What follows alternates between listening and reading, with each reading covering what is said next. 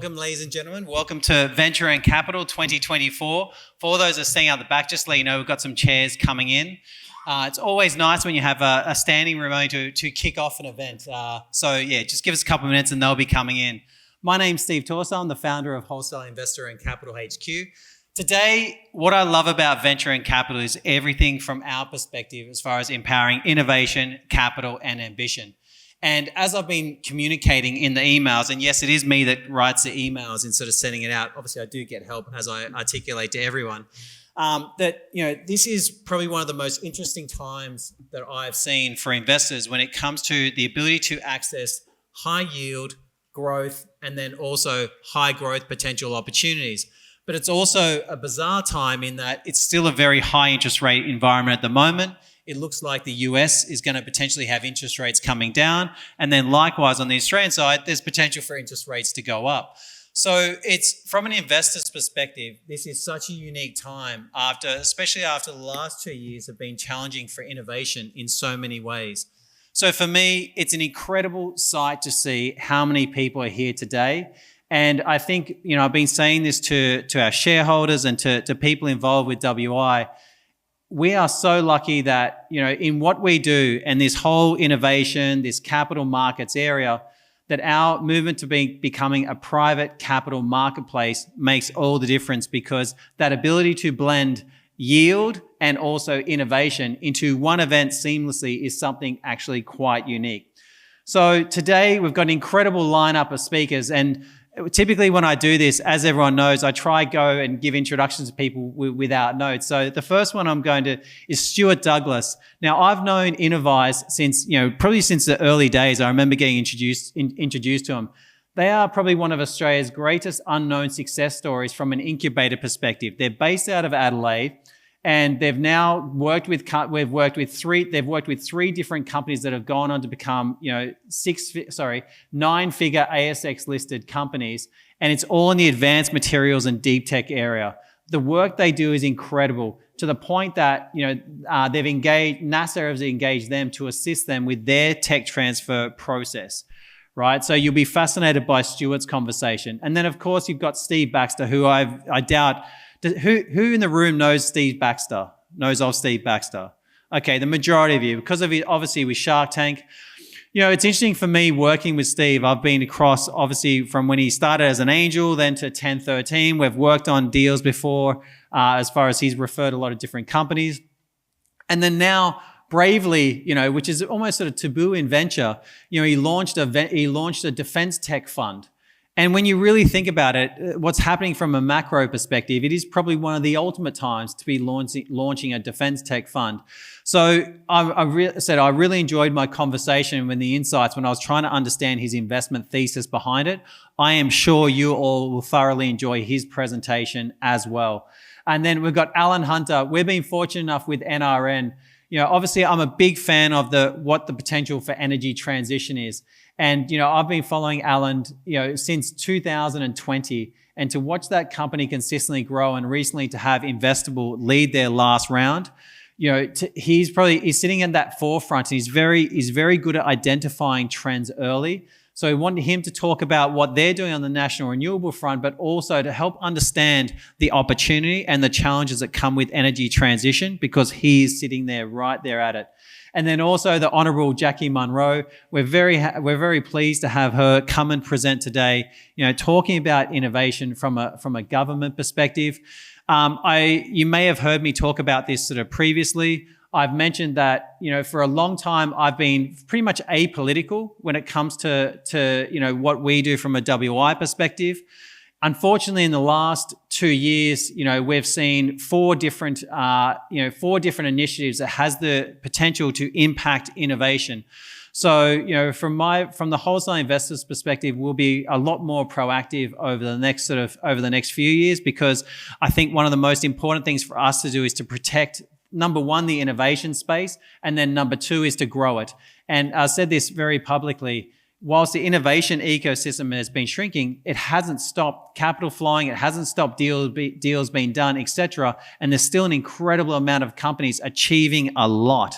And so this is why events like today are so important. And as a reference, just have a look around at how many people are here today as to how much interest there is, in this area and actually in building it. So that's our speakers for today. The 3 panel sessions, we're going to have a session on life science. As everyone knows, for me, I've been a massive supporter of life science and medical device now since 2009. At our last event, we had Victoria Gordon. She was the one that got me hooked on life science. And I'll go through some of the examples of companies. But, as I mentioned in the communications going out, this is a $1 trillion industry, which is going through its own disruptions, its own change, its own transformations. And yes, it does have its particular processes, which it normally goes through, which are expensive. But effectively, there's also a lot of innovation taking place to reduce those costs that go along with it, but also to improve the actual outcomes for patients in the long term. Venture capital investment trends is typically a highlight always for our sessions where we have VCs we've got different focuses, whether it be from deep tech to B2B software to advanced materials, etc. We want to just give you a perspective with what VCs are looking at, what their investment thesis is. And as always, our outcome is for you to walk away with your own investment thesis, right? So that's always from our side, is to put people in front of you to help shape your own thinking or give you insights into your own areas. And then the last one, which is probably the most dominant area of discussion in the AFR at the moment, which is all related to private credit and yield. That will be our final panel session for today. And yes, we know we put that at the end of the day because we know how much interest there is in that area.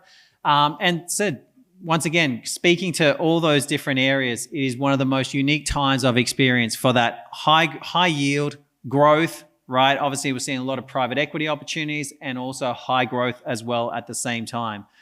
Now, this is the time when I actually go through a bit of a summary of the companies. So for any of the companies in the room, I apologize if I miss you, but I do my best to go through everyone.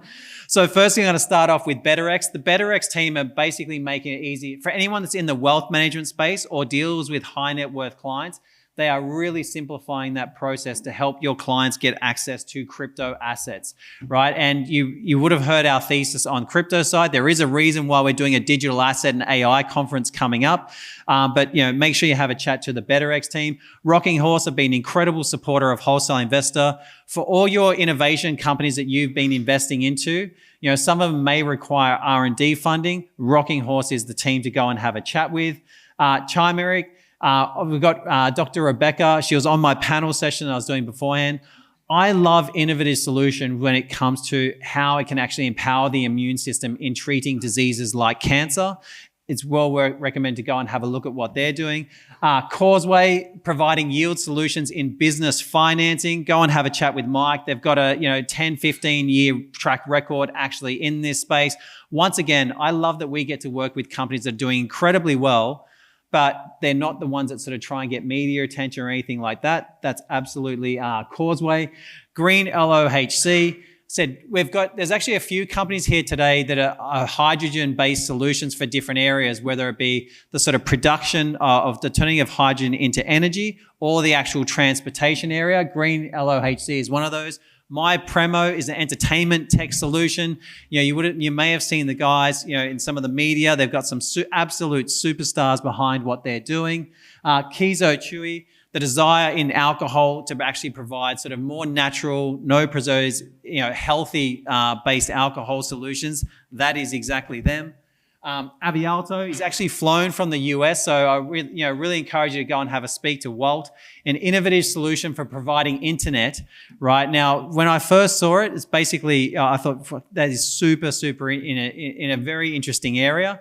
But if you think about how vast some of the space is for Australia when it comes to providing internet, it's why it makes sense to go and have a chat to him for our area. YouTube's the area, when you think about when people go and buy things off like Facebook Marketplace or whatever it may be, or if they're buying puppies or if they're buying any sort of livestock, it's very hard often to get verification on who you're buying things from. That's the problem these guys are solving. Obviously, I mentioned about NRN, Quanta as well. Quanta have got commercial property opportunities. They've got great team, strong opportunities. They're going to be talking about what they've got coming up. Deltine Capital, they've got a trade stand today. They'll be presenting at our next event, but go and have a chat to David. He's basically, the simplest way to put it is he's got a unique model for doing a roll-up of sort of regional motels. And when you understand the yields that they are able to attract and also the growth opportunity as well, super interesting area. Green Hill Energy, perfect example of that hydrogen solution. I actually think he's got probably one of the most well-structured banners. If anyone knows me, I'm very particular on sort of the content part. But that sort of transfer of creation of waste to energy through hydrogen, that's their target area. Sage Shield, also one of the biggest areas that's growing at the market at the moment is the non-bank lending. They're specifically targeting the sort of baby boomers who, may be without income and looking to get access to some of their holdings. So they're in there as well. East Global Finance, again, another sort of yield-based finance solution, helping investors get access to yield. The mu.ai, super interesting insurtech play, which is basically helping understand, effectively the sort of outcomes of people when they're actually taking out insurance and the best path to recovery. MRDG, also commercial property yield.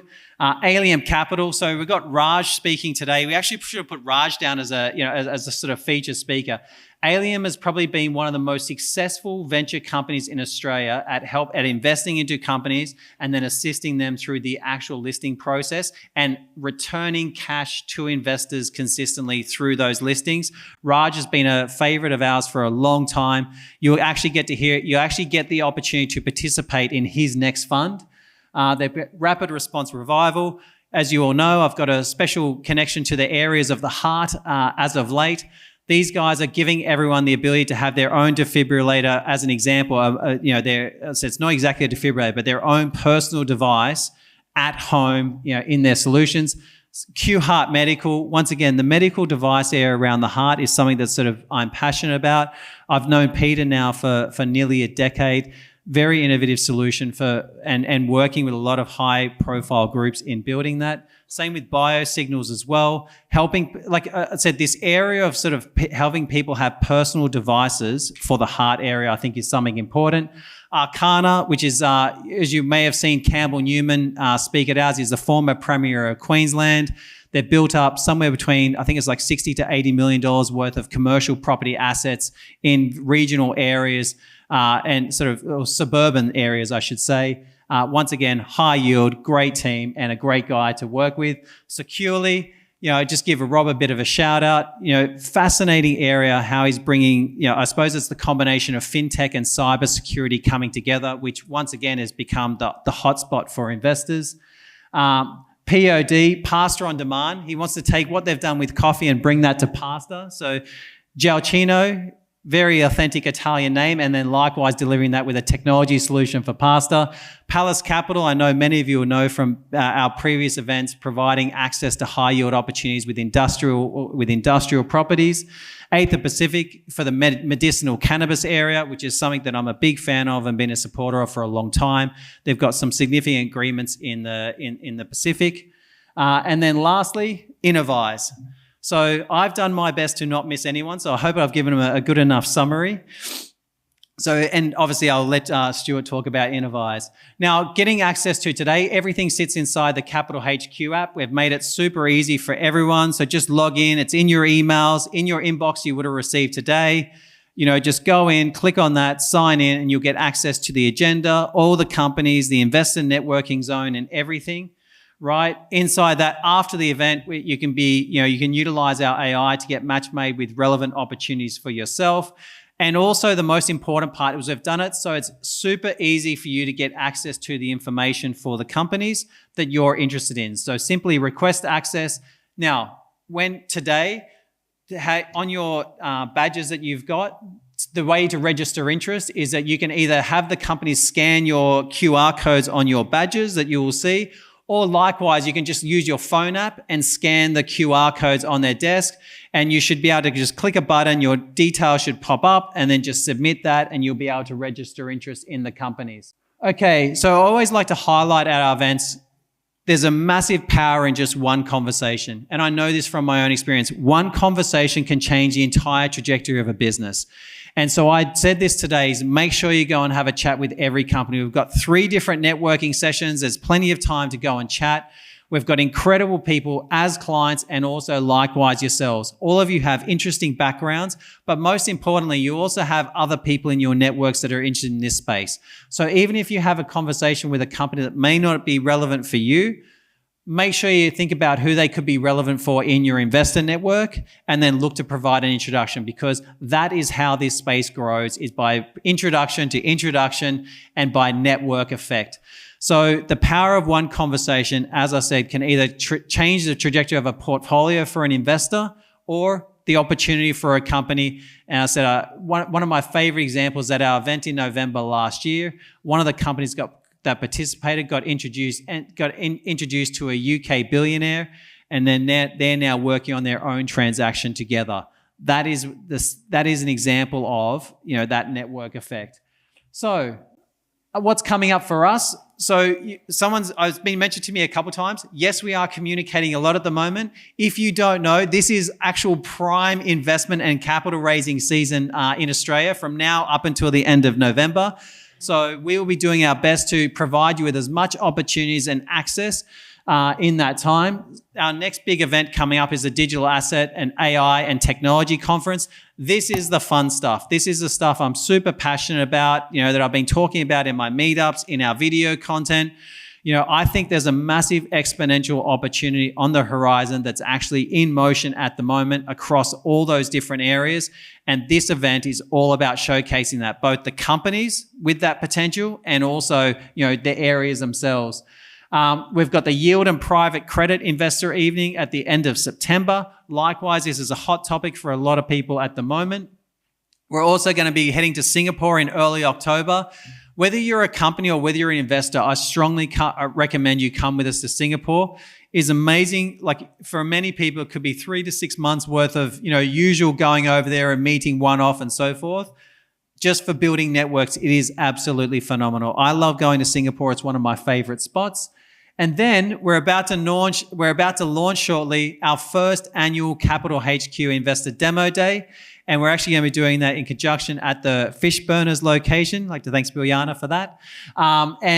Super excited about doing that because I want to, as you notice, a lot of the companies we work with here today are more in the scale up, in that sort of scale up phase, or they've already invested a lot into their research and development, and now they're moving into commercialization.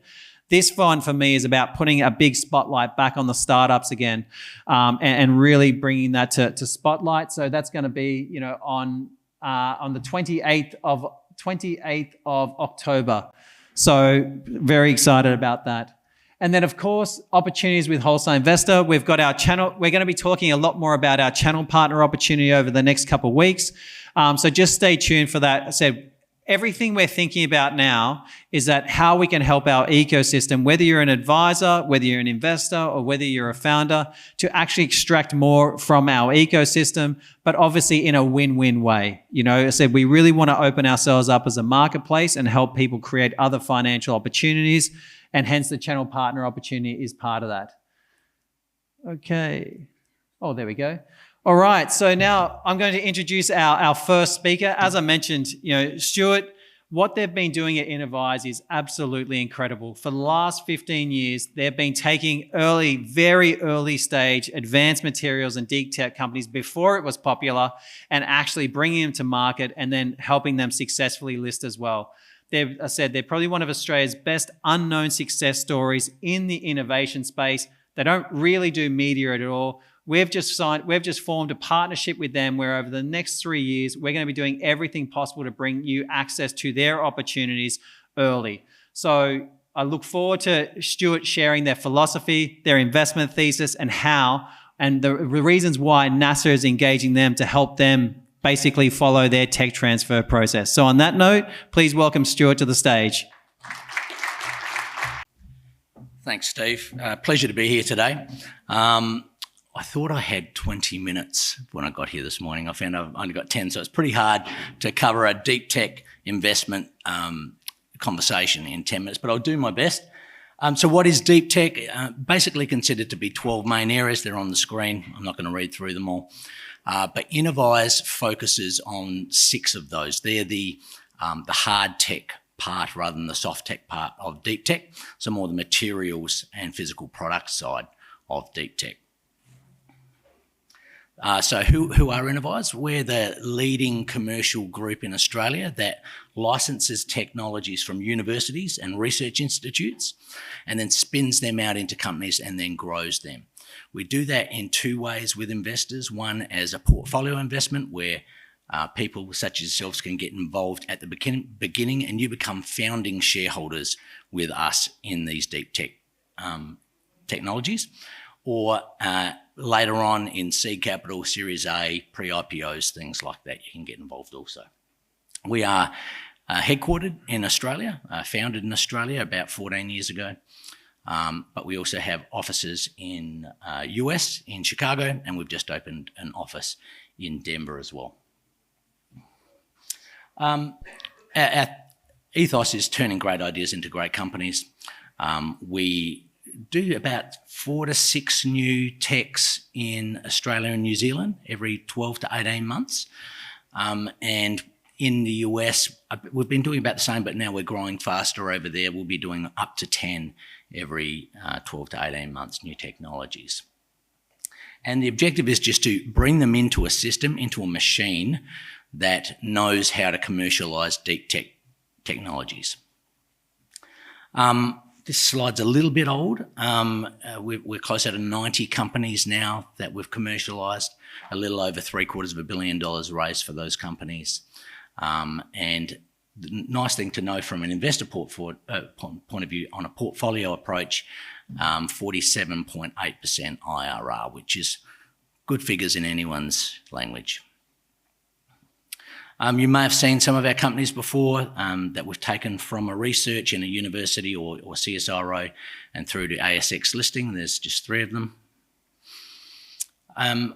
What's interesting about these technologies is that nearly all of them qualify for ASX status. If you don't know what ASX status is, it's a ruling that the ATO has given to enable investors to invest in early stage technology and get a tax offset upfront. So if you invested $100,000, $20,000 is going to come off your tax bill in that year. On top of that, if that technology exits in, say, 5 to 10 years, you don't pay any capital gains. So it's a tax-free investment. Now, to get ASX status, it's not easy. You've got to go through a 100-point qualification check to do so. It's easy to get 50, 60, 70 points. Those last, 20 or 30 points can be a little bit difficult sometimes. Because we've done so many of these, a separate ruling's been given to Innovise, and we automatically get 50 points for any investment that we make into early stage innovation from research institutes and universities. So nearly everything we do and everything you invest with us is going to be CGT, tax-free, and you're going to get that tax offset. I'm going to flick through a couple of slides because this was a 20-minute presentation. I'm just going to pause here. I know this is the busiest slide you're going to see all day, but this is actually 9 slides on one. And this is just to give you a bit of an indication on how we go about de-risking early stage investment in deep tech, because early stage in deep tech, we're talking at university stage, is high risk. So how do you go about de-risking that? So we employed a few years ago one of the top leading engineers from NASA. He came and worked with us for 2 or 3 years, and he headed up our science committee. So we have a science committee that reviews all technologies before we even consider onboarding them. And he together with our professor here in Australia, professor of material science here, they developed this process. Now you see just the top left, there's some blue boxes there. That's called the Hellmeyer Catechism, and that was put together by Dr. Hellmeyer from DARPA. So that's the Deep Research Institute for the US military. And it really looks at, what is the technology, what's new about the technology, why is that important, what's it going to cost to get to commercial activity. What does a minimum viable product look like? What are the risks involved? And what does success look like? And so we look at all of those things before we look at onboarding a technology. We need to understand what that looks like. And then we look at the process of, have I got a pointer here? Yeah, I do. So this is a process by which we look at how you get from raw product through to your minimum viable product. What's the process? Are there existing manufacturing processes in play which are just off the shelf that we can use, or do we need to look at some new materials and new ways of doing that? And right through to, this is a landscape map, an IP landscape map. You might see a little red dot there. For this example of what we're looking at here, that red dot is a patent in a landscape of thousands of different patents. And that tells us where we sit in comparison to every other technology around us. And then we look at that white space around us and we figure out, well, who owns those patents in that area?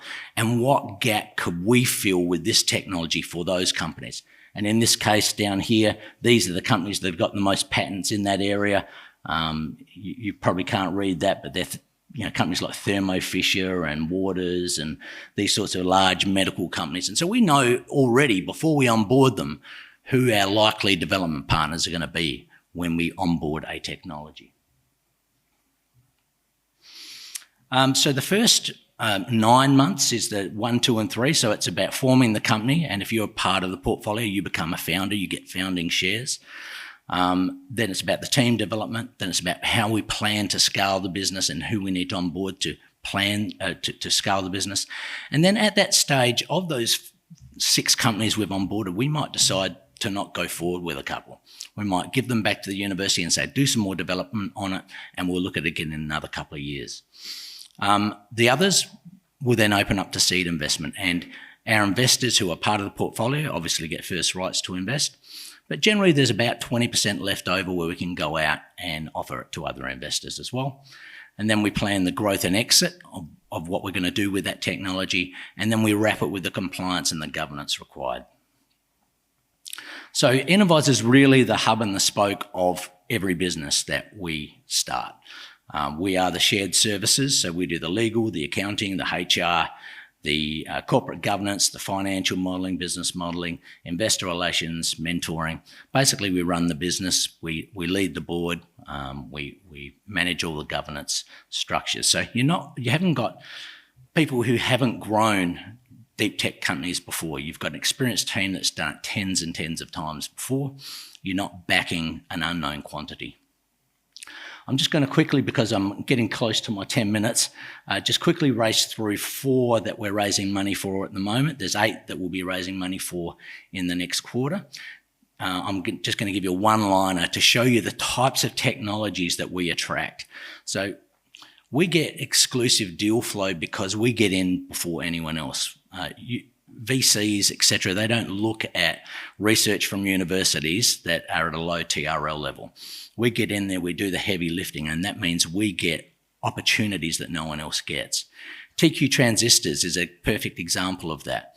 It's a semiconductor technology, it's a new transistor, it's a quantum transistor that will basically enable transistors to run at 10 to 100 times less energy.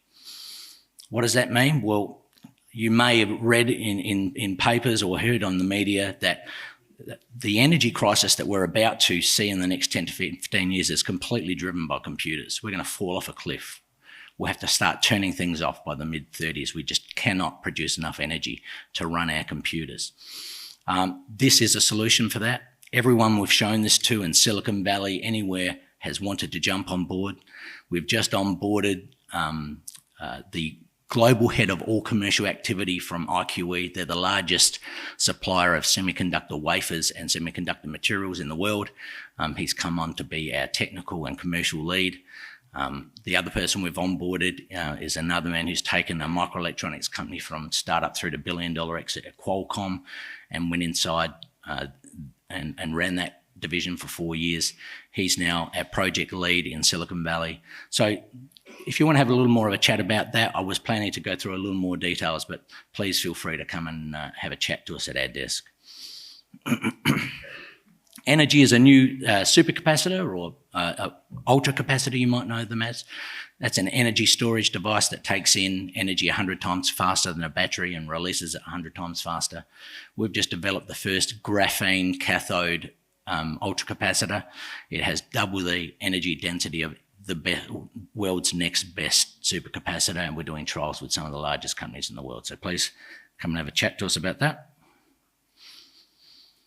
Coniform is a new materials technology. It's a first man-made engineered natural fibre material for composites, for plastics. So it's to go in with, to reinforce plastics and make plastics lighter. Think of auto industry, all of your internal dashboards and all your plastics and things. So this makes it about 30% lighter, makes it stronger, and it's the first recyclable reinforcement for plastic in the world. We've done trials with Ford, Toyota, BMW, Renault, and it's really, we're about to do our first seed raise now. DrugSense. DrugSense is the world's first point of use confirmatory drug test. So the drug test that you may already know about that police do by the roadside or workplaces do, that's an indicative test. It's actually not a confirmatory test. It has to go off to a lab after that, and it takes 48 hours to come back with a confirmatory test. This does a confirmatory test in under 10 minutes. And so this means that pilots, before they start a shift, could have a drug test. Bus drivers, truck drivers, mining equipment operators, surgeons, they could all have a drug test confirmed on site before they start shift. So this is a $17.1 billion industry. We believe that this product will absolutely change the industry. Our obtainable market for this, we believe, is already $9.1 billion in the analysis that we've already done. So the other exciting thing about it is, apart from it being so much faster, it's about 10 times cheaper than existing drug tests as well. So please feel free to come and have a chat to myself. I've also got my CEO here, Derek Lobban. We're in the second door as you just come in, first desk on the right, and it'd be a pleasure to meet and talk with you today. Thank you so much. Thank you, Stuart, for that insightful keynote. Good day, everyone. My name is Jade, and I'll be your MC for today. So let's now kick things off with our first set of company presentations. Let's begin with Causeway Asset Management, to be presented by its founding partner, Mike Davis. Well, good morning, everybody. It is a very busy room, so thank you everybody for coming. I'm not going to talk about as exciting a business as perhaps as we just heard in that presentation, but we do lend to some businesses. In fact, one of Steve Baxter's businesses is a business that we lend to in our fund. So Causeway is a private debt manager. We've been doing it for about 20 years here in Australia. And I'm just going to talk about two funds today that we have. We've got our flagship fund, which we call our Causeway Private Debt Income Fund, and we've also got our Dynamic Credit Fund. Okay, so just a quick bit of background on Causeway. As I mentioned, we've been operating in this sector for 20 years, so we've seen a number of credit cycles, and given the amount of experience we have across the team in having operated in debt markets for a long time, we've seen lots of cycles. So we've managed around $1.7 billion of loans in the particular sector that we focus on thus far, and we've currently got around $600 million of funds under management and advice, as we term it. And we have that, in fact, I note that's incorrect on the slide. We have investors across our funds. We've got about 125 investors across the funds, which include super funds, be they self-managed super funds, wealth management groups, family offices, and high net worth individuals and wholesale investors. So certainly very happy to be presenting to folks like yourselves today. And as you can see, in terms of the loans that we've made, we always put an Australian map up there to show you that we're regionally agnostic in terms of where we look at businesses, and there's lots of good businesses in regional Australia. So in terms of the Causeway Flagship Fund, our senior secured private debt fund, it focuses mainly on lending to businesses at a senior secured level. We do have ability in the fund to invest up to 15% in mezzanine, but the current fund actually has 99% in senior secured, so right at the top of the capital stack as we term it. And the sector we focus on here is what we describe as the lower mid-market sector. It's a sector in Australia that has around $500 billion or $500 billion of loan demand across around 60,000 enterprises. So there's no shortage of businesses for us to look at in the marketplace. And that sector, as I think some of the speakers today will attest to, is very much the backbone of innovation and growth in the Australian markets. And we believe it presents a good diversifier against perhaps some of the property-based private debt opportunities, I'm sure some of which you'll hear about today. As I mentioned, we've been lending into the sector for 20 years. And what we also tend to find is because we're focused on a fairly specific sleeve in the sort of $2 to $20 million loan size, we tend to be operating in a space where most large local funds or larger offshore funds who play in the space don't really bother coming down into that size sector, if you will. So it does leave us with a bit of a pricing advantage in terms of being able to participate and price loans in the sector. As you would expect, and I'm not going to talk you through this in detail, but we've got a tried and tested investment process that we've developed over the 20 years that we've been running funds. And if you look across our team, when you add up all of our experience, we've got a combined experience of around 100 years of working in debt markets here in Australia. So we have experienced the highs and lows of debt markets and seen what happens, particularly through the GFC when we managed our first portfolio in the space. What we focus on is what we describe as the 4 Cs that are so important to lending to businesses in this marketplace. It's the character of the borrower, the cash flow of the underlying borrowing, the collateral that we can get security over, and also the covenants that we apply to the borrower in terms of having them report to us. They're 4 critical pieces that we align through that flow diagram that you see there. Just a snapshot of performance for our private debt income fund, our senior secured fund. This fund has been running now for the last 5 years, and in the last 12 months we've produced a net return of 11.06% for our investors. So we think that's a fairly compelling return for you to be at the top of the capital structure in the senior secured space that we focus on. As you can see there's a number of industries that we invest across, and as I mentioned, one of those industries does include defence tech, which is an area that we really do like for the reasons that were mentioned earlier, I think, by Steve. That's a snapshot of the terms of our fund. Essentially, the fund has a 3-year minimum investment.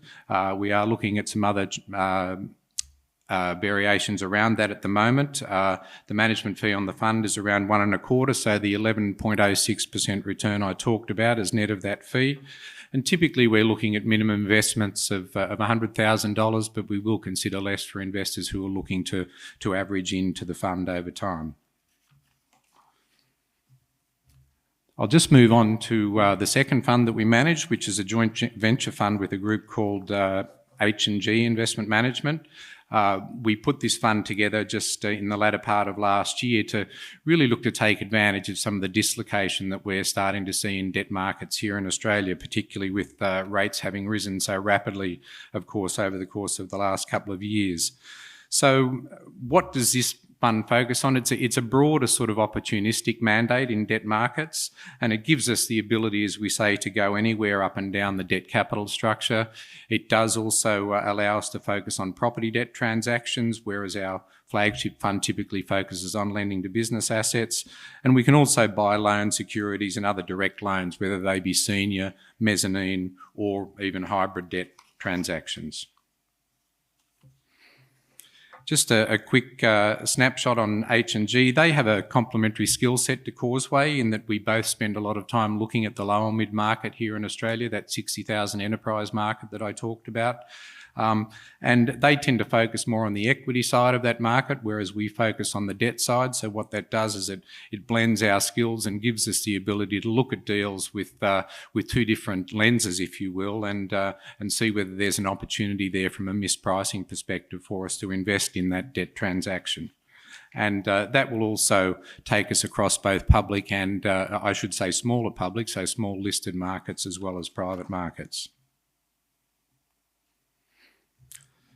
Just a quick overview of the investment opportunity. So the fund targets companies that may not be able to attract traditional debt funding, as we term it. So it could be due to their size, it could be due to them being in an out-of-favour industry at the moment, it could be due to their cash flow profile, or they could have, they might have an asset-light balance sheet and they're going through a growth phase that makes it difficult for them to achieve traditional funding from banks or other non-bank lenders. So we'll direct lend to qualifying companies in these areas, as well as we will purchase existing loan exposures that might need restructuring or are perhaps sitting in weak hands and need a further investment in them.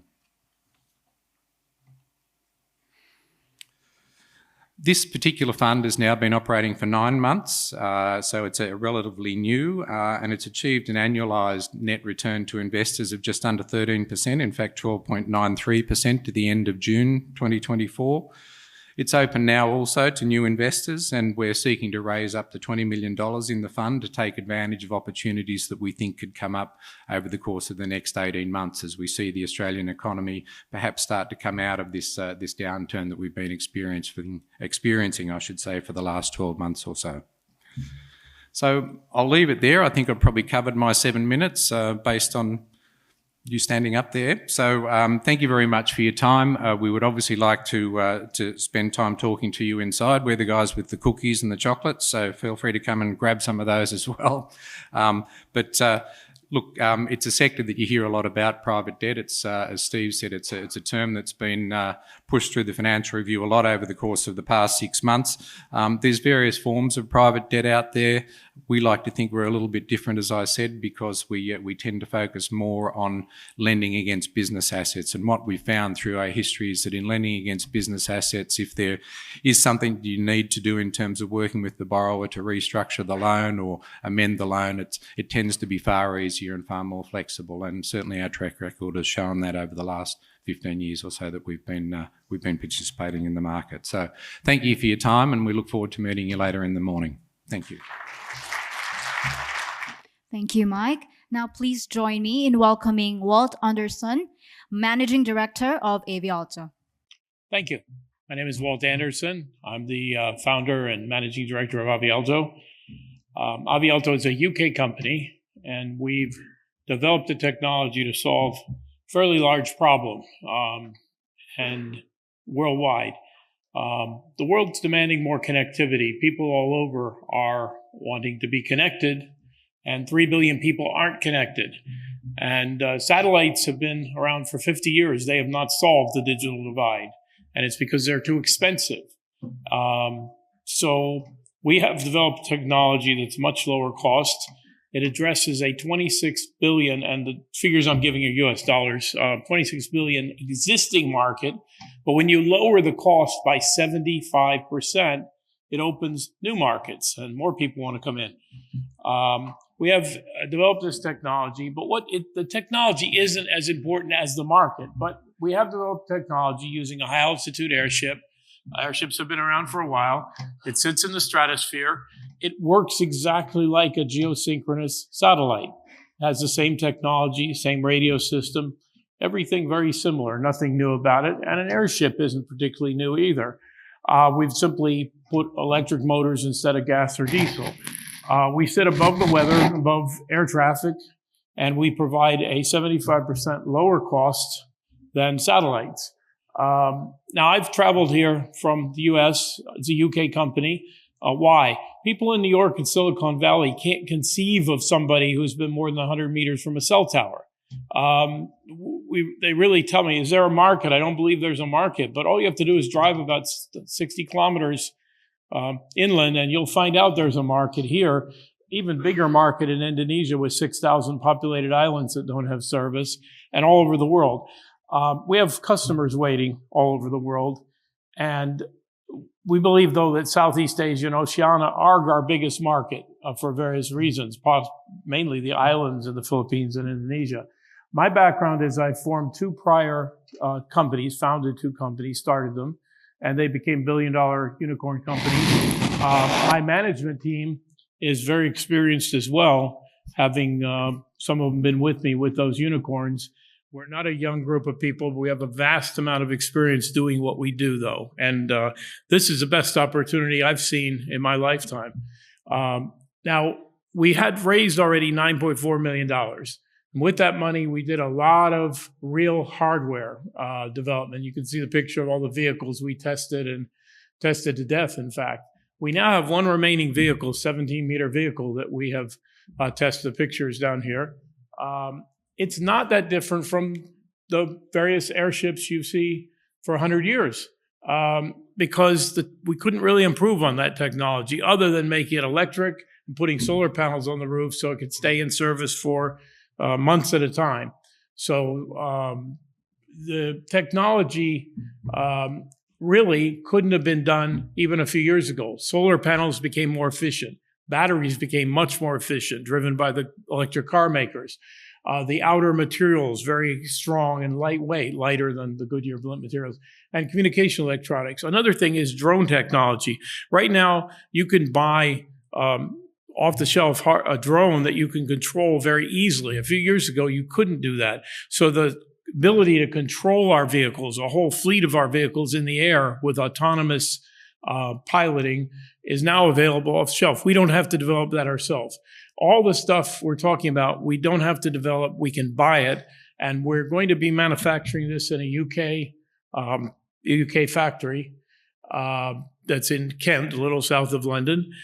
We've chosen the UK for various both political and technical reasons, and we have a lot of our development partners are there. We have a number of companies all over the world waiting for service. We've talked to companies in India, Africa, Sri Lanka, Indonesia, Cambodia, Malaysia.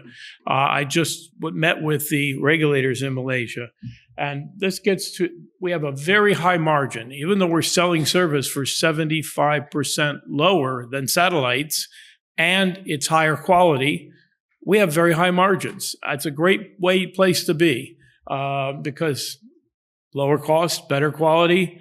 And our customers, we don't have to sell them into buying it. They're already buying it. They already have it and are using it, are paying satellite prices. Now, we need $18 million to set up the factory and begin production.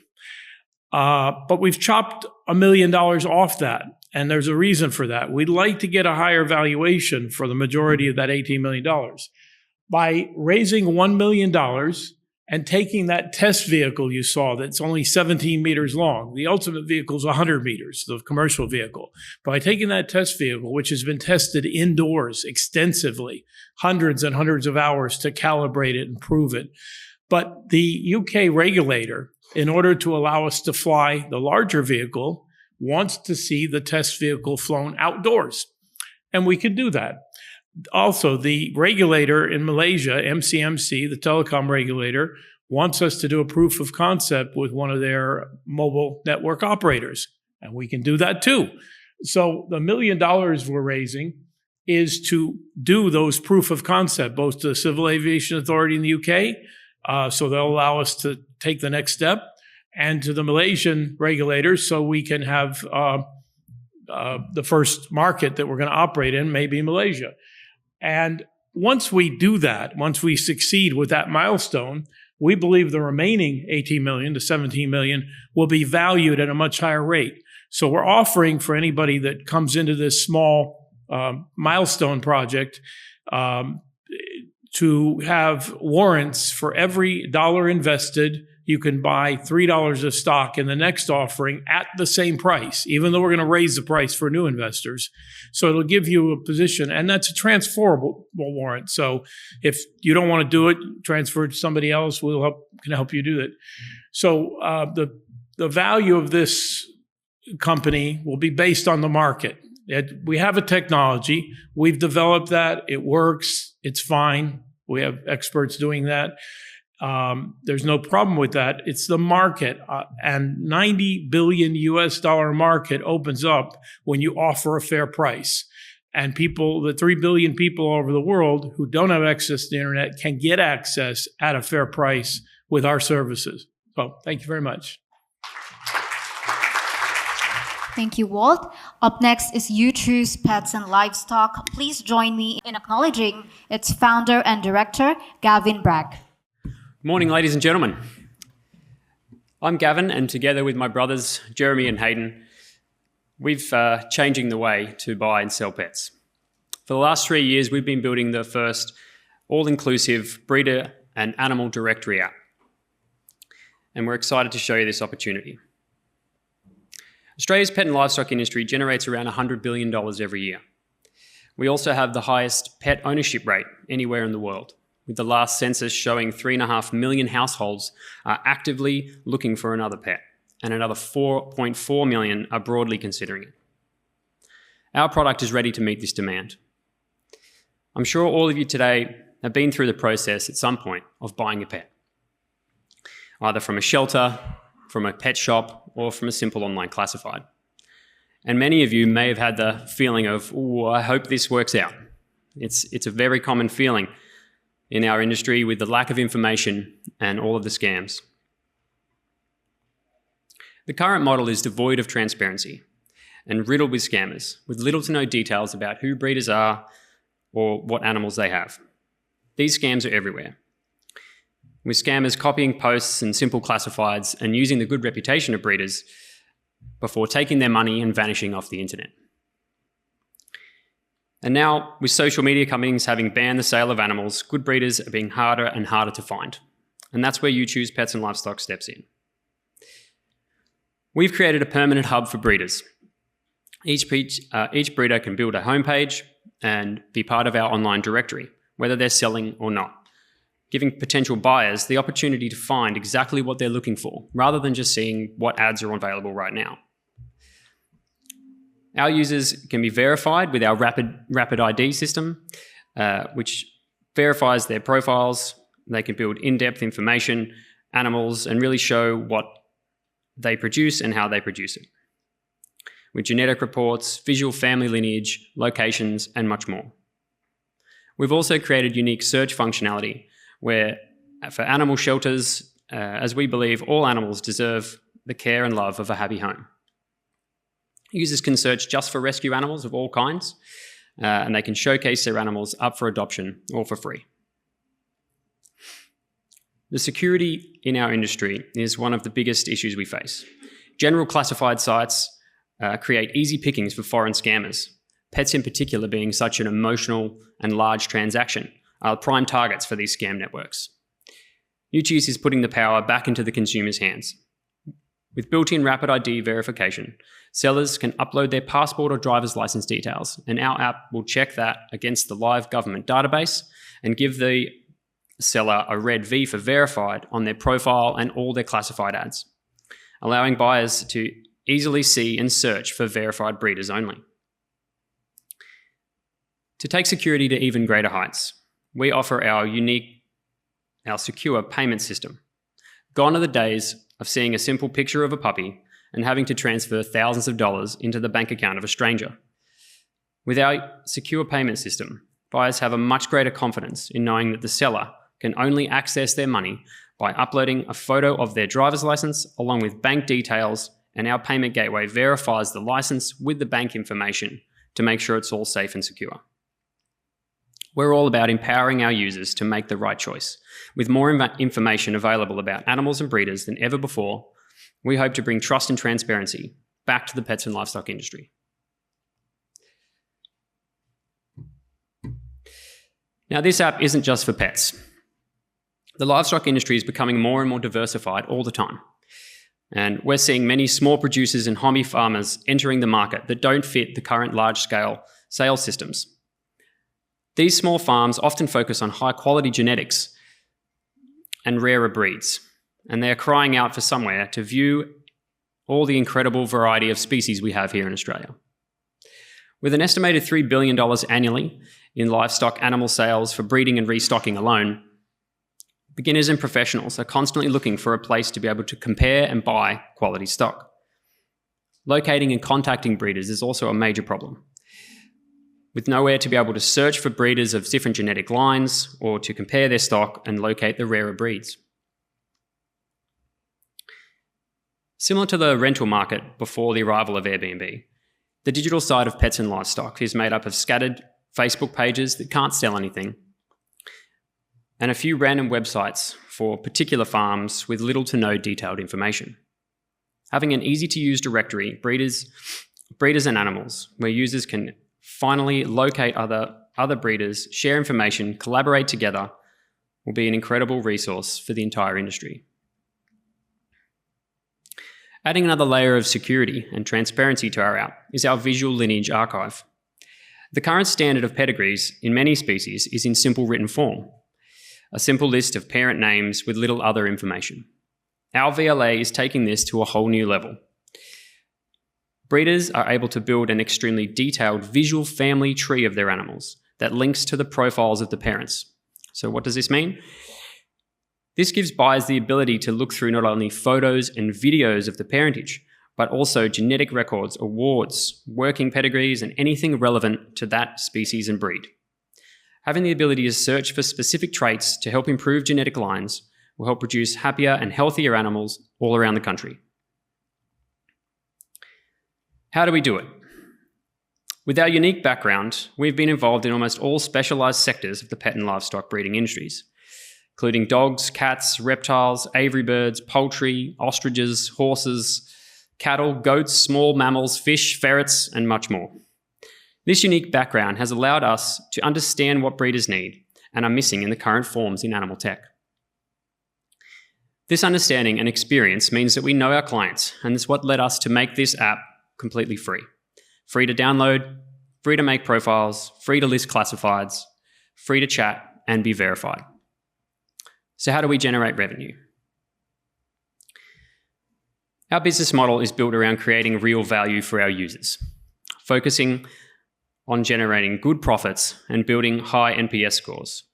Giving our users all these features for free and having them permanent in nature means we can create a loyal customer base, and secure payment gateway nets us fees on the transactions. With scammers being the biggest problem in our industry, we see a huge uptake for this. Additional revenue streams from this app are seemingly endless. With the growth of the network and creating strategic industry partnerships, this allows us to capture profits not just from the $4.5 billion animal sales market, but from every subsector of this $100 billion industry, all while creating real value for our users. Take the $17 billion pet food industry, for example. We will partner with pet food suppliers to offer discounts to our users on all the food they need to keep their animals healthy and happy. Or with a customer that purchased a new puppy through our gateway, we can then create discount offers for them for their lead, collar, food, bowl, flea and tick treatments, insurance, you name it. And we have it all delivered to their door before their new pet arrives. The larger we grow the directory, the more we do to create value for us and, more importantly, our users. With our beta release gaining over 500 unique users in the first 6 weeks, we're excited to release our full version and give this resource to the pet and livestock industry that is crying out to be dragged into the digital age. Thank you. Thank you, Gavin. Now let's move on to Sage Shield Fund. Please join me in welcoming its directors, Ryan, Swain, Paul, and Paul Hewitt. Hello, good morning. Well, very diversified presentations from airships to pets, but we're going to bring something a little bit simpler, I hope. Okay, so Sage Shield Financial, bridging generations of building prosperity is the aim of our business. And the aims of today are to answer really what we believe is today's biggest fiscal, social and economic challenge globally, but particularly here in Australia. A solution to appropriate retirement funding for Australia and the world. It's in the papers today. It's something that you'll know about inherently. The fund's retirement life in the ageing population is a huge challenge, and it's one we can address with a solution from ourselves. So today's presentation, what is it? What do we do? the retirement paradox for Australia. What is a reverse mortgage? Supply and demand factors for that, the international comparison, Australian property as security, and the investment opportunity and how you can participate in that. So we provide the opportunity to undertake an investment with a super low risk in LVR, a monthly distribution with a very strong return. And we are addressing that whole issue of how we actually fund retirement with such an ageing issue, as I say, here in Australia, but around the world. So we have this paradox. We have the world's richest retirees by net worth. 80% of that net worth is made up by property. It's not a surprise to you. It's going to be something that you know about, something you're aware of, but it's a really big issue for us to counter. We also had the longest living retirement retirees in the world due to healthcare. So that combination of the number one in wealth, but also in terms of long living. Now, 35% of our retirees live below a defined poverty line.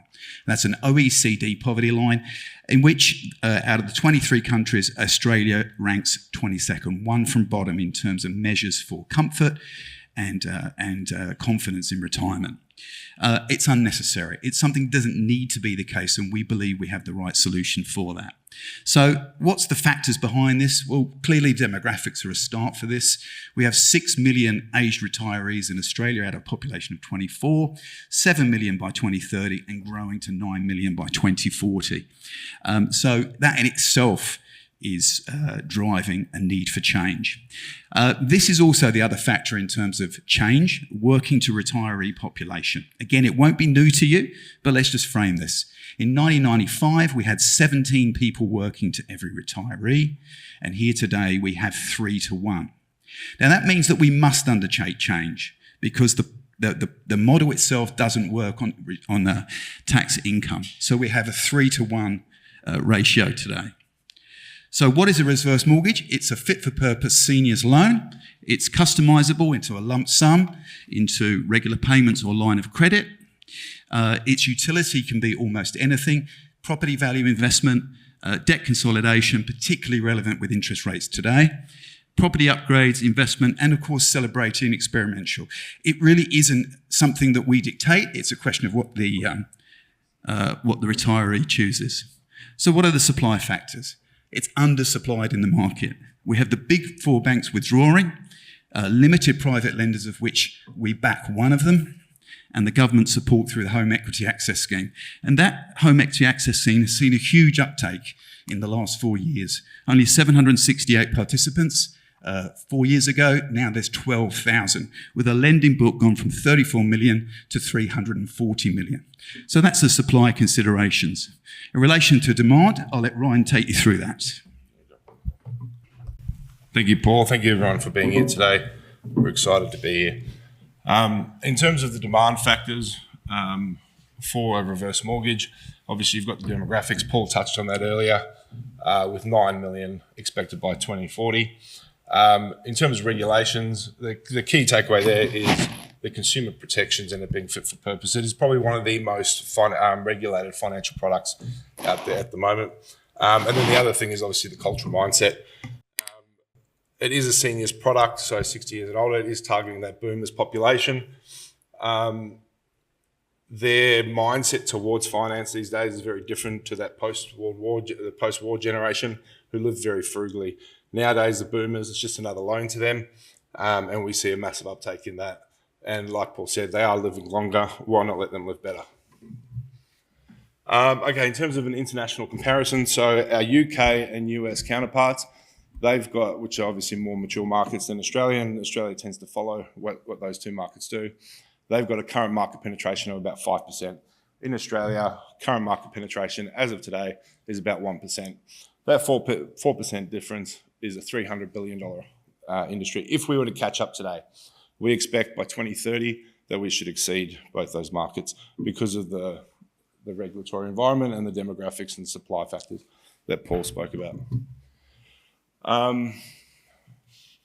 Okay, in terms of Australian property, so we're here today, we exclusively stand behind one of the top 4 providers of reverse mortgages in Australia. They've been operating for the past 3 years, and they already do have a current loan book of circa $50 million, which is backed by about $280 million worth of first mortgage properties in Australia. So Australian property first mortgages on those, which is where we get to that 16.2% LVR that Paul was talking about. So I just want to touch on a little bit of the actual underlying asset that underpins these loans. So Australian property first mortgages. I've lost my train. So there's two reasons why property is such a good asset, and I'm sure everybody here knows the story of Australian property. Over the last 4 decades, we've seen a 540% growth, and that currently sits at about a 7.5% compounding growth per year. Two main reasons for that. One is the lack of the housing supply and the slow new build rates. And then the other one is population growth. So we've got an organic growth in Australia of about 2.2%, but the big story is the skilled migration that's happened over the last 2 years. So skilled migration over the last 2 years equates to about 1 million people, which is about 4% of the Australian population. That's the kind of growth that we've seen. In terms of the Australian Seniors Advisory book, that is backed by 75% of their book in the city, metro and urban areas.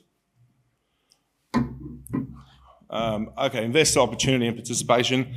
So we're here today because of our relationship with Wholesale Investor to share what we are doing. We're going to market with secured notes. There are 4 note classes with returns of up to 7.85%. Series 1 will be released mid to late August, and we're going to cap that at $10 million, which will be spread across the 4 note classes.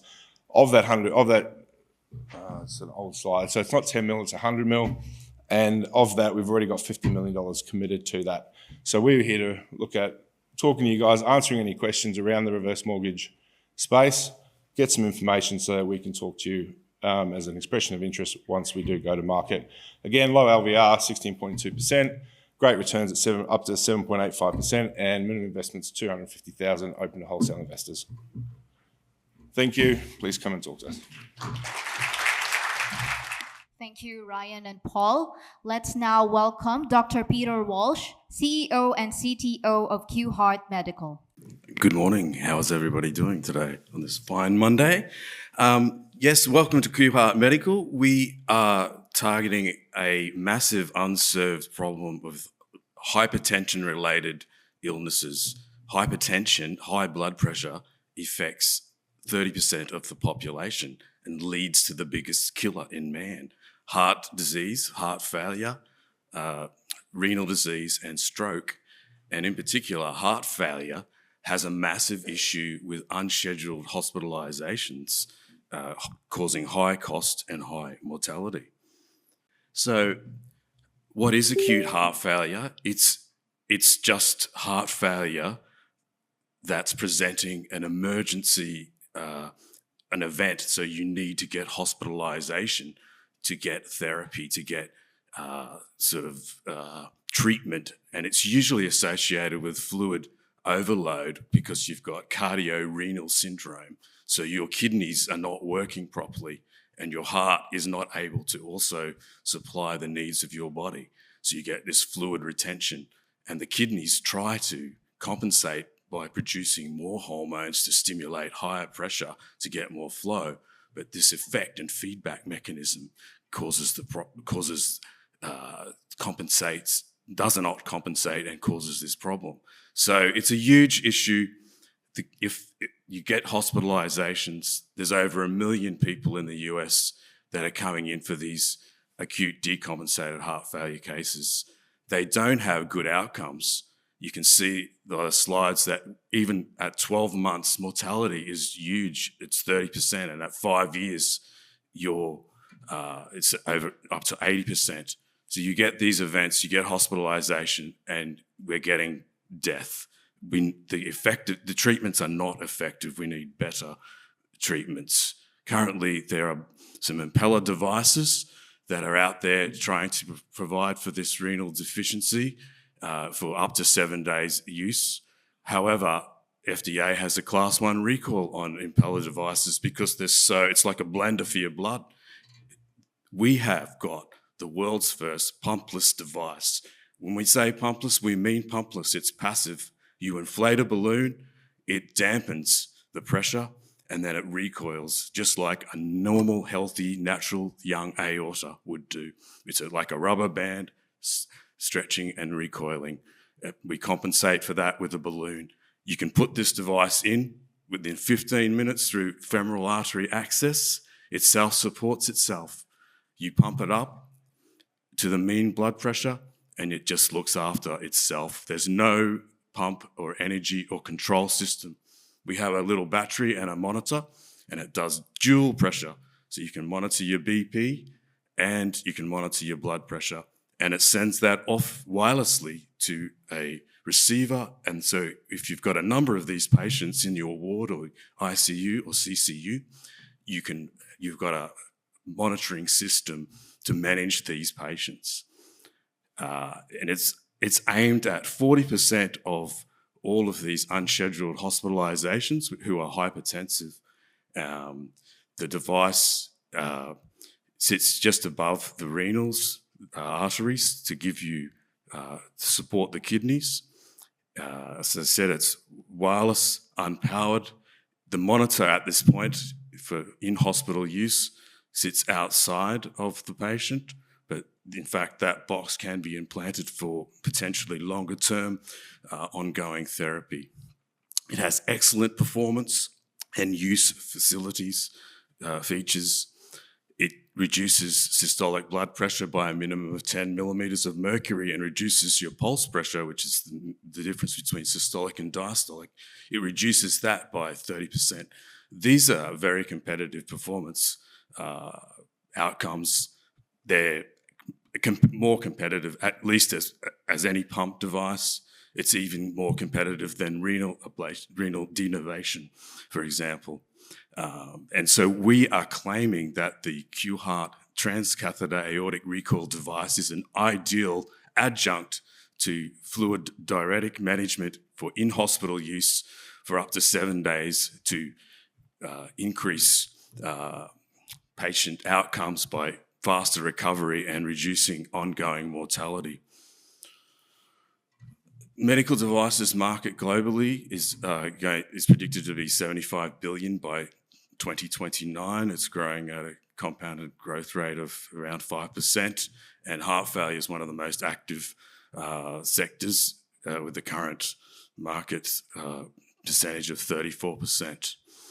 Our initial market of the TARS serving acute decompensated heart failure, as I said, there's over 1 million hospitalizations in the US alone, and we're indicated for 40% of that population. At a very conservative estimate of 15% penetration in the US of A for a device that we're targeting around $12,500 US with high gross margin, revenues are expected to be around just short of $1 billion, but 25% plus even up to 50% of that sector is very viable once we get more clinical evidence, because these patients are just not well served. They'll keep coming back and coming back for more and more. So what are our achievements since we've been formed, since 2020? We did some work previously to this under research work in aortic stiffness and counterpulsation, but we've really sharpened our focus to define a market. We have a lab facility that we can do prototyping and fabrication, including clinical device work, which we have a current clinical study with Monash. We have a very competitive team within Q-Heart and very reputable clinical and research partners. We have a focused commercial plan to go to market with our current capital raise. We do have an active patent portfolio. I just got China and India this year and others pending. And we are leveraging our runway here on a competitive CRC project grant with our partners it's a cash and in-kind project up to 7.5 million. So from the product point of view, we have done our design and prototyping. We've done bench and durability testing. We've done a pilot pig study to show we've got technical proof of concept, but we're leveraging our previous device, which was a surgical device, and we've shown that we can increase cardiac output by up to 29% in scheduled coronary artery bypass procedures. So we're leveraging this technology from that clinical proof of concept, and we're heading towards the first-in-man study and preparing for an FDA clinical trial to launch product around 2027. So this is our 3-year milestone ending in approval with the FDA approval. Over the next 3 years, we will finish our design tweaks, do some pilot work in Australia, prepare for our FDA US trial, and then prepare for market launch. And we're looking for up to $20 million US. We have 40% roughly secured in grants and rebates. Plus, we have a very exceptional track record of non-dilutive funding in grants, and there's many that we can also go for. So we're looking for a round A of around 12 million. And we are, in a way, pre-IPO, because if we hit this milestone, we can IPO, we can partner, M&A, or we can take product to market. So how does our team look? We have engineering people, we have exceptional finance people, we have clinical people at leading institutions, and we have people that have done it before and taken medical devices to market and raised lots of money, managed lots of money, and certainly had exceptional revenue. Just quick point on, we collaborate with Monash Health, previously with Frontier Lifeline in India, and we work with Monash University and the University of Queensland. So in summary, we have an innovative, disruptive device targeting a highly unserved, acute, decompensated heart failure that they're screaming out for solutions. They have high mortality, ineffective treatments, and we are coming here, we're taking to market a solution that is very gentle on the blood. You can put it in, you can take it out. It's very competitive performance. It's passive, it's low complex, less complexity than anything else. So we believe we have an exceptional solution to this problem, and there's other market opportunities. So thank you very much. Come and have a chat with us. Thank you, Dr. Walsh. Now we're wrapping up our first set of company showcases. Let's now call on Andrew Wilkinson, Investor Relations at Rapid Response Revival. Thousands of home defibrillators are being rolled out in Australian homes with hopes that one day every household will have one. They weigh less than half a kilogram. They're easy to use if anyone suddenly collapses.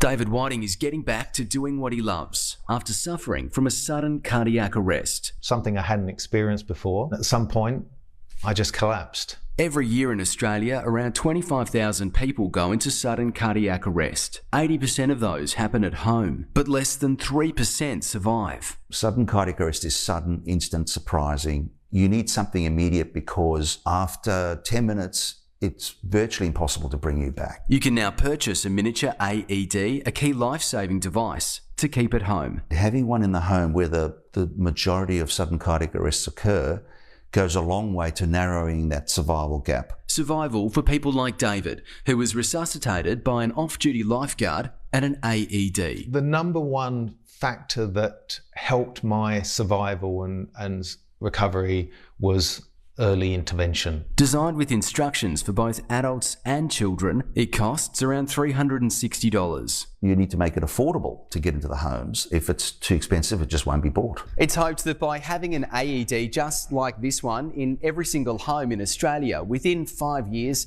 tens of thousands of lives could be saved. It's going to be peace of mind that hopefully you never have to use it, but you have something at hand that is literally can save someone's life. Nick Hose, 7 News.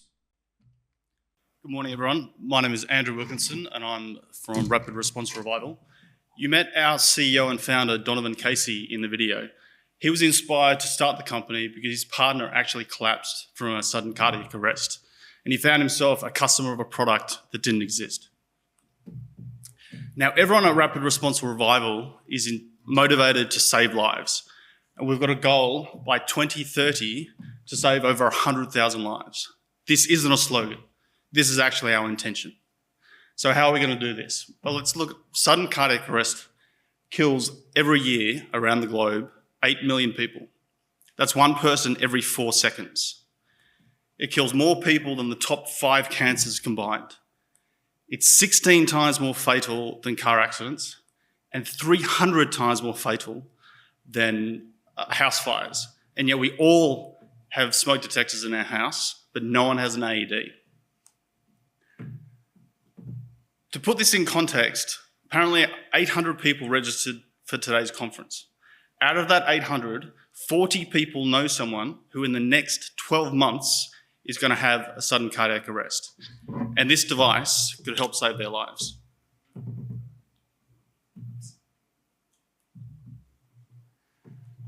One of the key factors that determines the survival rate of a sudden cardiac arrest is how quickly you get defibrillation. If you get defibrillated in the first minute, your survival rate is around 94%. In the first 3 to 5 minutes, survival rate drops to 50 to 70%. And after 10 minutes, you're highly unlikely to be revived. Now, 70 to 80% of all cardiac arrests happen at home, where there are no AEDs. And survival rates around the globe for at-home cardiac arrests are 8%. And in Australia, it's fewer than 3%. Why is that? It's because on average, it takes ambulances between 8 and 16 minutes to get to an emergency. And in Sydney, it's around 16 minutes. So that's why we developed the world's first personal AED. It's 75 to 85% lighter, 70 to 80% smaller, and 60 to 80% cheaper than every other AED on the market. It's a single-use device, which means it has no maintenance. And if you don't think that's an issue, consider the fact that 30% of all public access AEDs do not work in an emergency. And it's primarily because of a lack of maintenance and poor storage conditions. So we launched in 2022, and so far we've sold 20,000 devices. We're the #1 AED in Australia, and we've outsold the next leading brand by 8 times. We're currently sold in more than seven countries, and 70% of our customers have purchased our subscription service, CellAid for Life.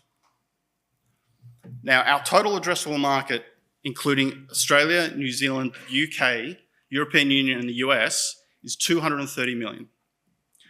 We arrived at that by saying there are 155 households in those regions with at least one person who's over 50. 30-year-olds or below tend to think they're invincible, so that's why we use the number of over 50. There are 70 million businesses in those regions, and this assumes only one CellAid per business. And then we've got 2.6 million police officers in the region. And it doesn't include any other region, any schools, government buildings, hospitals who have spoken to, ambulances, sporting teams, or dozens of other applications where this device can save lives. So the CellAid retails for $5.99. It was originally $3.60, but we increased the price. And CellAid for Life subscription is $198 a year. And with that, you get a replacement AED if it's used in an emergency. You get remote monitoring to make sure the device is operational and also stored correctly. And you get a replacement device when it expires.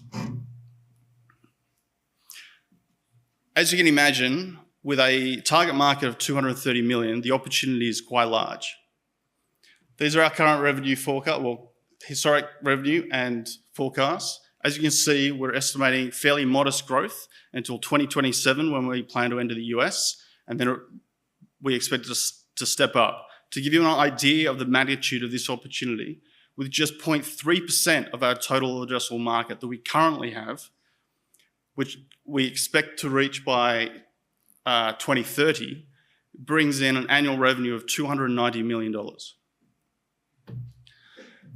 The number one question we get asked is, why isn't someone in China just going to copy it and sell it for a fraction of the price? Well, firstly, there already is a Chinese manufacturer of AEDs, and they, like everyone else, has to follow the very strict medical device regulations. AEDs are now a Class 3 medical device. We are governed, Class 3 is the highest level device, and it puts us alongside of artificial heart valves and pacemakers and implantables of any kind. Currently, we're governed by more than 10 regulators, and every time we enter a country, it's at least one regulator, quite often two regulators. Each of those regulators can and do undertake spot checks on all of our offices and facilities, and we need to maintain over 200,000 pages of compliance documentation in order to maintain the regulation. So regulation is the biggest hurdle to anyone entering this market. Now, there have been recent changes to the US FDA rulings and also European CE, which means all new AEDs or any AEDs having significant changes require full clinical pathway, which is at least 6 years. And then on top of that, there's a 2 to 3 year period to get regulation. So with our portfolio of more than 80 patents, we have at least a 5-year head start on anyone wanting to enter the personal AED space. I'm getting the wind up. We're currently undertaking a capital raising.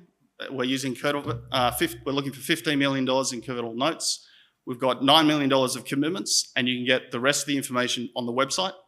Or better yet, come and speak to us next door. I just want to finish with this number. This isn't a slogan for us. This is our goal. We really want to save these lives, and we see it as just the beginning. So we'd welcome you all to join us on the journey. Thank you very much. Now let's get ready for an interesting keynote on why defense tech as an asset class makes sense. Let's all welcome Steve Baxter, lead investor, founder, and managing director of Beaten Zone Venture Partners. G'day, how you doing? Who wants to read a disclaimer? Anybody? Right. I'm here to talk today about why we should care about investing in the defence asset class. Beaten Zone Venture Partners is actually an ESG arbitrage opportunity, giving investors access to a $1.9 trillion annual market. The US defence spending, believe it or not, is at record lows. Australia spends roughly, in US dollar terms, $32 billion a year on defence in their budget. The US is currently spending $874 billion a year, and that is a near record low. The average in the non-wartime years of the Cold War was actually above 6%. Europe is only spending 1.8% of their GDP on defence. Poland is a standout here at closer to 4%. Having been occupied by Russia under the old Soviet Empire, the new Polish motto is hell no, never again. Anyone thinks that certain US politicians who are expressing a doubt for the willingness of the US to send their sons and daughters to defend Europe just because Europe won't spend enough on defence hasn't thought hard enough. These numbers have to rise. There's a lot of money being spent on defence. Europe has a population GDP close to the US and spending almost only half of what the US does. Why is it? Why are these defence budgets necessary? I assume if you don't know this, you haven't turned the TV on in the last sort of 2 years. Global security is the worst it's been since the 1930s, including what's been generated by COVID. COVID tested the extent of global supply chains. And when we all shut down, we looked after ourselves and trade routes stopped working. The Ukraine war has highlighted the quantities of modern defence articles required because we forgot how bad a mechanised ground war in Europe was it again. It's been 70 years since we tried it, so we thought we'd give it another go. Regional tensions spurred in the Middle East by Iran have led to a worsening in world trade and other issues. The Taiwan question, constant threats by the People's Republic of China to take Taiwan. Xi Jinping is on record as saying that he's required the PLA to be able to militarily retake Taiwan by 2027. The last time we ignored a tyrant was in February 2022, just prior to the invasion of Ukraine. The big issue is the West has lost one of its biggest advantages in military technology, and that's precision. Previously, our precise, exquisite expensive and few weapons were our advantage. Now we've actually, the Russians have worked out how to turn off GPS on the battlefield. We are left with imprecise, dumb, few against the dumb and many of our foes. And there's been rapid innovation in combat. If you think the threat of commercial innovation to destroy a company's market will actually spur an innovative response, wait till you see what happens when the threat of battlefield annihilation occurs. What we're seeing in Ukraine right now is hardware and software innovation cycles measured in days. So there's lots of tailwinds in this sector, and tailwinds in the defence space is a pretty horrible thing. In general, there's a deteriorating tech macro environment for investing. We saw that in late 21 when pretty well venture stopped working after one hell of a party in the year of 2021. AI is a confounding factor. It's leading to a rate of innovation, a rate of change in business models that makes it hard for investors to understand what to do. And there's also an increasing investment actually in this counter-cyclical space of defence. PitchBook reports $100 billion in defence venture in the last 3 years. There is now reduced influence on traditional suppliers. That is, during COVID, we found that traditional suppliers didn't work. So we no longer talk about offshore, we talk about nearshore, onshore, friendshore, allied shore, anything but offshore. Actually, anything but China shore is probably the better description. And there's an opportunity here. So there's a latent opportunity. The defence funding space in Australia to this point has mostly been Commonwealth granted non-dilutive funding. It's been mishandled to a large degree, but it has created an amazing range of capability. AUKUS is a $370 billion program over 32 years to buy 3 US nuclear submarines and build 5 of our own. Thousands of engineers and scientists will come into the defence sector, work for a large company, get pissed off, start their own business. They will need funding. That's a medium-term breeze of fresh air that will blow through the sector. In order for us to build those submarines here and to maintain them, something called ITAR will need to be liberalised. ITAR is a set of regulations the US foists on the allied world as to how they export and how you can import defence technology to them. For all intents and purposes, Australia and the UK will become the 51st and 51st state of America, 52nd state of America, for ITAR purposes. No one knows what that looks like yet, but it will only get better. Curiously, Russia used to be an 18.6% supplier of global arms exports. And in a rising market, we're going from 1.2 trillion to 1.9 trillion in global defence in allied defence expenditure. Russia, whilst it was a small part of the allied market, will be taken out of that. Defence is hard. 3 reasons it's hard. A, it's all mostly hardware. B, it's the customer perception. There's one single customer out there, and that customer's pretty big and dumb. And then there's ESG, which is that societal pox we all have to get along with. Defence is mostly hard, but defence is also broken up into 5 different domains: sea, air, land, space, and cyber. So when you look at portfolio construction, getting into the defence asset class, you need to think in terms of those 5, as well as hardware and software, given their different return profiles. So it's very important to understand that the defence market is highly stratified in that respect. Single customer concentration risk is true if you market to only Australia. Remember, Australia is a $32 billion US opportunity. The US is almost 900 trillion. The allied market is 1.2 trillion, growing to 1.9 trillion. The allied market is the 38 countries that we can sell to without being arrested as a gun runner. The nice thing is each one of those 38 countries has an Army, Navy and Air Force. God bless America, they've got the Marines as well. Each one of those has a special forces, at least one, has their own checkbook that they can buy stuff with. No longer do you have to go for the big guy at the front and wait 10 years for a tender to come through. Defence procurement's a lot easier. The last thing that makes defence hard is the societal pox that's ESG. So, how we can have ESG as a concept in a robust Western democracy, not backing defence, the realm I find incredible. But if you can stare past ESG, I've got no solution to this, otherwise we just need to ban it. If you can stare past ESG, the defence asset class is brilliant for all the reasons mentioned above. So how do you make the defence asset class easier? For one, you forget about the local market.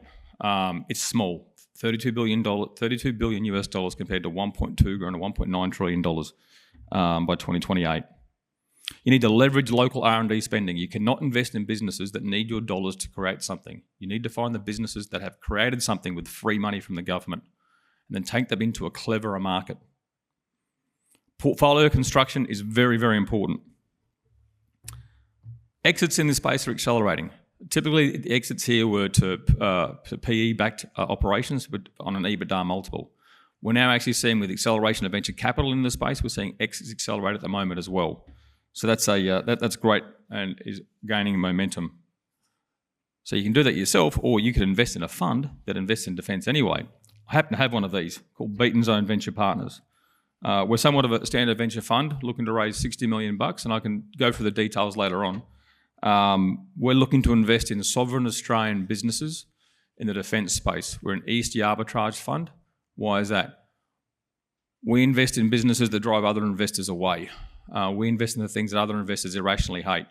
We invest in lethality and survivability. We invest in the things that soldiers, sailors and airmen hopefully never have to use to do their ultimate jobs. So we think there's value in the fact that there's no investors there. My job as an investor is to buy low and sell high. So I need in the early stages to be very, very little competition.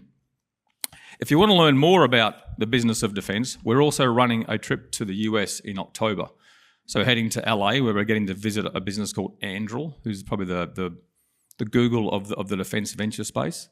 And we're actually having a tour by their CEO, who's a bit of an icon in the industry, a chap called Palmer Luckey. Because if you're a California skater boy, you can call yourself Palmer Luckey.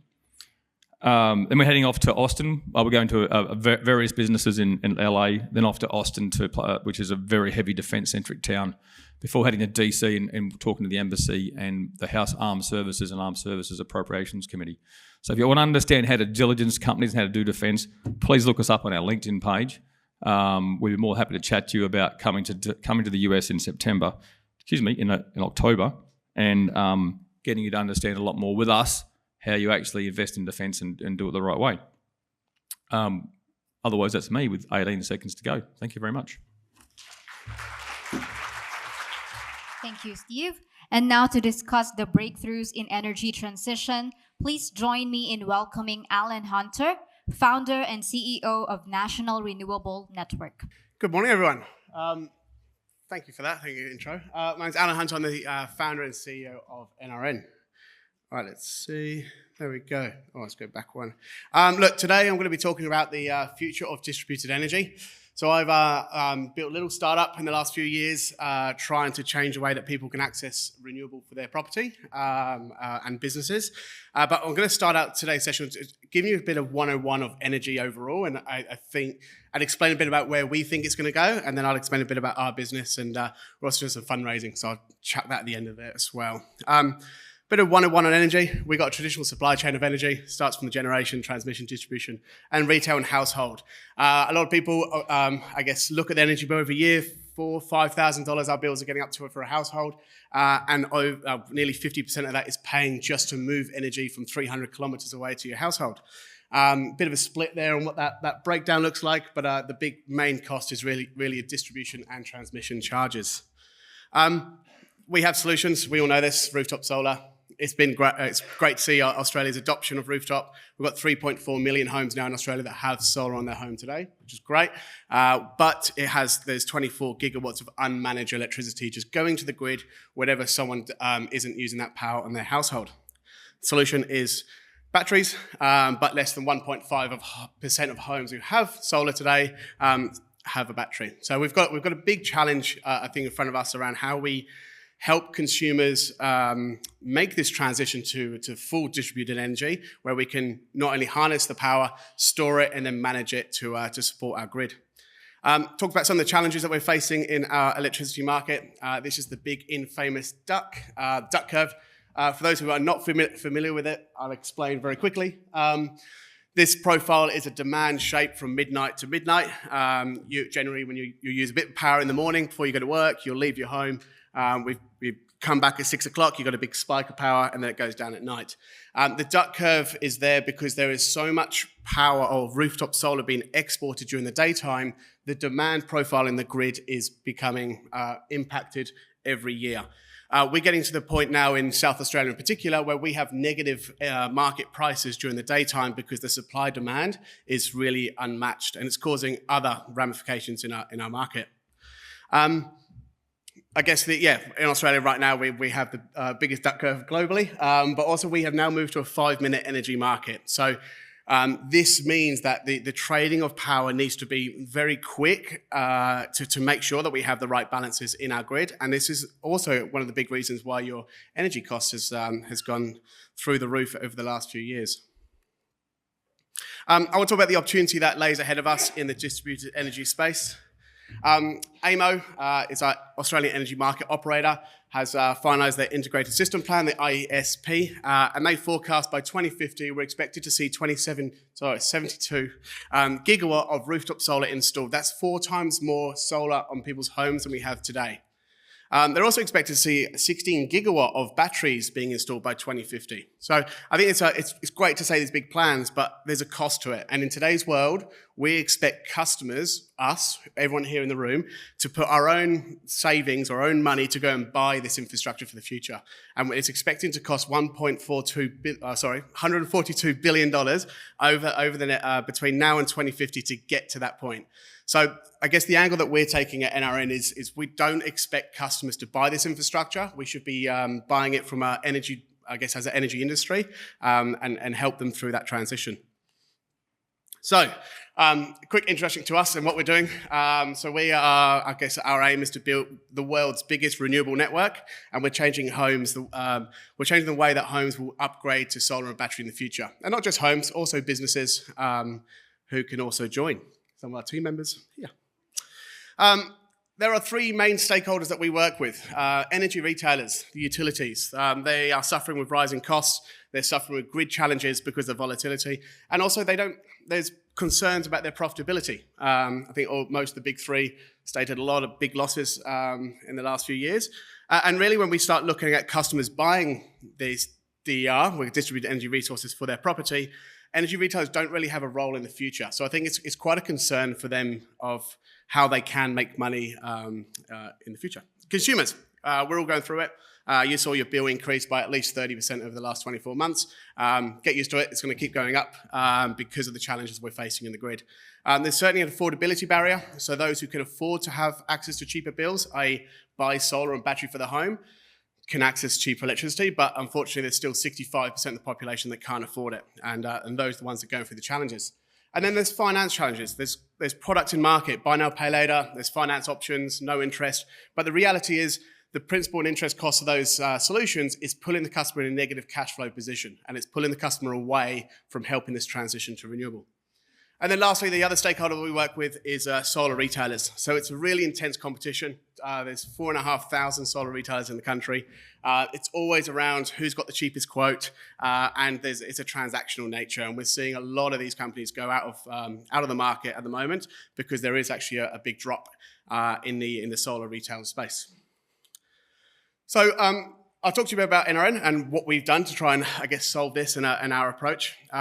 We've got a collaborative business model, so we call this our platform. I'll start off with our partner energy retailers. So they go and build energy plans that include solar and battery as part of your plan, and allows customers just to have access to cheaper and greener power. We really challenge the fact, do you need to own that system on your house? I didn't have to own the power station to have power to for my property, so why do I need to own the solar and battery on my property? We work with infrastructure investors to get a yield from distributed energy resources. This is, I guess, there's an attractive return for them in comparison to large-scale utilities such as solar farms and wind farms. Solar retailers, they're the workforce on the ground. They sell this solution to market, they install it, and they maintain the solution, giving them an ongoing recurring revenue. And then finally, our customers. So all of us in the room, we can now have solar and battery on our home at absolutely no cost, stress-free, and we save money from the first day. So let me talk to you a bit about the impact that we've created by building this platform. The impact. Start with the energy retailers. So the retailers are selling energy directly from your house to that customer instead of spending all that money on transporting it 300 kilometers away. It's not rocket science. They are able to manage these assets into one large virtual system. We call it a virtual power plant, and they're able to trade simultaneously in the market to protect their hedge position.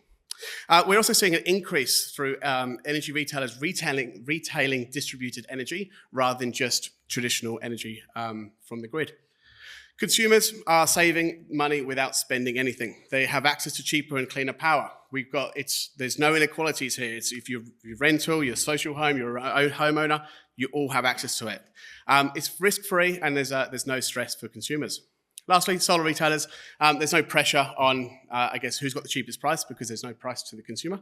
They increase conversion rates, they're selling more, and they have a long-term relationship with our customer because they actually carry a maintenance contract to make sure those assets are working on those consumers' homes. Let's talk about some numbers. So, what is the impact that we've been able to create through our portfolio so far? So, our average customers are saving $839 per year, and they spend absolutely nothing, and they have a solar and battery system on their home. Great. Second aspect, we have nearly 5x an energy retailer's margin in comparison to you going and buy your own system independently. So when you go and buy your own solar and battery system, you're avoiding 70% of their revenue, your margin at the end of it. We've been able to obviously increase that because they can monetize from the solar and battery that's installed.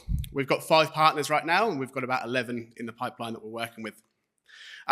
Infrastructure investors. So we've increased, the benchmark of large-scale utility solar and wind.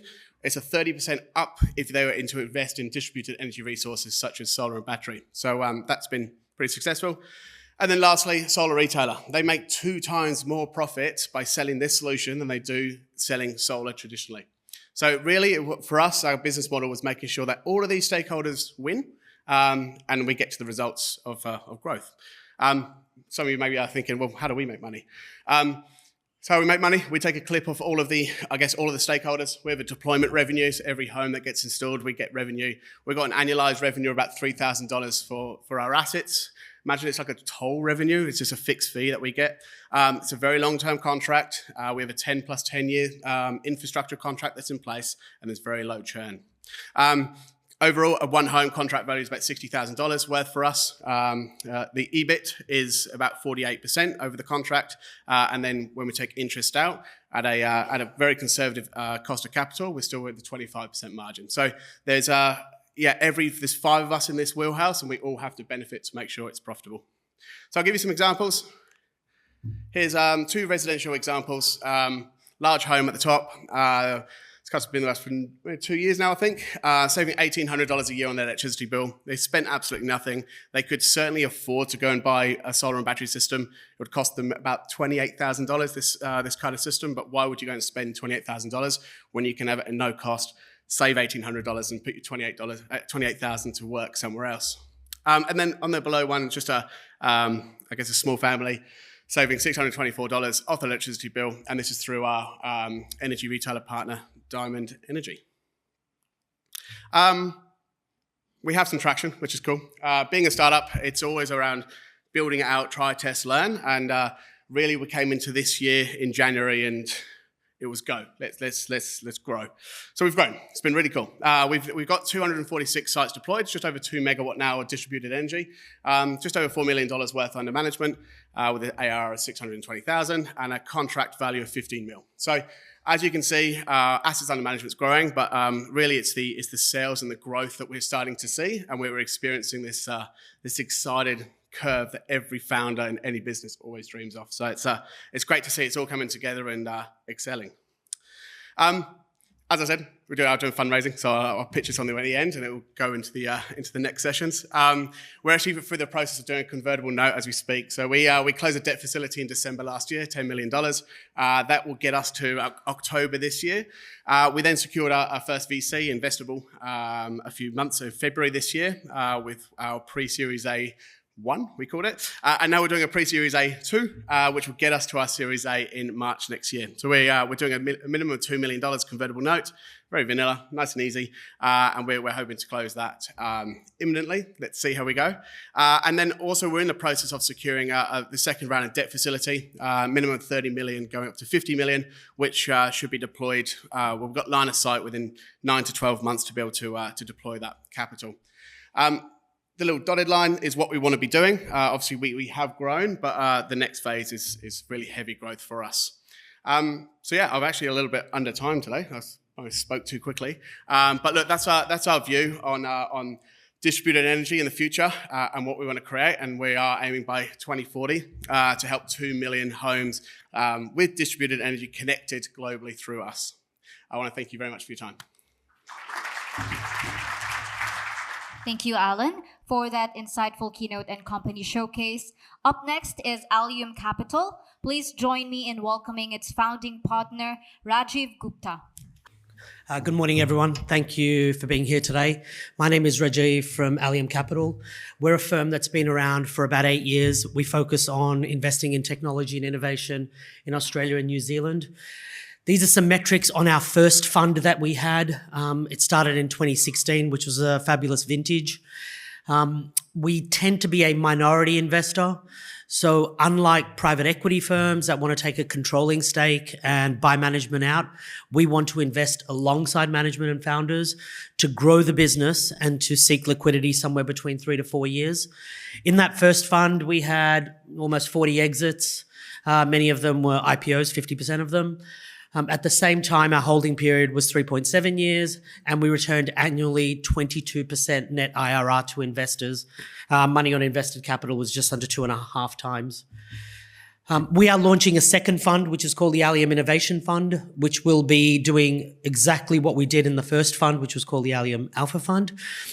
The reason why we're launching now is we think it's a fabulous time to be investing in companies. There is uncertainty out there. There is a lot of nervousness. Economically, things look precarious. But from a vintage standpoint, that's exactly when you invest. You invest when fear is high and uncertainty is high as well, but you can buy good assets at good prices. So from a competitive dynamic standpoint, we're finding in transactions that we're seeing that they are not as competitive as they were in 2021 and 2022, which was a period where we stepped away. And the reason why we stepped away when it was hot is that the team is experienced from times during the dot-com when we were investing for a firm called Goldman Sachs, during the GFC when we were working at various hedge funds. We strongly feel that that 21-22 period was a time not to invest because it was very competitive and pricing was very high. That's exactly the opposite of what we're seeing now. You can buy good assets at good prices. We also feel from an M&A standpoint, we had almost 20 companies that were purchased through M&A.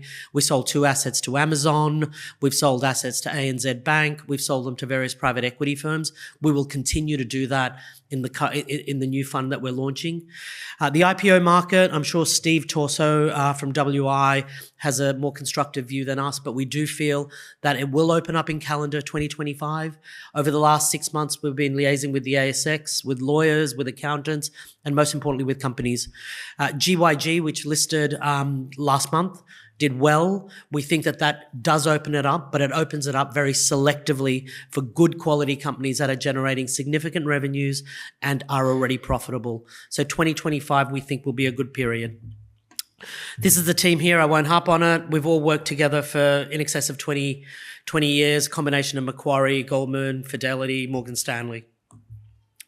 The new fund, we will be investing in private assets, as I mentioned. These are companies that are later than venture capital, so we try and de-risk the assets by being more mature. Equally then from a private equity standpoint, it's just before them because they want to take a controlling stake, which is not what we do. The secondary market for buying assets off other funds is quite good. We are looking at a few of those assets today. This first fund will be around a $250 million fund by the time it closes. Our first close will happen at the end of this month in August, and we've got 6 assets that we do want to purchase.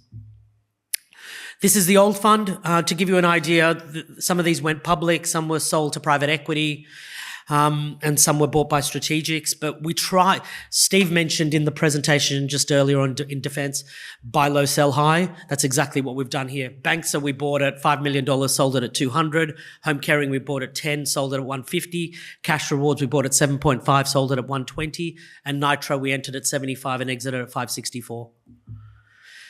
This is a chart on timing. The far right-hand side, blue, is effectively vintage. And why I highlight this is that GFC period and the dot-com period is when you get the best returns.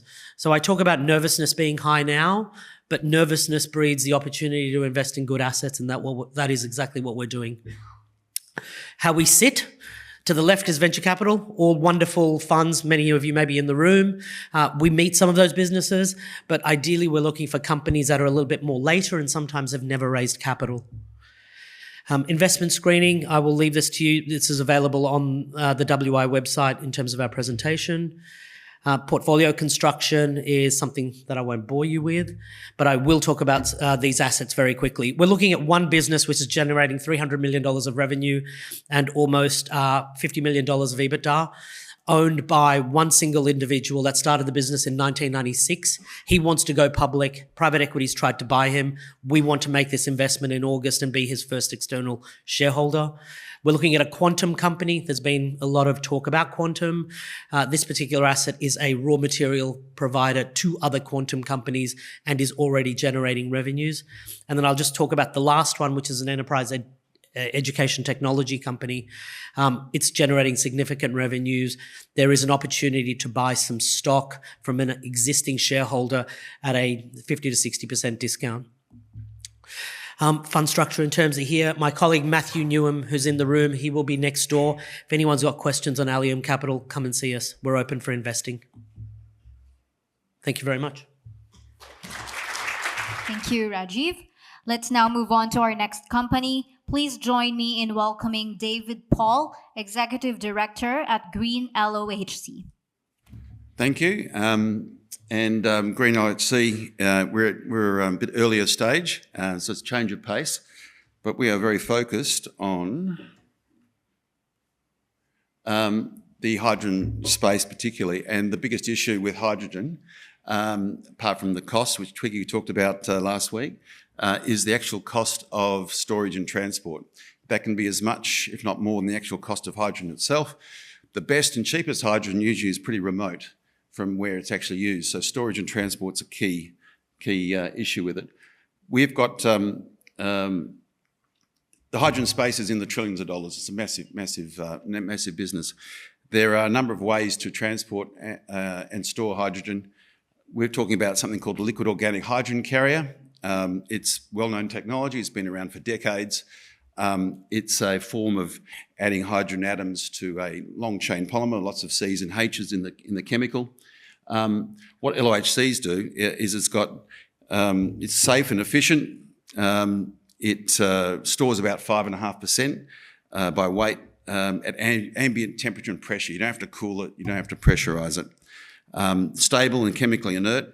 And one of the really good things about it is it actually can utilise all the existing diesel infrastructure that's out there at the moment. You don't have to create special plants and special transportation characteristics. So that's a solution. The ways you can store and transport hydrogen, there's 4 ways. You can compress it. You can put in ammonia. Ammonia is the most dense in terms of hydrogen contained, about 17.8%, so 3 times more than LOHC, but it is ammonia. And there's some customers simply can't take ammonia. It's a class 3 toxic gas. And then you can liquefied hydrogen, which is actually very, very expensive, very technically difficult, mainly because you've got to cool it down to minus 253 degrees C, and there's other issues around that as well. However, we've got the exclusive license for a whole new technology in LOHC. It's been specifically designed for this fit-for-purpose application. The technology is actually out of China, and a Professor Han-Song Cheng, who worked for American Gas and the Department of Energy in the US for 25 years, has developed this technology. It is materially better, and for 2 reasons. One is that the hydrogenation process, you basically, when you hydrogenate, releases heat. When you dehydrogenate, I remove the hydrogen off the LOHC, it releases the hydrogen atoms. The temperature at which this combination, unique combination of LOHC and catalyst is able to do is 2/3 the amount of heat. And that's the biggest issue with LOHCs. You need heat at the point of where you need the application. So this creates a whole lot of extra opportunities. Most of the applications of the hydrogen will create heat. in terms of turbines or fuel cells. The other thing which makes this a highly interesting alternative is that the rate at which it releases that hydrogen is 20 times faster than any other LOHC. So it's a materially better solution commercially. The other thing which is really important is it's highly scalable. You can start with a couple of tonnes per day if you wish to, up to thousands and thousands of tonnes. You don't have to spend $1 billion on an ammonia plant or $2 to $3 billion on a refrigeration plant to make this happen. So it's very good, particularly for getting things going. The LOHC is completely recyclable. So the hydrogenation process is exothermic. Put it into a milk truck. This liquid is not flammable. It is completely safe. Take it to wherever the actual customer needs it, and then the dehydrogenated LOHC comes back in a full cycle loop. This Hynatec LOHC has actually been tested for over 100 cycles by Shell without any degradation of its performance. Theoretically, it should not have any degradation over time. We see two particular aspects where this LOHC can be used, mainly because in power firming, for particularly off-grid or major grids, but where you need power firming, it is going to be more expensive than direct wind and solar, but of course wind and solar does not run all the way around. Batteries, very useful for 4 to maybe even 8 hours, but not over months. So you need a fuel, you need a renewable fuel to make this work. Hydrogen is that fuel, but you've got to be able to store it cheaply and for long term. LOHC provides for that gap. So the Hynatec LOHC is certainly the most effective. It has TRLs and CRL levels well in excess of any of the competing technologies. They're looking to roll out the technology all around the world. As I said, we have exclusive access to Australia. We've secured, we're one of the Oakajee Hydrogen Hub partners. We secured that last year. It's a 50-year lease at Oakajee in the Midwest of Western Australia. My neighbours are BP and Fortescue. And once we get this particular project up and running, we're looking to expand to other hydrogen hubs around Australia. This is where we are located. Oakajee is actually only 20 kilometres north of an existing deep water port called Geraldton. And herein lies an extra potential opportunity for us. There is excess infrastructure available at Geraldton Port where we could actually start our own export industry way before the ammonias, etc., come online in Oakajee. So you may not know, but Western Australia gets most of its refined fuels not from the East Coast, but from Singapore. Geraldton is a lot closer to Singapore than we are to Sydney. There's lots of existing transport infrastructure going up and down, and we've been talking to potential Singaporean customers now for 2 or 3 months. I have a hydrogen supplier who can provide all the hydrogen that's needed, and we're working together to supply individual power customers in China, in Singapore. The other application, which is really exciting here, is that most of the green ammonia, green chemical processing plants need hydrogen buffers. This technology is way cheaper than compression, way safer, and it has a great opportunity. Just moving on, so there are the 3 options. We're looking to start at 12,000 tonne per annum of hydrogenation capacity at Oakajee in 2027. We can actually go up to over 200,000 tonnes. We're looking to raise right now just seed capital for about $750,000 to do some individual engineering works, and that will get us into a FID position in early 26.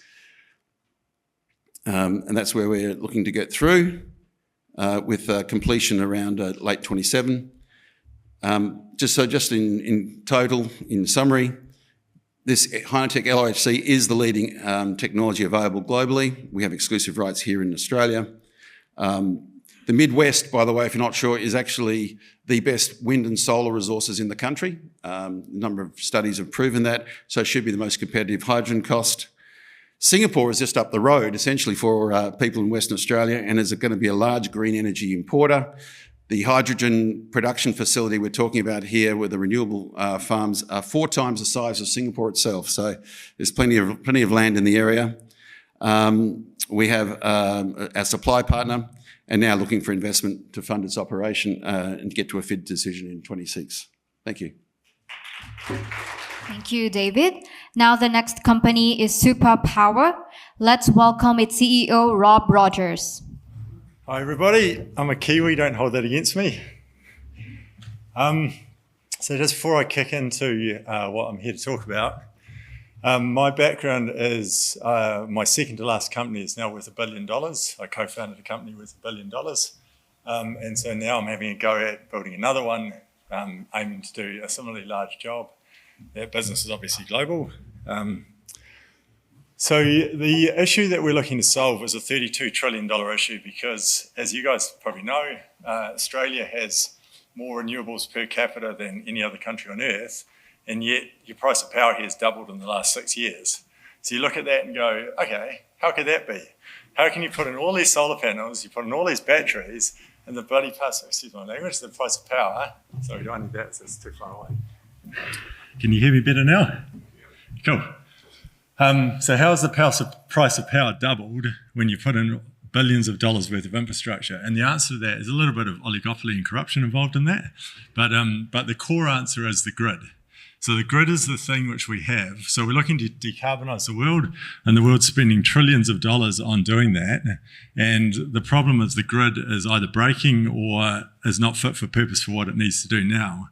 And Bloomberg NEF came out last year, and they said it's going to cost 32 trillion Australian dollars to solve that problem globally. Over $1 trillion potentially in Australia alone, because it's a pretty large place. And so to give an example of this, we're seeing in California, and this problem is going to come to Australia as well, solar sales in California. So California is one of the world's largest solar markets. It's up there with Australia. The sales of solar panels are down 60% year on year, and that in a world where we're trying to decarbonise the world. And you go, how on earth could that be? And the answer to that is because the grid, of course, as I said, is such a big issue. So the power grid can't keep up. The batteries don't have the physics or economics to get there, and power prices are still going up, and so on and so forth. So you go, okay, cool, that's cool. We've got the problem statement. So what do we do about it? We can save 20 to 50% on the price of power in most of the places that we go to over the existing retail price. And how we do it is a little bit like Octopus that you might be familiar with, and ways that you possibly may have forgotten about already, and a company called Swell out of America is how I like to explain it to people who are more technically involved. But essentially what we do is we've got anchor tenant-centric communities. So we go and find large buildings, which, for instance, like schools, businesses, hospitals, churches, airports, etc. And they either have a lot of solar and batteries already, in which case we can connect up to them, or if they don't, we obviously sell it to them. And then we use real-time AI in order to manage the power flows and the financial arbitrage related to that community. And we're a power retailer. So we go and sign up people, consumers of power, households, businesses, and so on around that area. And we have them as a community cell, and we manage the combination of grid power and the batteries and the solar panels. We've got real-time AI that's running 50 hertz, so it's 50 times a second, it's deciding what to do. And by doing so, we reduce this, and we pass some of the margin on to the customers and some of it on to the people that put it in. In V2, we're going to shift to more of an Uber-style model, as I like to call it, which is where we're going to empower a whole lot of channel partners. And we've got a large channel partner in Australia we're about to launch. We should be in market, I think, in October.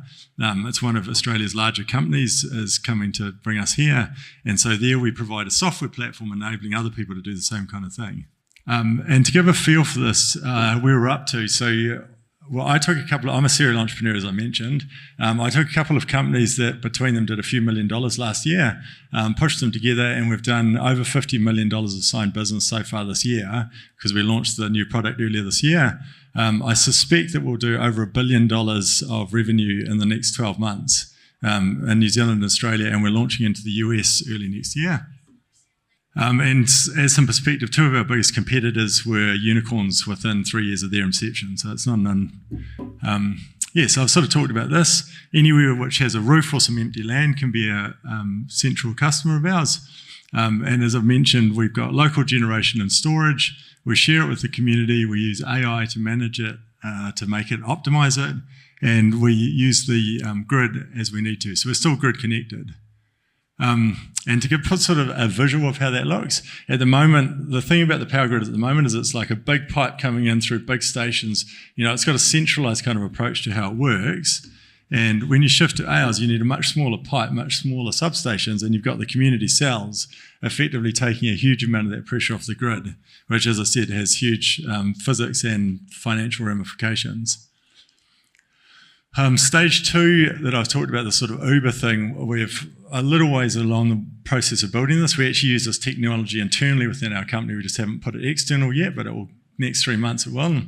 And essentially what will happen is you can go in, you can choose the building, you can type in your address, choose the building or buildings you want to make a community cell around. A proposal is automatically generated using AI to the degree it can. Obviously, we're pretty good at AI. And if you accept it, then it goes through the back-end process, and us or our channel partners can then make it real and come out to sell it. And this here is our new website's about to launch. I just brought out the picture to give an idea of the brand we're working with. So as I said, we've got $50 million in process. Why I say in process is because we've signed them up to go, but you can imagine this kind of stuff, it doesn't just happen overnight. But we'll have all of that $50 million done by Christmas and another $100 or $200 million on top of that. We've got $100 million in the actual, plus in the actual pipe. We've got a few $100 million in discussion, and when our Aussie JV partner opens up, as I said, I think that will go to billions of dollars. And then we're aiming to go into US and Europe in 2025. So just as a little bit of background as well, I was CFO of a global company with customers in 80 countries by the time I was 23. I've been involved in or co-founded about 10 companies that are already going global. So I'm quite familiar with this game of taking off around the world. And when I say US market entry, early discussions have commenced. I'm being a little bit sanitised so that some can't hold it too much against me, but we have a channel partner that's preparing to enter us into America early next year. I've covered a lot of this already, but my background, I've already got $1 billion company that I co-founded. Two of the other guys I've got on the team founded New Zealand's largest outsourced direct sales business, and they've sold over $9 billion of lifetime value of revenue, most of that being solar panels and retail energy. So that's for the oligopoly players in the New Zealand power industry. And we've got directors signed up. One of them used to be the CEO of one of the 4 large New Zealand banks, which is obviously a subsidiary of you large Australian ones. He's the chairman and director of multiple mid-tier Australian companies. We've got a US director. One used to be on the UK board of directors of a $10 billion company. She's got a few other sterling things. And one of them was the founder and head of renewables for a $300 billion AUM US bank. Yeah, I've covered a lot of this already, but if I can just go into the main thing, which is interesting here. The US Department of Energy estimates that up to 50% of US power will be microgrids by 2030. So what we're building is a microgrid thing, which is incredible if you think about it. We're in 2024 now, right now. They think up to half of their power will have shifted to microgrids.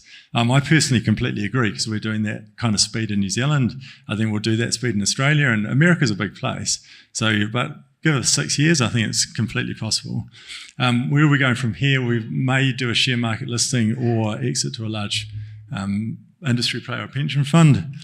And our time frame is to try to do that within 5 years. And the offer that I'm here today to do the Series A round, so we're doing a $15 million round, 15% of the company. And I should say, and to do that, as you can see on the screen, is to complete our platform build, opening the markets in US and Europe. And as you can imagine, the stuff that we're building has multi-$100 million up to, I'd expect, $1 billion financing facilities sit around it. And so we need a little bit of equity support underneath that.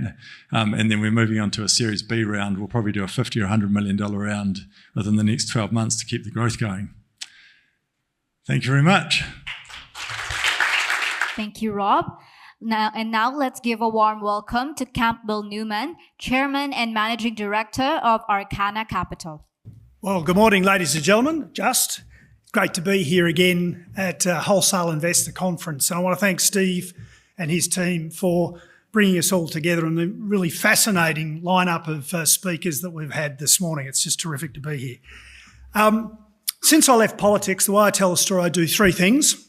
I've got a hobby which is paid, but it's a lot of fun, which is on Sky News, still speaking about politics. I invest with my wife in startup technology businesses through the Brisbane Angel Investor Group, through Wholesale Investor, and through Steve Baxter, who we heard from before, 1013 VC. But my main job, my day job, is what I'm about to talk about very quickly, which is Arcana Capital. The other things are, if you like, the spice of life, the exciting things. Arcana is basically your meat and potatoes investment offering. So what we do is we provide the opportunities for people to invest in commercial property. We're a boutique fund. We provide the structure, the compliance, and those opportunities to allow people to build their own investment portfolio in commercial property without all the hassle. We have had a client or two in the past who've invested in commercial property. They thought they could buy this thing, employ a property agent, set and forget, and that they wouldn't have any hassles. Ladies and gentlemen, it doesn't work like that. It always means that there are hassles. You'll always be called. So what we do is essentially a bit different from other people in the unlisted space, although there are some people who do the same thing, but we have a process which is utilising closed-ended unit trusts, typically with only a single asset. There are some exceptions, and you'll see one or two in a moment. We invest across asset classes. So we have industrial, we have office, we have medical, we have car showrooms, we've had childcare in the past, and we're right across Australia, from Tully in far north Queensland to northern Tasmania, across through Adelaide to Kalgoorlie and Perth. We provide monthly distributions. And when we talk about returns in the range across the portfolio, some trusts are as high as 13.5%, the lowest are at 5%. That is a net distribution. Cash in your bank account, net of all fees and charges. Let's be crystal clear. It's not a gross return. That is the yield you will get if you place, say, $100,000 in one of our funds. And essentially, you're a direct owner. And you know who you're investing with, and also you get to know the managers, myself and my team. Performance to date, well, we've got about $251 million of assets around the country. That's about to tick up by about $8.5 million with a settlement in 2 weeks' time. Equity we're looking after is $137 million. The weighted average distribution, so if you'd invested in everything along the journey with us, you'd be receiving 7.4% net on your money. And by the way, we always invest as well. We're always, in every single deal we put forward, we always have significant hurt money in ourselves. The distributions we're currently deploying to our investors around 10.2 million, and the IRR on the exits that we've had have been around 15%. That's a bit of an eye test. But essentially we have a process, and this is the key to buying property. It's about managing risk. What we're trying to do is get the level of risk down to the lowest possible level by exacting, deliberate, grinding attention to detail. So across Australia, we have commercial property agents who are already always talking to us, trying to put deals forward. We're sifting, assessing. Every now and then we find something we might bid on. And we then get into, if we're successful, a very detailed evaluation. We secure the opportunity, and then we do a full due diligence. You'll see in a moment we've got skills in the team, but also we employ top end of the town lawyers, commercial property lawyers, to go through and look at all the legal issues. And we employ consultants, of course, when required as well. We establish a unit trust. We secure non-recourse debt against the assets of the particular scheme. We do the capital raise, we settle, then we manage, and we divest at the optimum time after trying to do a bit of value add along the way. So some examples. I said sometimes we'll do 2 assets in the one trust. This is what we did about 18 months ago. We bought at 8 Mile Plains on the outskirts of, well, the southern suburbs of Brisbane. and also just outside the Perth CBD. Ladies and gentlemen, we're very bullish about office. You will have read the AFR, you'll have read the Australian business pages, you'll have heard about doom and gloom and people aren't coming back after COVID. Well, high quality suburban offices close to public transport, accessible locations for the major arterial road network with good car parking ratios are in demand. This is 100% occupied and it's paying that return right now. This is another one. If you've had a banana today or yesterday here in Sydney, it's likely to have come through this logistics facility in far north Queensland, just south of Tully. The tenants are Mackay's, who are the leading banana marketers and producers in the country, and Visy Packaging, a symbiotic relationship where Visy are there providing the packaging for those bananas, and there's the cold stores and freezer rooms and packing sheds, etc. in that facility. This is delivering an 11% yield right now. No one else would buy this at the time, but we were able to go into the deal because it was a sale and leaseback and make recommendations and changes, which turned this from something that really couldn't be sold to something that's quite attractive now. Indeed, the value I'd predict on this one in the market today would be over $10 million. The team, it's really a partnership between three families. Myself, you might know me as a politician, but I happen to have an honours degree in civil engineering and an MBA in finance from UQ. Christina is our CFO. She's obviously a chartered accountant. She and I are on our Australian Financial Services licence, which we have in our own right. Peter is a mining engineer and has very extensive contacts throughout Asia in terms of the coal and energy sector. Our current opportunity, which we're doing a cap raise for at the moment, we're buying another office building, but it's quasi-industrial as well. It's in Burnie in the northwest coast of Tasmania. It's fully tenanted at the moment, but the WALE is short. It's under 3 years. But we have a plan on this one to make sure that we lock in other tenants in the future and actually add value to this particular asset. So, as I said, we're doing a capital raise at the moment. It's going to deliver a 10% distribution for the first 18 months to 2 years. And it does have full occupancy at the moment with both Commonwealth and state government tenants. So that's me with only seconds to spare. Thank you very much for having me. Thank you, Campbell. Now please join me in welcoming Garth Sutherland, CEO of the Insights Company. Hello everyone, I'm Garth. I'm CEO of the Insights Company. I was at the Wholesale Investor event in February where I was raising $3 million and I'm pleased to say we've now raised that money, but we'll now take oversubscriptions in this investment opportunity up to another $2 million. This company was founded by the gentleman on the left-hand side, Professor Ian Bissett. And Ian is a colorectal surgeon. He's probably travelled 50 kilometres of intestine in his life. And he also runs the National Intestinal Failure Service for New Zealand. That's a service, a virtual service, where they care for all of the patients with severe intestinal failure across the country. Intestines fail. They fail just like we think of heart failure or kidney failure, liver failure. Our intestines can fail.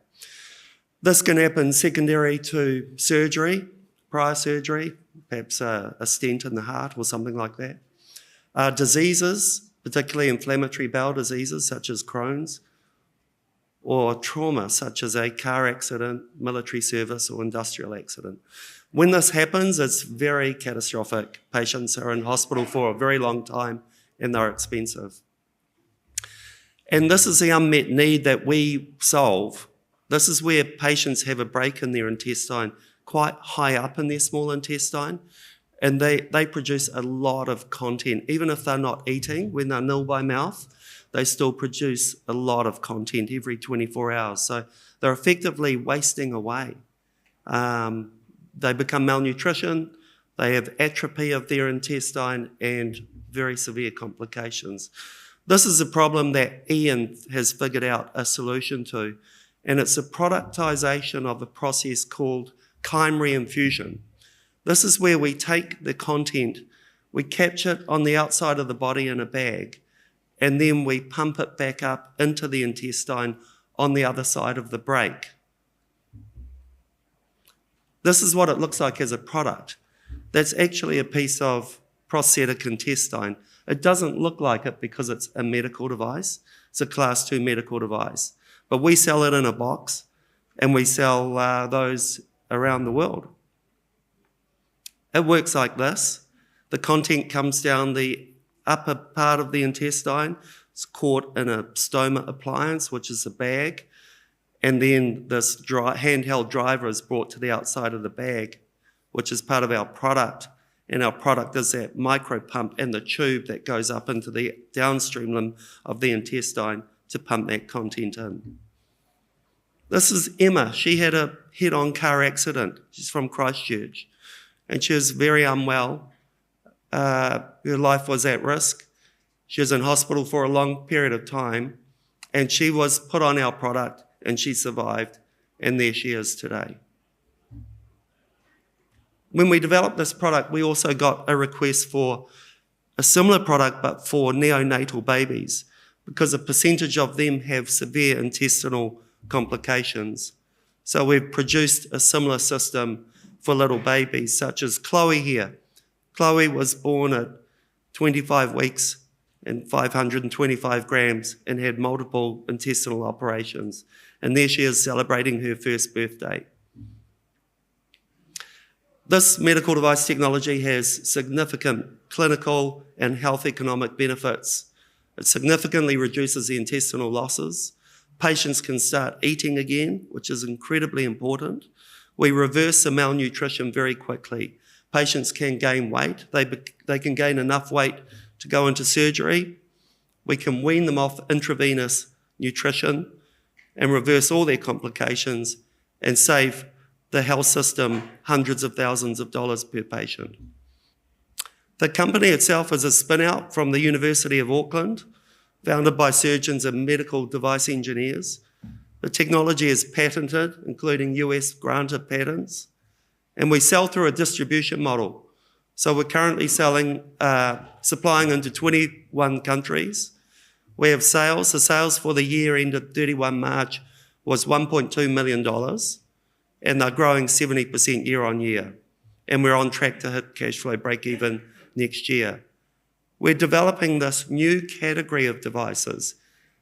In that category, we've valued at about 2.6 billion in annual size. And that's a subsection of the $45 billion clinical nutrition market. 85% of our sales are in Europe, but we've also gone into Africa, the Middle East, and of course Australasia, and recently Singapore. And we sell through these wonderful distribution partners who we highly value. They represent our products, and through them we have about approximately 60 sales reps selling our devices. The payers for these are ministries of health, such as the French Ministry of Health, hospitals and hospital networks, and health insurers. So these devices are being purchased and paid for. We have all the necessary compliance and certifications required for Class 2 medical devices that are invasive, including MDR in Europe, which is a big certification for Europe. And we're also only the 10th B certified corporation in the medical and dentistry sectors. So we've raised the 3 million, but we've got oversubscriptions open for another 2 million. The use of this funds is sales, continuing to extend our distribution network, and we are running a pivotal clinical trial in the UK and the US. We also have grant funding of $500,000, and those are our wonderful investors there. In terms of return on your investment, we're in the value building phase as we drive our revenues and go global. We want to be in 50 countries. In-house, we have quite some experience, 3 medtech IPOs, medical device companies, one on the ASX and 2 on London Stock Exchange, multiple trade sales. So in summary, we are the global leader in this new category of medical devices for treating severe intestinal failure. We design and we manufacture them in Auckland. We sell them to the world through distributors. Sales are growing. We've raised $3 million, and there's the opportunity to invest another $2 million in this new $2.6 billion category that we're building. So please come and invest. We'd love to have you as part of the initiative. Thank you. Thank you, Garth. Let's now move on to Medical Kiwi. Please join me in welcoming Aldo Micho, Chairman of Ether Pacific Pharmaceuticals.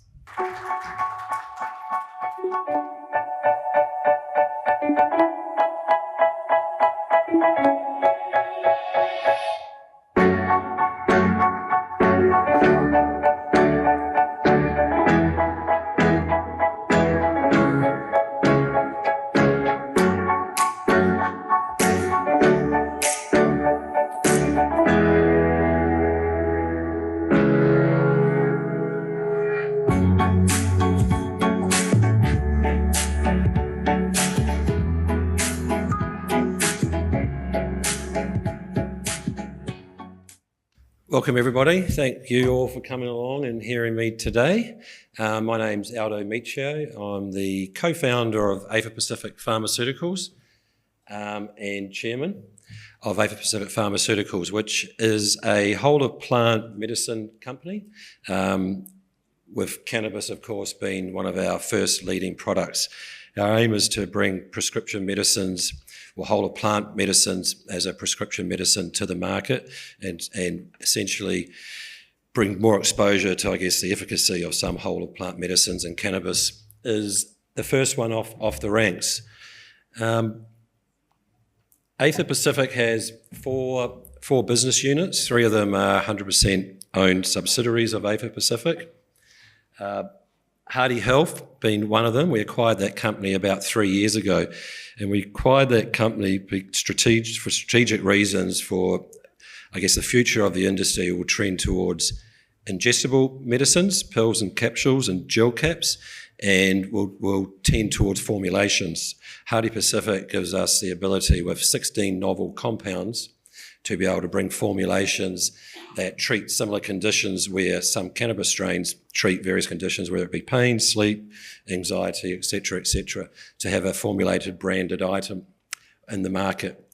The Pain Clinic New Zealand Limited is our telehealth platform, as well as 2 physical GP clinics and also pharmacy.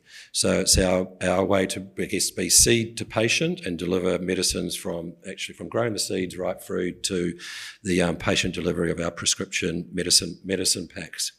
We have about 2,000 patients in New Zealand, and we're about to start a program now of onboarding more patients, because the New Zealand legislation was about 3 years behind Australia, and also a little bit more problematic into getting finished medicines into the market. So that's all about to happen in New Zealand now.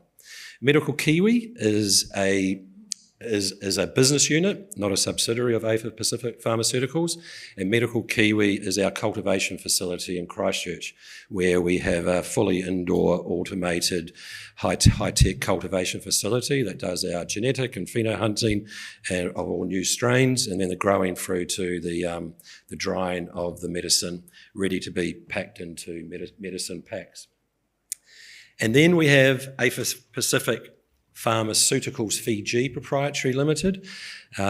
February, we've been working with the Fijian government for about 18 months, and in February this year, we got approval as their exclusive partner to cultivate and export cannabis medicines out of Fiji for a 5-year period, and they're looking to issue 2 licenses in the Fiji market post that, which gives us a 5-year advantage to bring Fijian medicinal cannabis to global markets.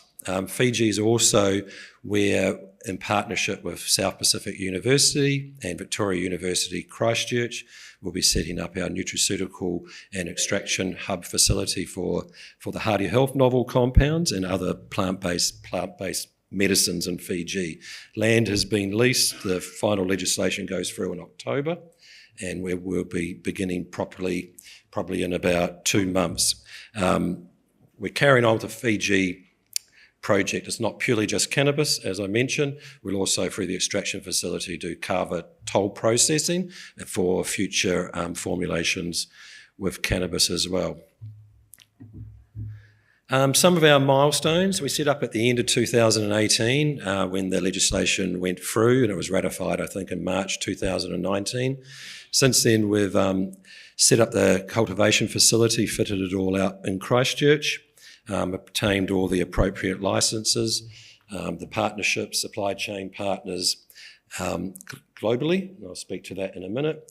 Our CUMPS license, our GMP is just waiting for the final inspection, which is, I believe we've got a booking date for September.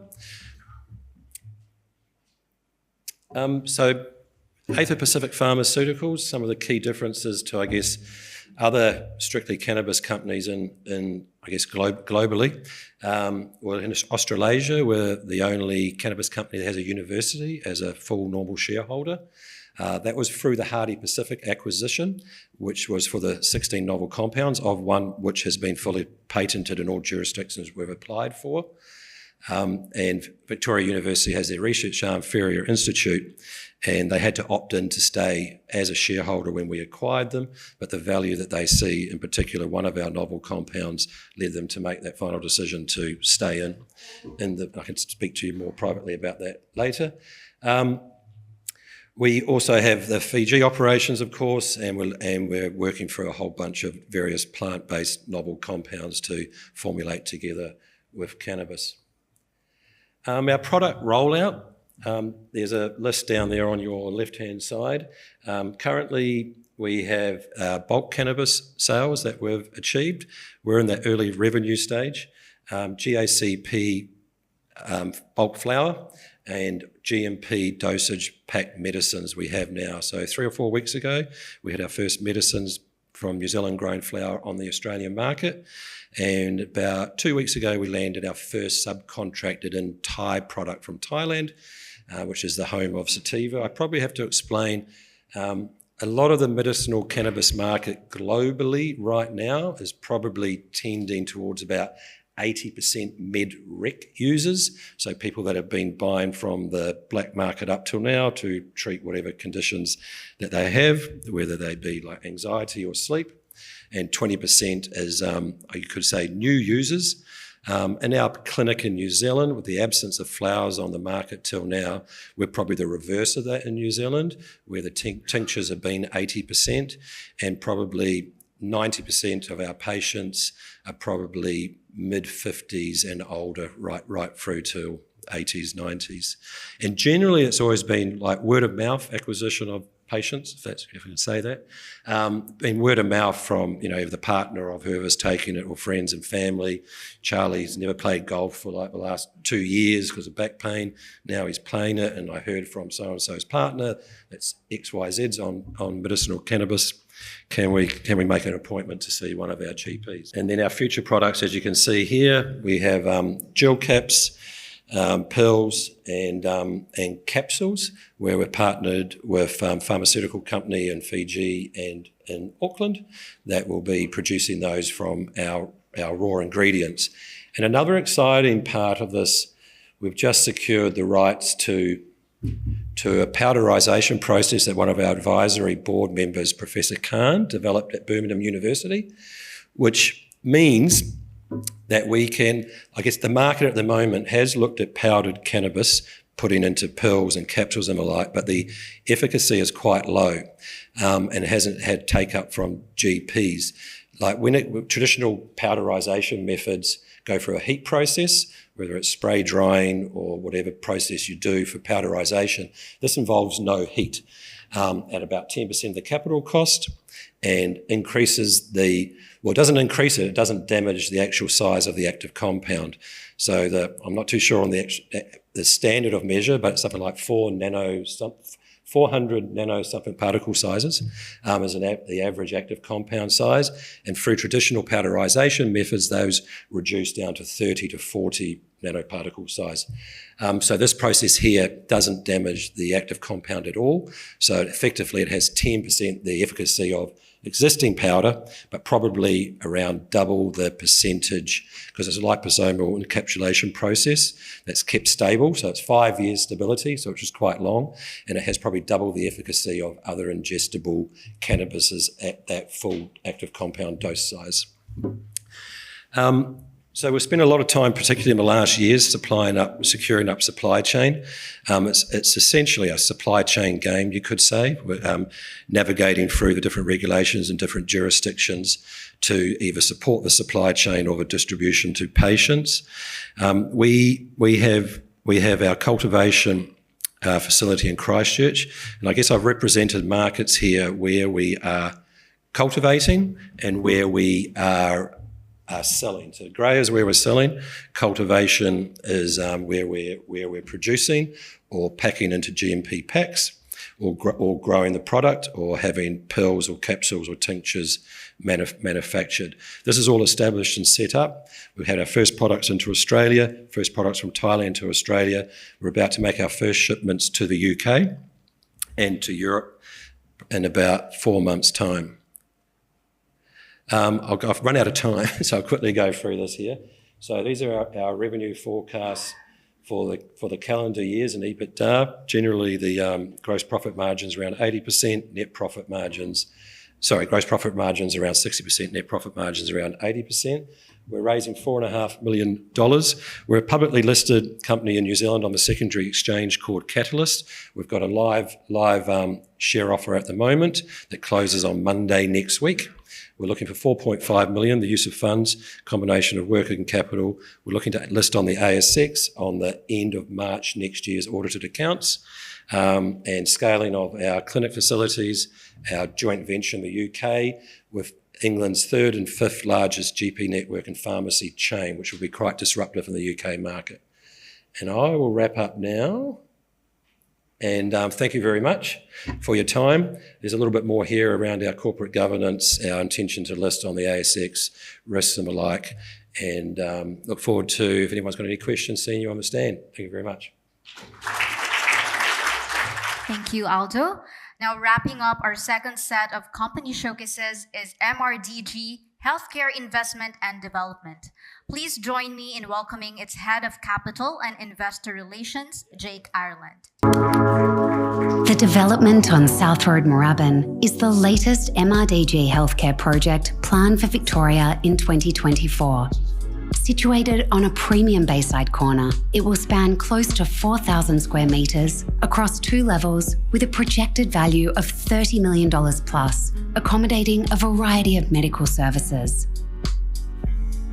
With targeted equity growth of 37%, income at 8% per annum over a 2 to 5 year period, this MRDG development has already raised 30% of the required capital. And we are now looking for investment partners to join the fund with a minimum of $100,000. With the entire process being monitored by an independent trustee, this is a unique opportunity to invest in the rapidly developing healthcare sector. To register, visit mrdg.com.au. Thanks for your attention today, ladies and gentlemen. My name's Jake Ireland. I head up the Investor Relations desk for MRDG. MRDG are a development and investment manager in the healthcare space, and today we're very excited to present our latest investment opportunity. Before we do that, I'd like to take you through why we think healthcare is such a strong thematic. So look, 4 years ago, our Managing Director, David Rennicks, had the foresight to home in on the development in the healthcare and medical space. He recognised an opportunity that presented a very compelling thesis and ultimately led us to direct all of our attention and efforts towards it. So why healthcare? There are 3 or 4 main reasons why we think healthcare is a strong thematic. And I guess ultimately it comes down to supply and demand. We know that medical centres, hospitals are under-resourced. across all states, particularly the state of Victoria. We know that the ageing population of Australia is on the increase, which means there's going to be more demand for these types of centres and clinics in future. We know the government's throwing a ton of money towards the healthcare sector, and look, MRDG are here to capitalise on that. So supply and demand, as you can see, the numerical evidence substantiates the claim that Australia's demand for healthcare assets will only strengthen. Our population is increasing in numbers, increasing in average age, and incidence of illness and disease will also rise. The stress placed on already struggling infrastructure is likely to be severe. So as a result, investments in healthcare are set to become more sought after and attractive. The security of this asset class is further bolstered by a lack of price sensitivity that is a characteristic of essential services. So why we really like this asset class is because a ton of money that the government is throwing into this much needed sector. Just this year in the Victorian budget, the government announced a $227 million grant to build another 29 urgent care clinics, and that's a feature of the asset that I'm about to present to you. On top of that, there's $2.8 billion of government funding going into the sector over the next 5 years. Now, with that said, we're excited to announce the opening of the MRDG Healthcare Fund 1. I will say at the outset, there are very, very few single direct healthcare property assets out there in the marketplace today. You've normally got to access something like this through a fund where there's a whole portfolio of assets. And not surprisingly, that's going to be our exit strategy, is to sell to one of those funds, a Barwon or an Australian Unity. So location's key here. We found a beautiful piece of land on South Road in Moorabbin. We acquired the entire block, and you can see proximity-wise, we really like this location because it's close to Holmes Glen Private Hospital. It's not too far from the train station. Melbourne CBD's up there on your far right. And look, more importantly, there's over 35,000 cars a day driving past this location. So the idea behind this medical centre as well is that it's a one-stop shop for everything: general practice, pharmaceutical, pathology, radiology. So we've currently leased this to those tenants, which I'll run through in just a minute. In terms of the project timeline, the offer is now open. We're looking to close it in August 2024. Construction starts next month. We have 85 car spaces on this site, which is very important for clients, patients, retail customers. We want patients and clients that are driving past to be able to park on site and see to their medical needs or pick up their basic needs from the chemist. The total development cost of the fund is $30 million. We're looking to raise $14 million. We've already raised 4.2 of that 14 from two family offices that sit behind this development. So the LVR comes out at 50%, and we're looking to achieve a cap rate of 5.75%. Here's the tenant profile. So a key part of our strategy is in the planning and diligence process, and we've had early engagement with these prospective tenants. So this includes general practice and a number of allied health services. The strong fundamentals of this asset class, our strategy and our Moorabbin Centre underscore our targeted returns and distributions. We expect to see a strong uplift in the value of the asset once the centre is built and operational, with long lease terms locked in and strong income generation.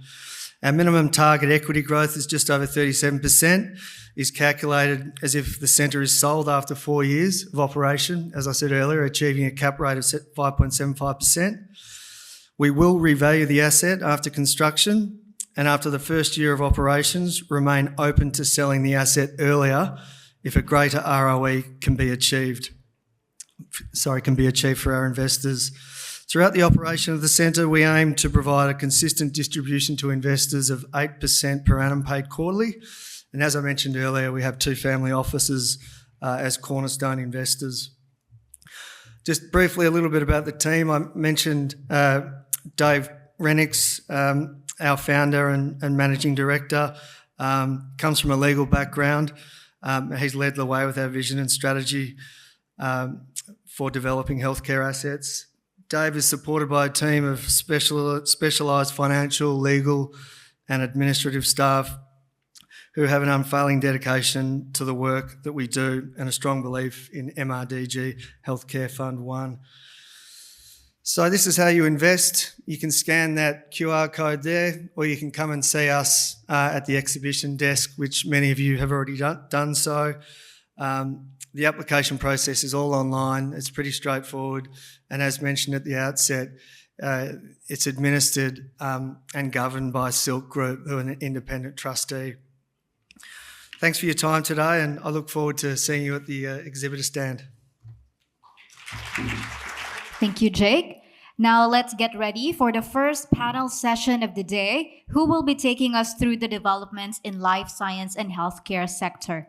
Please join me in welcoming to the stage Leslie Chong, CEO and Managing Director of Imugene; Renu Buller, Global Investment Lead at Oz Biotech; Garth Sutherland, CEO of the Insides Company; Robbie Karp, Non-Executive Director of the Rapid Response Revival; and Richard Rendell, Managing Director and Founder of Biosignals Diagnostics.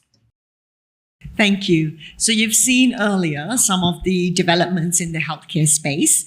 Now, 2023 was a slightly challenging year for the healthcare sector as investors repositioned portfolios for higher interest rate environment.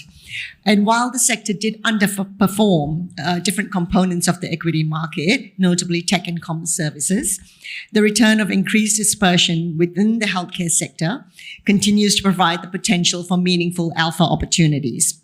Now, as we look forward to 2024 and 2025, we see a favorable risk-reward environment for the sector. And from a valuation perspective, the events of 2023 have created an attractive entry point, with the weighted average PE of the MSCI World Healthcare Index trading at a 5% discount to the broader market. And turning to 2024, the outlook for healthcare is more optimistic. The ASX-listed life sciences companies report a new market cap of about $252 billion in Q1 of 2024 from the 180 ASX-listed companies, up from $231 billion in 2023. And this highlights the sector's economic contribution to Australia as we produce products as well for the rest of the world. 2024 has been a positive year so far for healthcare, as the S&P ASX 200 Healthcare Index climbed 5%, reinforcing the sector's resilience. Notably, the 12-month forward earnings growth is expected to lead all sectors on a year-on-year basis, with overall year-on-year sales growth trailing only consumer discretionary and information technology. Most analyst reports are bullish on healthcare for FY 2025, with strong indications that healthcare could outperform over the medium term, with the combination of strong earnings growth and below market valuations as we are today. So I'd like to start really with Leslie from Imugene. Imugene is listed on the ASX, and they've had quite a good history in terms of raising funds and are really moving out of the clinic into the patient. So maybe Leslie, can you start with really talking a little bit about Imugene's journey and where you are at today? Well, so that the journey has been going on for about 9 years. I was happily working at a company called Genentech out of San Francisco. And then I moved over here to Sydney in 2015. At the time when I started the position, it was $5 million in market cap. And then at the end of 2021, when things were really on the upswing, it was roughly about 3.5 billion. And then we had the lovely nuclear winter of biotech, and it's come down from billions to hundreds of millions, but we are stronger than ever in terms of fundamentals in cancer drug development. So we have all our products are in phase 1s and phase 2, meaning this is where pharmaceutical companies and commercializations and partnership happens. Wonderful. And, when we look at the biotech sector, especially, in cancer and oncology, there is still a lot of unmet need. And some of the capital raising needs, I'd be really interested to hear what are some of the challenges you see in capital raising in that sense.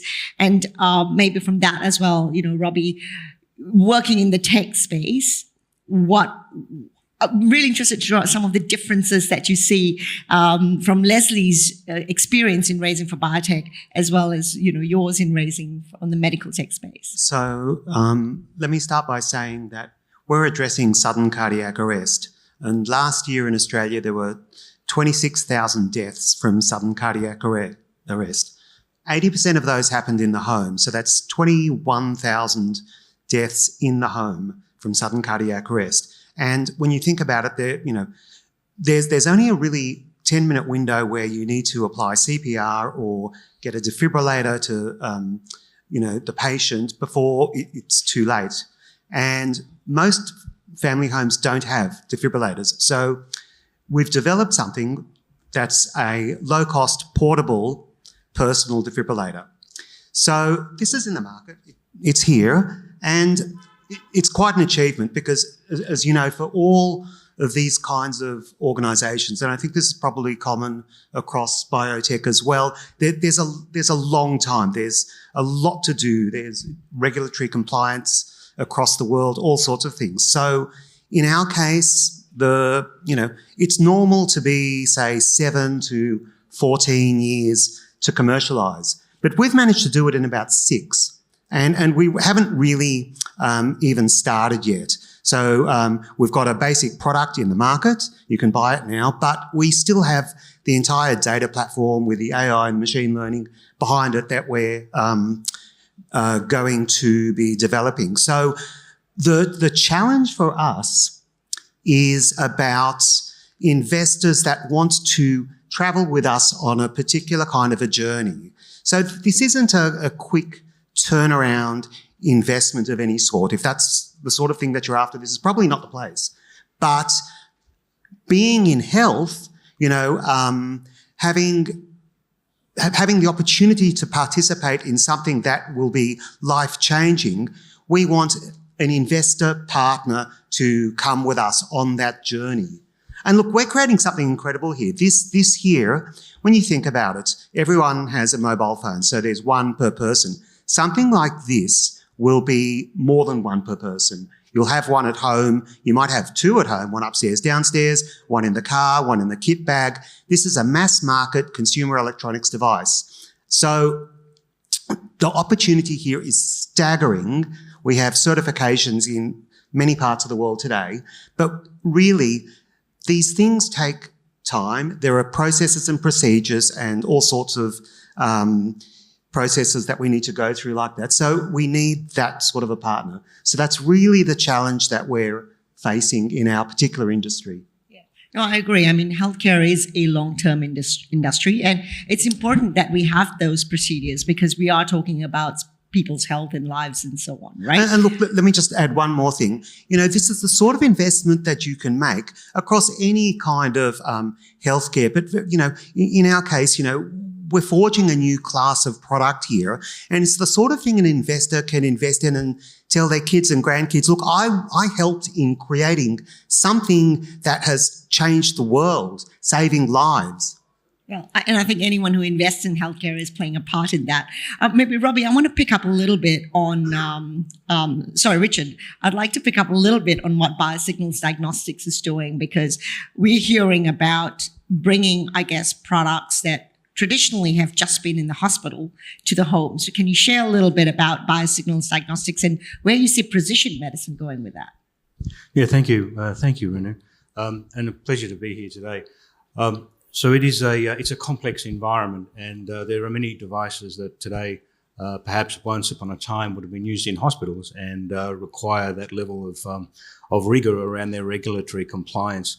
I mean, Robbie's done a great job there with the device that they're making. And in that spirit, we have a device as well, which is a handheld ECG monitor. And that monitor is used in many different applications with ECG profiling and cardiac monitoring, all the way from people who are currently in rehabilitation to that area way before that. So using precision healthcare with the data from these devices and other inputs, biosignals as they are, to be able to predict, diagnose and treat cardiac disease. So for us, some of the exciting areas is being able to apply this long before the disease occurs. We're doing a lot of work in disabilities, some very exciting work at the moment, because disabilities tend to have surrounding them some very high risks around cardiovascular impacts. So we're working very strongly around that area. We've got some great announcements to make in a presentation coming up soon. So I think that the evolving world of precision healthcare, and I was there in the rather early days when the original human genome mapping project happened. I was working at Oracle at the time. I think that mapping the genome was supposed to give us the answer of every gene that matched every single disease, and it was a little bit more of opening up more questions than answers. And in that stage, we did medical chemistry and very early stage things, but it's a long road. And realizing that diseases are polygenic, and there's 20,000 of these guys, so there's many mutations that we need to care about. However, in precision healthcare, it is also about taking other data as well. So when we can profile people's using ECG and using other metrics, we'll do genetics as well and imaging in particular, that we'll be able to then take that, triangulate that information to much better outcomes. And so that's the idea behind what we're doing in precision healthcare for cardiac work alone. And definitely a high area of unmet need as well, I would say. Sorry? It's a high area of unmet need. Oh, very, very difficult. Yes. Yeah, absolutely. We started the company, just to make that a little more difficult, we started the company in the middle of a pandemic. So it was, in fact, July this month in 2020 when we began. And not for the faint-hearted, not to pardon the pun, but at the end of the day, we had ourselves who had our technical side of the company with a very strong amount of medical device background, very strong amount of technology. And I would not do anything in this space without having a clinical part to the company. I need to know how I'm helping and why I'm helping, and that can only be driven by clinicians. We see this through also the implementations of AI, and that has been a great source of discussion. Clinicians are wary, as they should be. We have used many different approaches to using AI, most of which we cannot rely upon enough to be able to be confident that we're removing all of the ambiguities in the outcomes.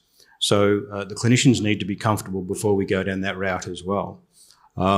It's interesting that several things that are currently done using mathematical models, such as analysing ECGs, for example, and things like imaging in certain cases, are still done by very strong mathematical models. And there's a question, I think, for some people is, why would you be doing the same thing in AI when it costs you more to do that, when an accurate mathematical model is already in place and already gets 99% accuracy? So it's more expensive ultimately to do some of these newer solutions, and depending upon what we're trying to apply it to. But these are all considerations. If you're investing in a company, then I think you want to know that it's the efficacy of what's being used. What does that product translate to for the user at the end of the day, and how much is that going to cost you? I think it's the user at the end of the day that we care about. The technology in between is in some ways a means to an end. If I'm giving someone a progression-free survival of a few months, that's fantastic in a disease, but at the same time, we should be doing a lot better. 3 months, that's great, but there's a long way to go before we can cure things. Yeah, great. Well, thank you. Garth, as an innovator out of New Zealand, can you share a little bit about, I guess, the differences, dealing with investors there or here or even internationally? What's some of the experience you've had at the Insights company? Thank you, Renu. So in New Zealand, we've got a very strong angel investment community. It's amazing. And lots of angels with different backgrounds who are willing to put their time in. I think where it gets harder though is when we get up above seed, angel, Series A, when we start to move into Series B, C, and so on, there's far fewer venture capital partners. There's a very strong wholesale network in New Zealand, so that becomes a really important source of funding for those companies. As we go offshore, I think, the key thing is we're able to start identifying investors with specialization that can align with the company. So, for example, I think even here there's a number of medical device investors specialized in that area. In fact, even in, I think, Sohi Partners here, they're in orthopedic surgery investments. So that's a specialization. And with that comes, a whole set of focus and a whole set of networks, which become very, very important for those scaling phases of growth. Wonderful, thank you. Maybe Leslie, picking up on this investment base, and as a company that has a global shareholder base, can you talk a little bit about the valuations you're seeing between the US and Australian companies? And also, I guess, where do you see the opportunity for Australian companies like Imugene?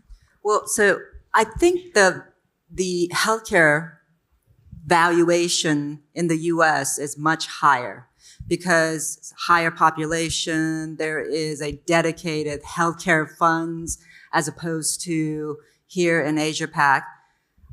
I think once we get a little bit ahead of ourselves and success will build on that success.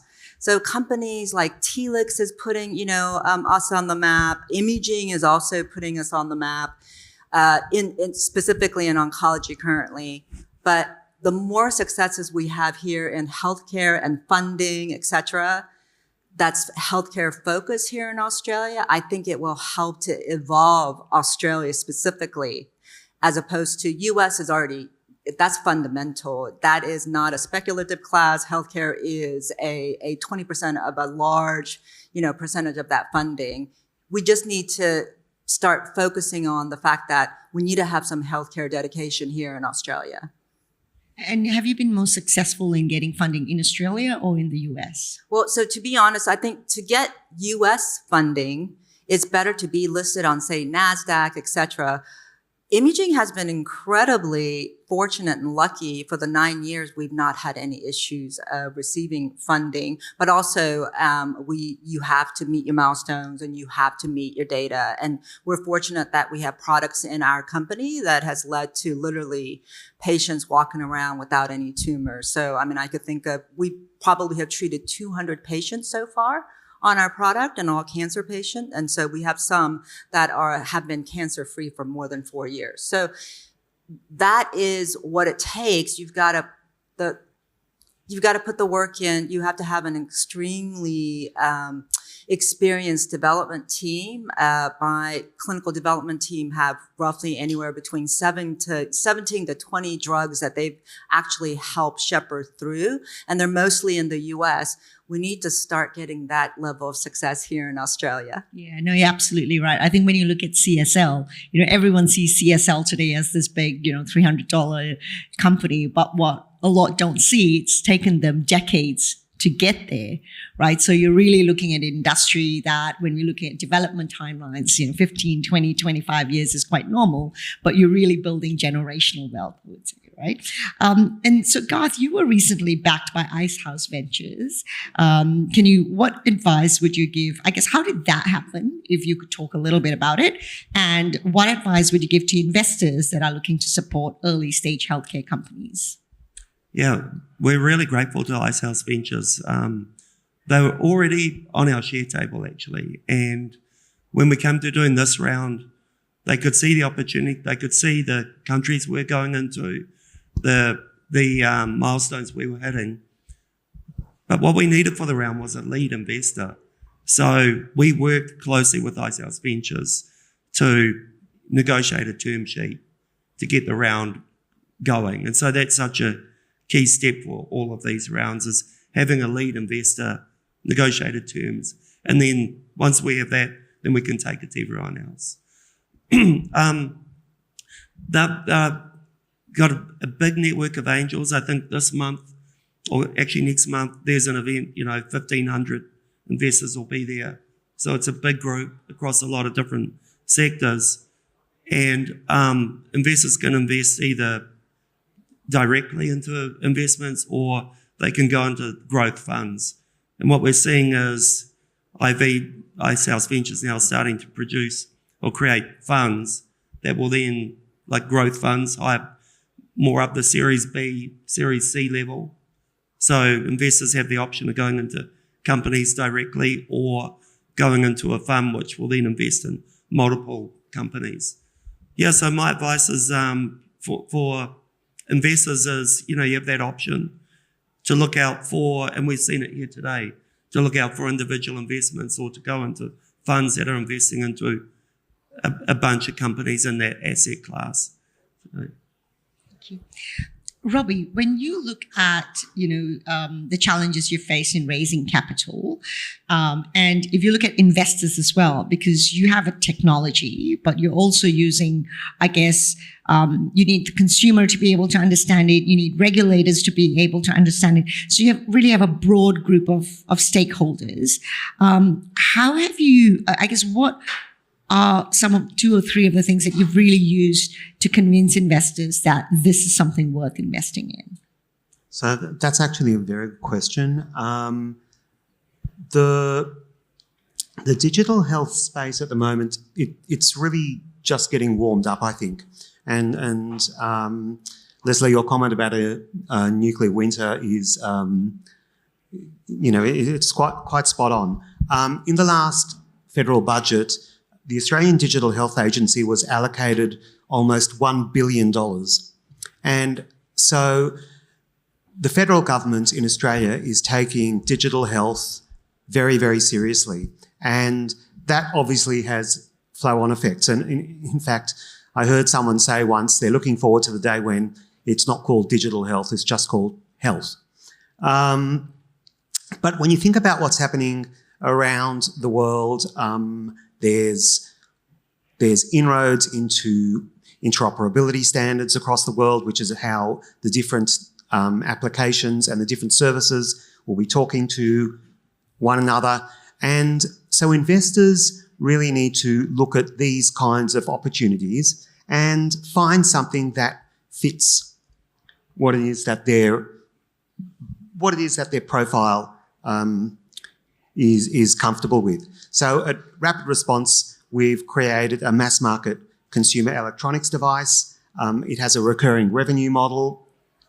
And soon it's going to be the biggest host for cardiac data in the world because it is a mass market device and it is an IoT device as well. So again, I'm going to come back to the sort of thing I said earlier. The investors, they need to align themselves because these are long-term strategies, long-term plays for them, and they have the opportunity to put themselves into supporting the sort of thing that they can be very proud of and look to the future, not just to make a lot of money, but to really make a change, a difference. And I think that's very, very important because these are not short-term investments. Richard, if we look at what you're trying to do as well, how is technology helping individuals to be more empowered? Because when we look at our sector, it's often, you have something wrong, you go and see a physician. The physician does a whole lot of tests, which not necessarily all consumers understand. And often the decision is made traditionally in the hospital. How are you, and how is, Biosignals Diagnostics looking to, enhance or improve or change that? Yeah, so the kind of diagnostics that we might see today coming out through to consumers, that often through phones, but through the combination of phone, medical devices and those sorts of things, are starting to give us a better insight into what's happening outside of what we would typically call episodic care. So when you go into a hospital or you go to the doctor, that's episodic care. You'll get your blood pressure taken and a few different things will occur. You may not be feeling so well, so they may look at those symptoms, but you have to go there with symptoms effectively in order for the doctor to act. To be able to take a profile of what you're doing through your medical device, through the ways in which we can achieve acquisition of biosignals of all kinds, that we're then able to take a more robust, full circle kind of understanding for the physician to be able to operate with. Many of the physicians that we've worked with have also stated this issue around episodic care. We have one of them that works with high net worth people, and basically that's all he does. And what he generally is working under the premise that the individual just wants to be kept alive. So if they want to continue smoking, then they'll continue to do that. He says, okay, well, if you want to do that, then I'm going to have you tested every 3 months for all of these different things. It's interesting, the perspective of the consumers themselves. We talk about prevention, and everyone assumes that the first thing you will do is act on prevention. But from experience, it's very clear that prevention is a choice, and people will make it or maybe not. A lot of those people, in some examples, for example, that people have a lot of things to deal with. They're in between a mortgage repayment and making the kids' school lunches. And whether or not a preventative action needs to be taken at that point for them, or they need to do something for their own health, tends to be a lower priority. And so it's understanding what's happening at the coalface with people, because that's ultimately what we're trying to do, is to help. And so these technologies that used to be in hospitals are useful, but it's not something you can translate easily, like ECG. It's okay to look at blood pressure and say, oh, okay, I should have 120/80, that's fine. They're numbers, I can check them. If someone gives you an ECG wave, you probably won't know whether it's good or bad. There needs to be interpretation on that. So when we bring something out of a hospital or diagnostic context, it needs to be treated in a way that there's greater analysis, auto-analysis being done, and preparing what that is for a clinician to be then able to take that forward. So I think it's the effect of technology, which is bringing those interpretations up so that something in a hospital needing a professional can actually be done by using a triage with tech and then handing over to the professional. And then I think the person in between mortgage payments and lunches can do something quick and do a quick check for their symptoms and have that interpreted quickly. And it's a much higher value. It's of little value just knowing a couple of numbers.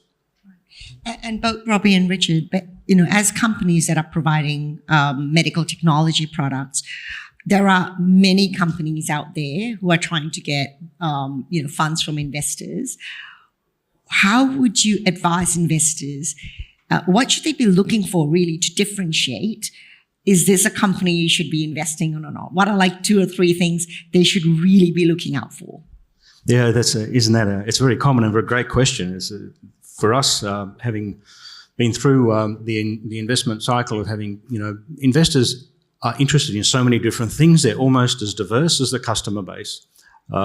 Some are interested in patents and technology. Others are interested in how you might use this with some other technology, or how does my aunt or uncle use this? And in cardiovascular health, there's about 0 to 1 degree of separation between us and someone who has a cardiovascular disease or some cardiovascular issue. So I think to be able to draw that together and build that as greater value for people is really what we're trying to do, is to get to that outcome. And look, I'd agree with a lot of that. I mean, investors will have their own metrics. They will look at recurring revenue streams and annualized revenues and profitability and all of that kind of stuff. But really, they need to go through their processes. They need to look at the companies themselves. And really what I've found is that even with the best of products, the investors very much look at the team. So the team is the critical part of it. They want to know that should the circumstances change, that the brilliant people who invented the product in the first place are able to adapt to new situations and environments. And so those are the sorts of things they need to really bring together. Right. Garth, anything you have to add to that? Yeah, I love, because I make a few investments in medtech, and I love it when there's a product that's different, really different. It's so different the clinician wants to use it because of the outcomes, and of course, one that they will buy. That's everything. Yeah, absolutely. Leslie, there are 180 ASX-listed healthcare and medical companies. For those that are investing in the ASX, how would you, what's your message to them when they're making decisions? What should they be looking for? Well, I think they should specifically go and look at the team and their level of success, and also have they met their milestones, how much they have in the bank, to develop their products. So all those things make a good company and a good investment at the end of the day. That's really, really good advice. So thank you so much to all of you. So Auspitek, this is really a session where you've seen a little bit about healthcare and the medical and biotech sector. Auspitek also does a specific medical technology and biotechnology focused investment event in October. So if that's something you're interested in and to see more of these companies like this, please join us in October. And please join me as well in thanking our panelists today.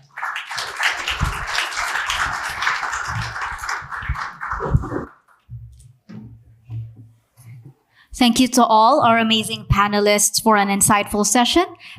Welcome back to the afternoon session of Venture and Capital. I did say to everyone outside that we can do it the hard way or do it the easy way, so we're still ringing bells to get everyone back in. So I hope you're enjoying the session so far. And just while we wait for everyone to come back in from lunch, I said I typically do this session because often a lot of people, and we know that typically when we do these events, 40 to 60% of you, this is the first time you're coming to a wholesale investor in a Capital HQ hosted event.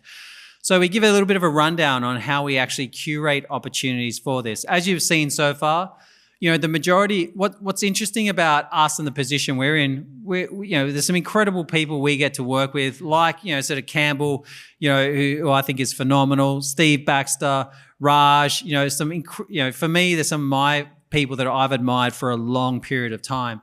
And I suppose if you break it down, and then like Rob from Superpower, when he mentions from NZ, you see the incredible stuff he's done.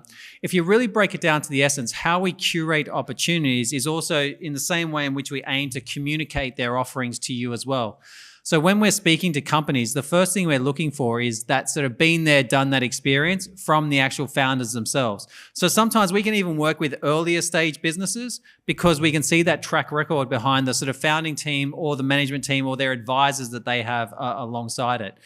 And that's important for you to know as investors, like who else is actually involved in this company.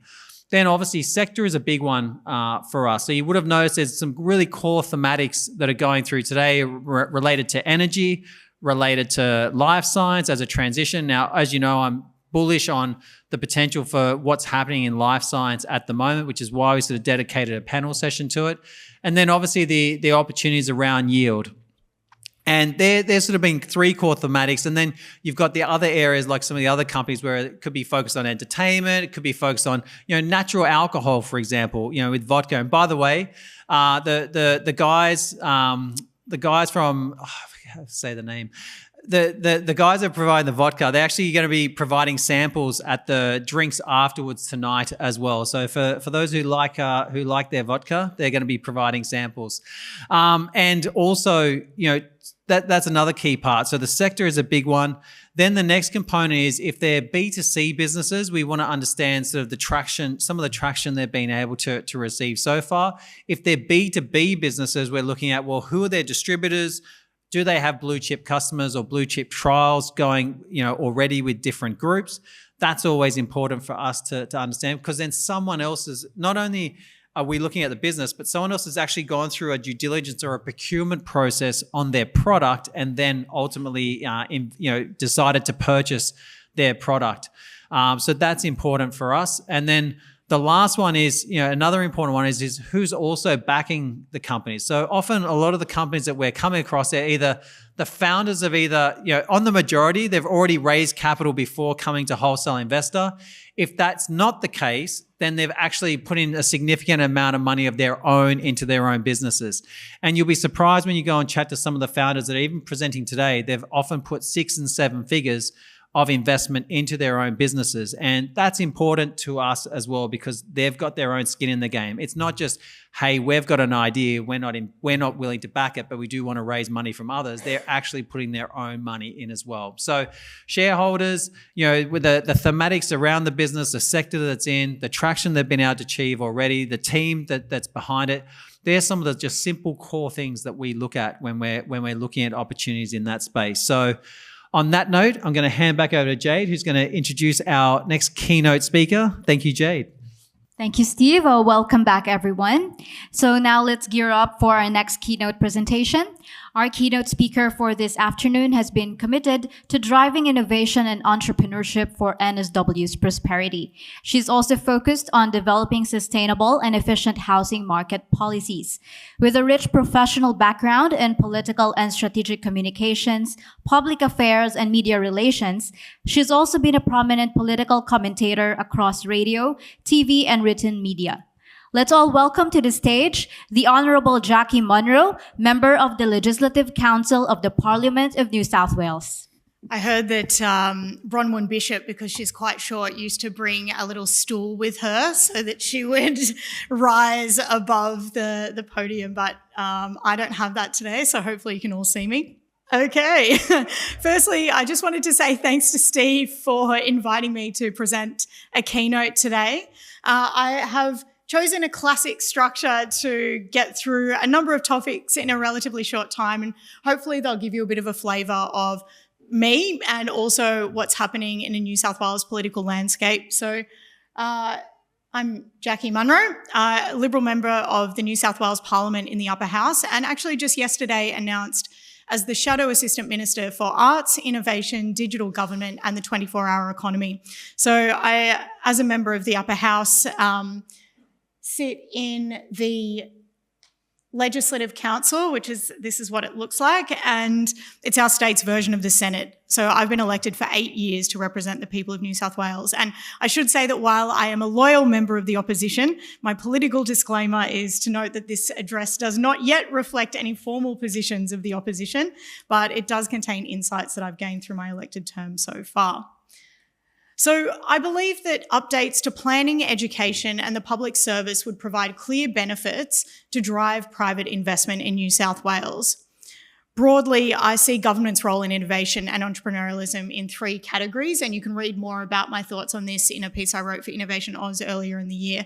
But essentially they are mission orientation, regulatory, leverage and environmental stability. And I won't dive into mission orientation today, but it is essentially government setting big hairy goals like net zero by 25, and industry and investment can rally around those goals. What I will explore is the idea of regulatory leverage, which is utilising planning and education policy to enhance opportunities for growth, investment and innovation, and also environmental stability, which is around employing an expert public service to ensure that our governments are well equipped with the tools that they need to serve you and industry and the people of New South Wales. So just so you know, this is what the Legislative Council looks like up the top, and it is the upper house in New South Wales as opposed to the lower house or Legislative Assembly where, for example, the Premier sits. And like in the Federal Senate, the New South Wales coalition with crossbenchers have the power to amend and reject legislation because the government does not hold a majority. So the New South Wales upper house really is a true place of political power, and it's a good place to engage with politicians if that's something that you're interested in. We also have the power as a Legislative Council to demand the release of government documents, from departmental briefings to correspondence with stakeholders and ministerial advice. And obviously this is a very important tool to holding government to account. And we also get the opportunity to grill ministers publicly twice a year during budget estimates, which is coming up.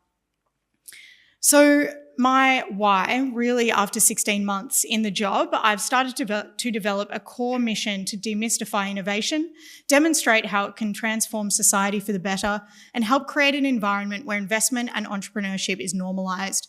Not only normalised, but encouraged and also celebrated.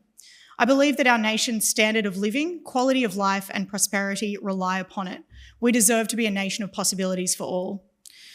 The portfolios I'm now responsible for in the opposition are at the heart of why I got involved in politics, why I joined the Liberal Party 13 years ago. This is me when I was at a Keep Sydney Open rally back when I really disagreed very strongly with our party's position to impose lockout laws on the city. So innovation, digital government, the 24-hour economy, arts, for me, they encapsulate aspiration, curiosity, hard work, a bit of fun, and the desire to make the world a better place for ourselves and at best each other.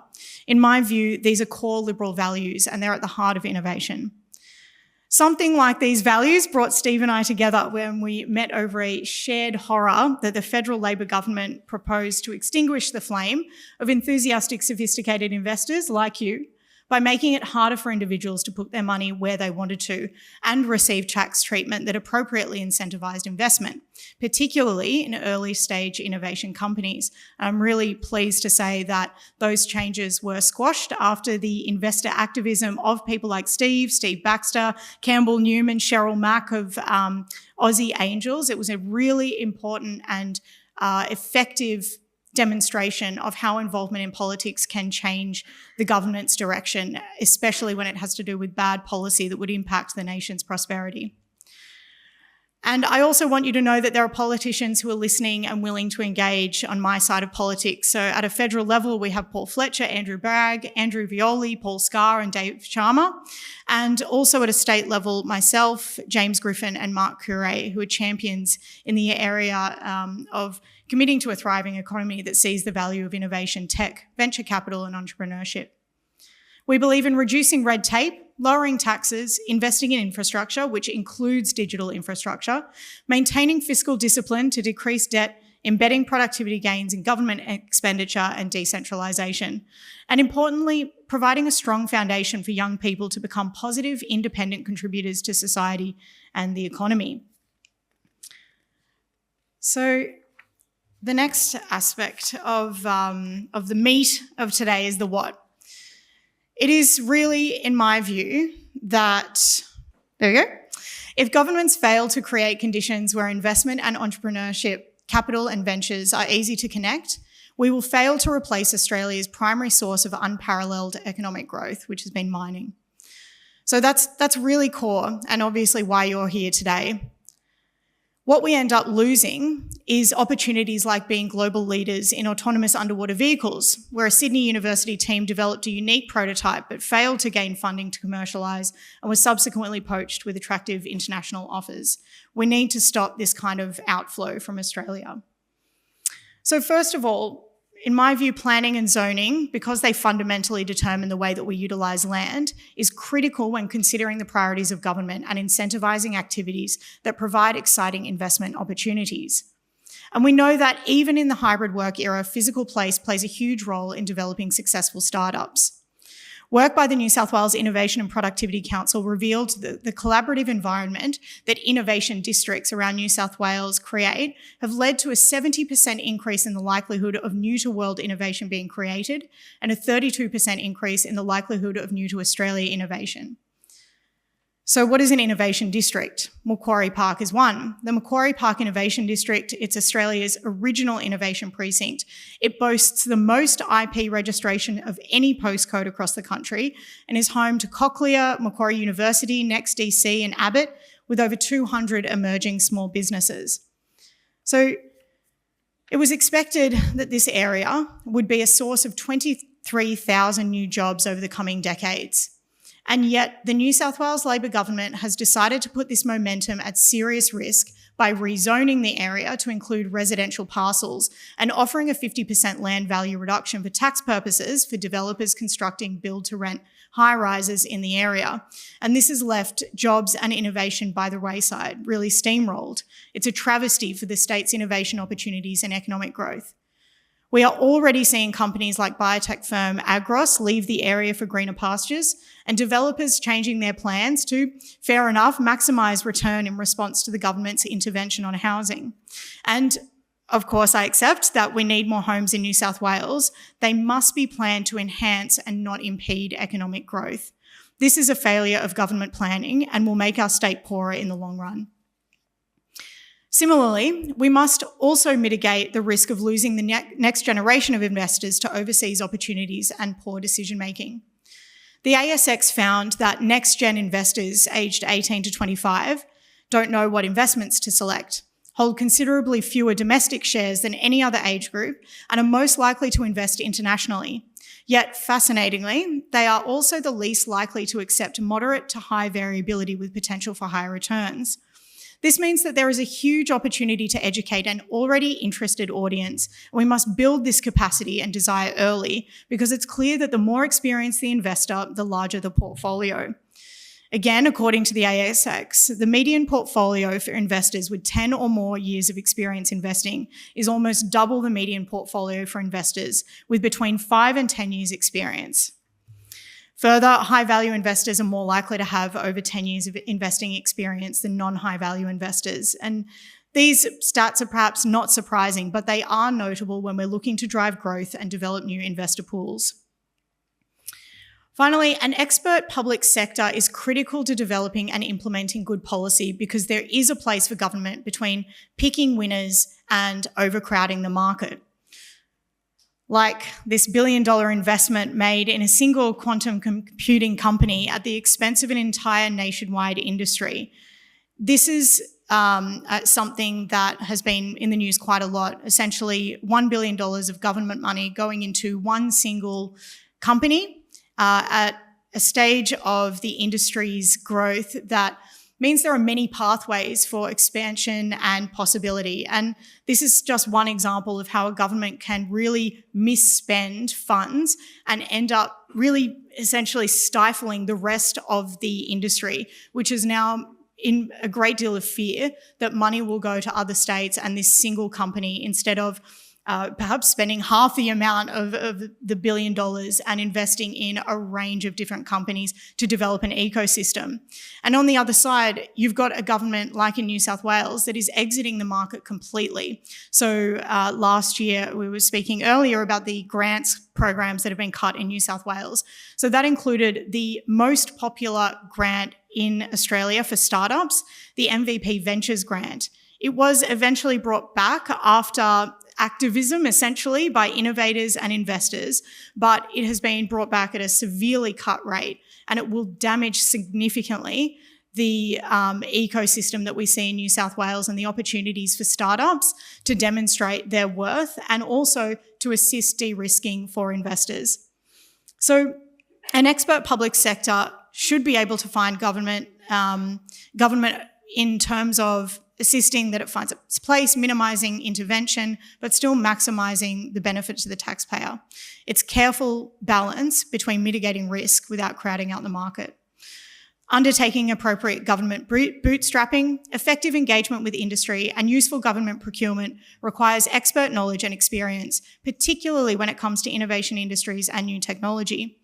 It also gives the private sector more confidence and more opportunities to contribute to the state's development, which I know you're all interested in. Unfortunately, it's examples like the removal of the Modern Manufacturing Commissioner at a state level, while it was confusingly being adopted at a federal level, and also the removal of the position of the Chief Data Scientist in New South Wales, are examples of the industry experts within government getting the chop and consequent decision-making becoming a lot worse. So it's not good enough to just have generalists providing advice to ministers or executing policy decisions, but this is a deliberate direction that senior public servants in the New South Wales government are taking to simplify staff reshuffles to the detriment of the New South Wales taxpayer and investors. So how do we address some of these challenges? We want to create more opportunities for investment, and governments must provide certainty where possible to equip people with empowering information and make opportunities clearly available. So it requires a nuanced approach to planning and zoning for land use, updates to the public education system, and building expertise within the public service. The New South Wales Government should explore creating new land zoning classification under employment lands to specify and protect land that could be used for tech-related industries, startups and scale-ups, modern manufacturing and research as well. This would be applied to existing innovation precincts like Macquarie Park, Westmead, Liverpool, Tech Central, and be used as the basis for new locations. Ryde Council is currently exploring a mechanism like this, so watch this space. Further, land tax concessions are a powerful tool to explore to reduce rent, costs and overheads for companies contributing to these districts. In education, we have a real opportunity. Education about investing and about entrepreneurship must be strengthened through the high school curriculum. While I was able to play around on fake stock markets through economics in high school, this should be expanded to reach all students through mathematics. Further, taking a leaf out of the Swiss, who have topped the Global Innovation Index for 13 years in a row, more technical colleges related to investing and entrepreneurship would be highly beneficial, including apprenticeship-style pathways for young people to follow professional careers or gain mentorship. Educating people from a young age about financial responsibility and opportunity plays a critical role in equipping the nation to invest rather than speculate. And then finally, hiring and developing an expert public service will strengthen procurement processes, focus grant programs, and offer more confidence to private investors that government money is being spent effectively. Recently, I recommended to the government through an inquiry that they appoint an AI commissioner, which has since been watered down to a chief AI officer. I'm still not really sure what that means, but we'll see if it actually gets implemented. Obviously, a really critical area for investment in innovation. Embedding technical experts in the bureaucracy is critical if we want to deliver the best possible government services to New South Wales taxpayers and the world. So when do we do this and where? Well, I would say now. I'm obviously advocating for this strongly in my roles, and I would encourage you to get involved politically if you feel that there's something that would benefit you, if you feel that there are barriers in place. I would love to hear any feedback on these policy areas that I've raised and more ideas that you have, things that would make your life easier and where you see future opportunities. I also want to say a very quick thank you again to Steve Torso, and I think that federally there's a real opportunity to lobby for the increase of the early stage investment tax offset and the limit federally. So at a state level, you have other opportunities. You can find more information that will be coming out soon. Obviously, I'm in opposition, but the Labor government have said that they will be releasing a New South Wales innovation blueprint in September, which has been slightly controversial, but will hopefully be useful. I mean, I'm in opposition, but I want progress to occur in this space. Of course, we don't just bow out of the race and lose momentum. We actually start losing entirely, and it's very difficult to get back up and running. So the other thing is a trade statement that will be coming out, which will hopefully identify international partners and opportunities. And if you're looking for more insights into the government and the opposition's thinking around ministerial priorities, then you can watch budget estimates. They're live streamed in late August and early September, and they give you some real information about plans that are upcoming and ways that you can utilise the political system effectively to ensure that you're investing successfully and productively and contributing to our state and our nation's economic prosperity. Thank you.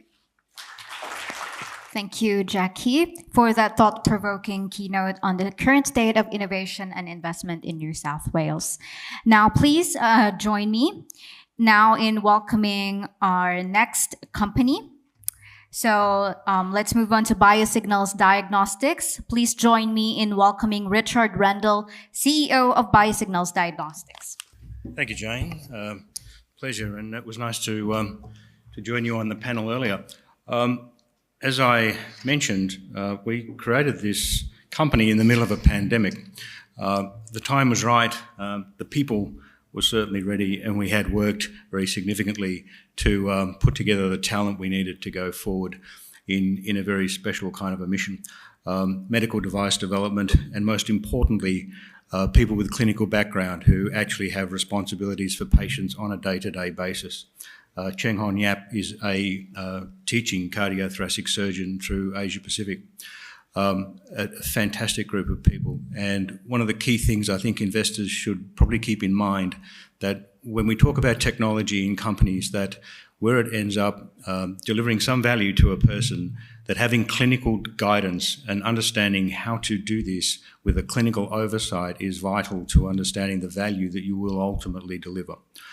So our mission was effectively to deliver precision medicine and precision healthcare into cardiac disease, and in so doing, save lives on this process. So heart disease is a complex beast. It is the biggest killer in the world, and it is on track to double in the next 20 years. Every 3 hours, a woman dies of a heart attack in Australia. Now, that's interesting and upsetting for a number of reasons, is that women often don't experience heart attack in the same way as men. And often there's no pains in the arms, just a feeling of unwellness and a feeling of potentially dizziness, those sorts of things, tiredness. And in many cases, go to lay down thinking it may be something else and have a rest and never get up again. This is something that happens. 2 out of 3 adults with diabetes will die of a cardiovascular event. And whilst monitoring for glucose regularly, no such kind of checking on ECG. Atrial fibrillation is the cause of 30% of strokes, a very, very bad outcome for people, particularly over 50s. And there is evidence to suggest now that atrial fibrillation contributes to dementia through very, very small microclots going into the brain. Chronic stress is a remarkable area where increased diagnoses are occurring, and it has a massive effect on cardiovascular health. And an exciting area that we'll talk about today, which is our work in disabilities. There is at least a dozen disabilities that have a connection to some kind of increased cardiovascular risk, and it's very high. The medicines that are used in treating people with these disabilities are also with their own cardiovascular adverse profiles. So early detection of these issues through comprehensive and accessible ECG monitoring saves lives.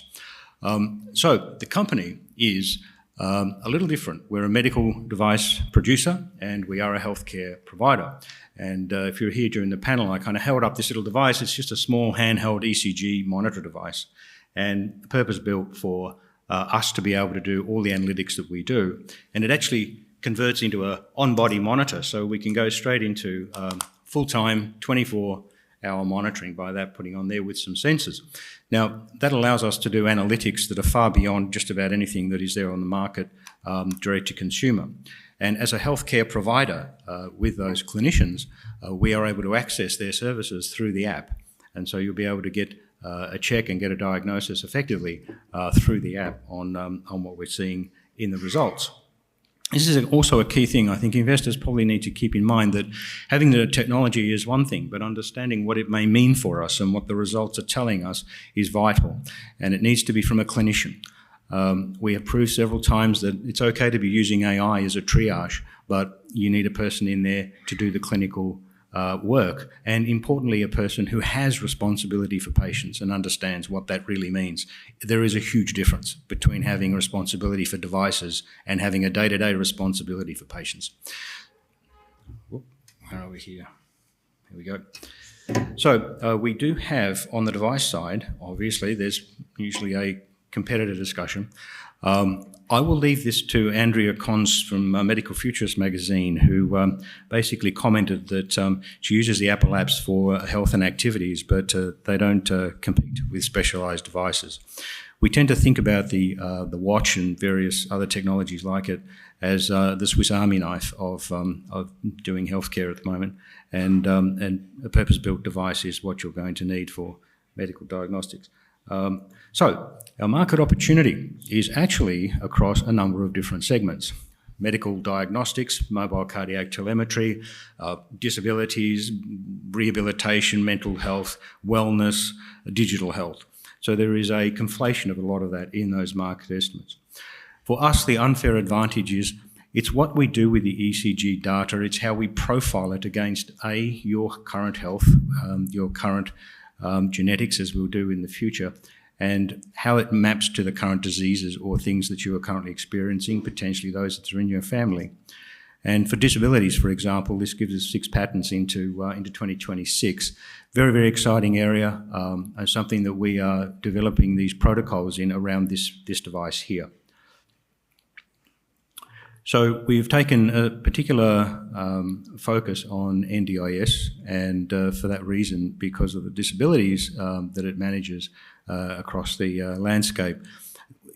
In recent times, NDIS has had a number of issues, of course, and there's been a number of criticisms around the way it's been working. That is largely to do with unregistered providers. And if you're a registered provider, then you've gone through a number of hoops, of which it's taken us several months, to get to the stage where our independent auditor has actually passed us. So we are actually through independent audit and currently through into NDIS commission registration. In situ with that, we've actually been working with allied health providers who will be delivering these services through to the disabled people. GP clinics all the way through to rehabilitation. KISA, a very large undertaking for us with them. And remote and rural, obviously, is a key area. We have VACA Health in Africa. Kiosks, basically, very, very remote kiosks, and doing vital signs statistics and measurements with younger people in a lot of cases.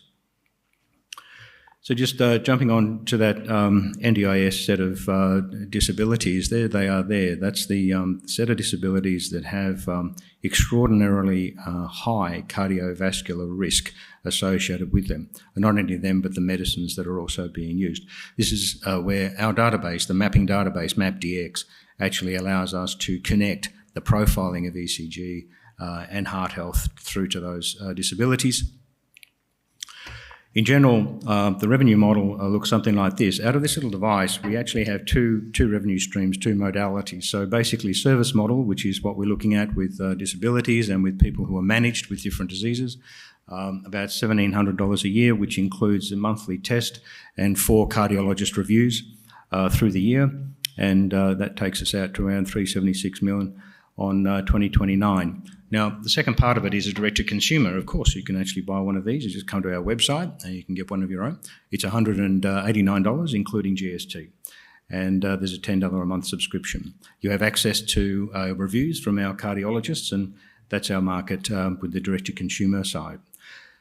In the lower half, you see a device, which is a different device. It's a clinical use only device, and it replaces what some people may know of as Holter monitors. So basically, we have a monitor which gives 3 leads input and is able to be provided to the clinician free of charge. This is it's an innovation in commercial and is disruptive from a commercial perspective, as well as being a new set of technologies. So. Basically, on the revenue model, and I'll just jump forward here very quickly, that's the disability services, about 0.5% there in the current market on 2026, and into 10% of the market around 2029. We're saving the NDIS money over time, but importantly, we are providing greater quality of life for people who are disabled in those categories. So my final slide. We're raising in a pre-Series A today, 650, we're announcing this today, to enable us to onboard the NDIS and aged care partners that we currently have, to extend the database out in capability and mapping. We are also talking to a number of international people in Canada and in New Zealand, and a very strong response from Hong Kong. So a lot of interest in our disability services. That's us. Thank you very much. Over time only slightly. Thanks so much. Have a great day. Thank you, Richard. The next company is East Global Finance. Please join me in welcoming its founder and CEO, Zoran Lazevsky. Thank you very much for having me here today. I'm Zoran Lazevsky, founder and CEO of East Global Finance. What is East Global Finance? We basically allow small to medium enterprises to monetize their invoices today to fund their growth today. And we're a receivables financing invoicing house. Okay, we're also providing equity investors access to this particular asset class, which is growing quite dramatically during the next few years. In terms of the market itself, I don't know what's happening. It's an $85 billion marketplace. It's growing at a compound annual growth rate around 7%, of which mainly driven by small to medium enterprises. But they have very little leverage in terms of their larger customers. The clients themselves, in Australia we have 2.4 million companies, 95% of which are small to medium enterprises that are financially constrained in terms of being serviced by the large and also international banks. They normally have to provide housing security in terms of their business loans. They want something which is more easily usable and helping them to grow in terms of going forward. And they also want someone that understands their business, which means a banker or a financier that wishes to spend the time to understand them more to provide a better solution. With respect to solutions, this particular marketplace, we want to sort of close the gap. Sorry, what's happening? In terms of this, there's basically 5 billion of invoice financing that's required per annum to manage this particular marketplace. We're looking at providing some financing to close that gap with current enterprises. In terms of our target audience, we are targeting the enterprise, which is between 5 to 80 million in terms of turnover, and facility sizes of around 2 to sort of 20 odd million facility sizes for clients. We're not going to be requiring any personal property security. We're providing a digitised platform to make it easier for our clients to be able to manage and service their particular loans. But also we want to provide to our clients what I call the senior banker experience. And what I mean by that is customising, hearing, listening, and providing a bespoke solution and providing the products that the big banks do not provide the small enterprises. For clients, what does it mean? We're looking at providing a facility or types of loans that basically grows as that company grows. We also want them to monetize their key asset. For a small business, cash flow is king.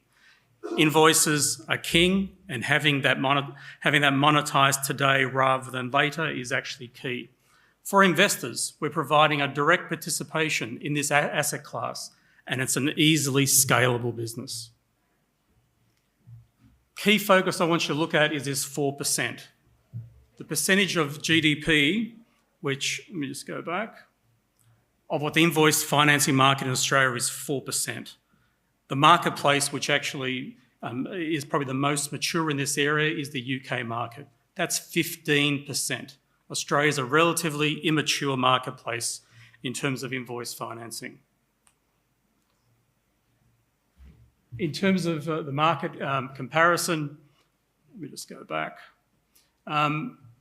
As I mentioned, the serviceable market, we're only aiming to gather about 100 million of that particular marketplace. We are ambitious, but we want to be humble. So 100 million for us for the next 4 to 5 years is what we're aiming for. From that 2.3 million of SMEs, we are targeting only to obtain 40 to 50 of those over the next coming period. And in terms of what the margins are, this is from my experience for the last 17 years working with large corporates and also small corporates. And this is a margin above base rate. And it's roughly between 10 to 14 plus fees in terms of that area. In terms of what we're aiming for a humble 5 clients per annum, growing to about 42 clients by 2029. This is a very achievable market to achieve. And we're also looking to deploy funding of around 100 million over the next 4 to 5 years. In terms of execution risk, we've got it covered. And this is important because this is not something that we haven't done before. I've created this particular marketplace for a large global bank in Australia in 2007. I then ran their business across Asia Pacific with a book of around 27 billion euro and created all the products, the structures and so forth.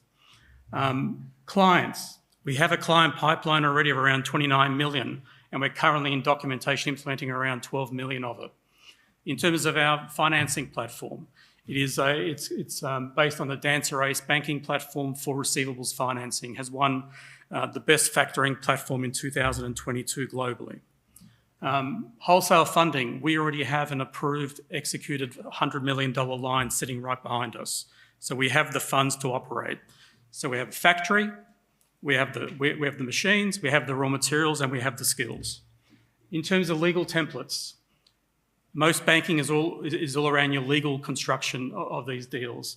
We're working with a tier 1 legal firm, the same partner that I've worked with for 17 years, the same partner working with East Global Finance for every one of our products. So again, strong sort of systems on that. In terms of referral network, we have referrals ranging from insurers to tier 1 banks to also specialists like industry referrers. So we're very well networked in that particular regard. In terms of the team, it's myself, Zoran Lazevsky, together with Anthony Lazevsky. It's a platform that we have some strong skill sets in, and we actually operate and run. In terms of our ask, we're looking for a equity investment of around 10% in our business. And in summary, we have a $100 million wholesale line sitting and established. We have a bank-grade receivables financing platform. That same platform is used by one of the large tier 1 banks in Australia, by the way. The track record of our founder is impeccable across Australia and also like Asia Pacific. And we have $10 to $12 million of client deals signed and ready to sort of implement right now. So we're hoping to be funding in the next week with our first client, and there's 3 others sort of sitting right behind that overall. So again, I'm trying to be efficient with time. I know it's the afternoon, but this provides you a summary of what East Global Finance is. It's a turnkey financial institution ready to operate. We have the funding lines. We have a factory ready to go. So again, thank you very much. Thank you, Zoran. Please join me now in welcoming Rob Neely, founder and chairperson of Securely Group. Good afternoon, everyone. I've got nothing prepared on notes, so I'm just going to wing it. A lot of you have already spoken to me today, so thanks for dropping by. Before I start, can I ask, does anyone in the audience know how many new Facebook Marketplace ads are placed each month? You know, because I told you. Anyone else? Okay, 1.6 billion new ads are placed every month on Facebook Marketplace at the moment. So that's the context of what we've developed, and I'll talk to you a bit more about what we've developed. We're here to raise $2 million on a $21 million pre-money. We had it at $6 million until recently, but we don't need the $6 million. We believe we can get by with the $2 million. Securely have developed, our company has developed a worldwide patent, or a patent that will be used worldwide shortly, that will secure online marketplaces and moreover social media profiles. We've been able to develop a patent and a data orchestration that allows banks, the license the patent of us, to go to their customers and say, would you like us to validate your social media profile? And it doesn't matter whether the profile is on Facebook or on Tinder, as long as it's a profile, the bank can actually validate it backwards, and the banks can offer this service. So it's bank-grade identity and payment solutions. And at the very core of what we're doing is we're trying to solve a $1 trillion problem. Scams are now costing people worldwide $1 trillion every single year. About 2 years ago, we're about 5 years into our journey now. About 2 years ago, we got a phone call from Australian Payments Plus. And Australian Payments Plus are, of course, the people that own EFTPOS, OSCO, BPay and PayID, which most of you will all know. And they're owned by the big 4 banks plus some international banks. They rang us and said, hey guys, what are you doing? Because it sort of crosses over with some of the stuff we do. We want to know what you're doing. And they came to us and said, let's have a chat. Let's work out whether we can partner up. And we then partnered up and with Aus Payments Plus, and it was really the making of Securely. After about a year and a half working with Aus Payments Plus and understanding where our ideas fitted into the existing banking payment rails, we realised that we were crossing over and we could see something that was never contemplated previously. Elon Musk has been running around saying he wants to make X or Twitter a bank worldwide, and he wants to monetize it that way.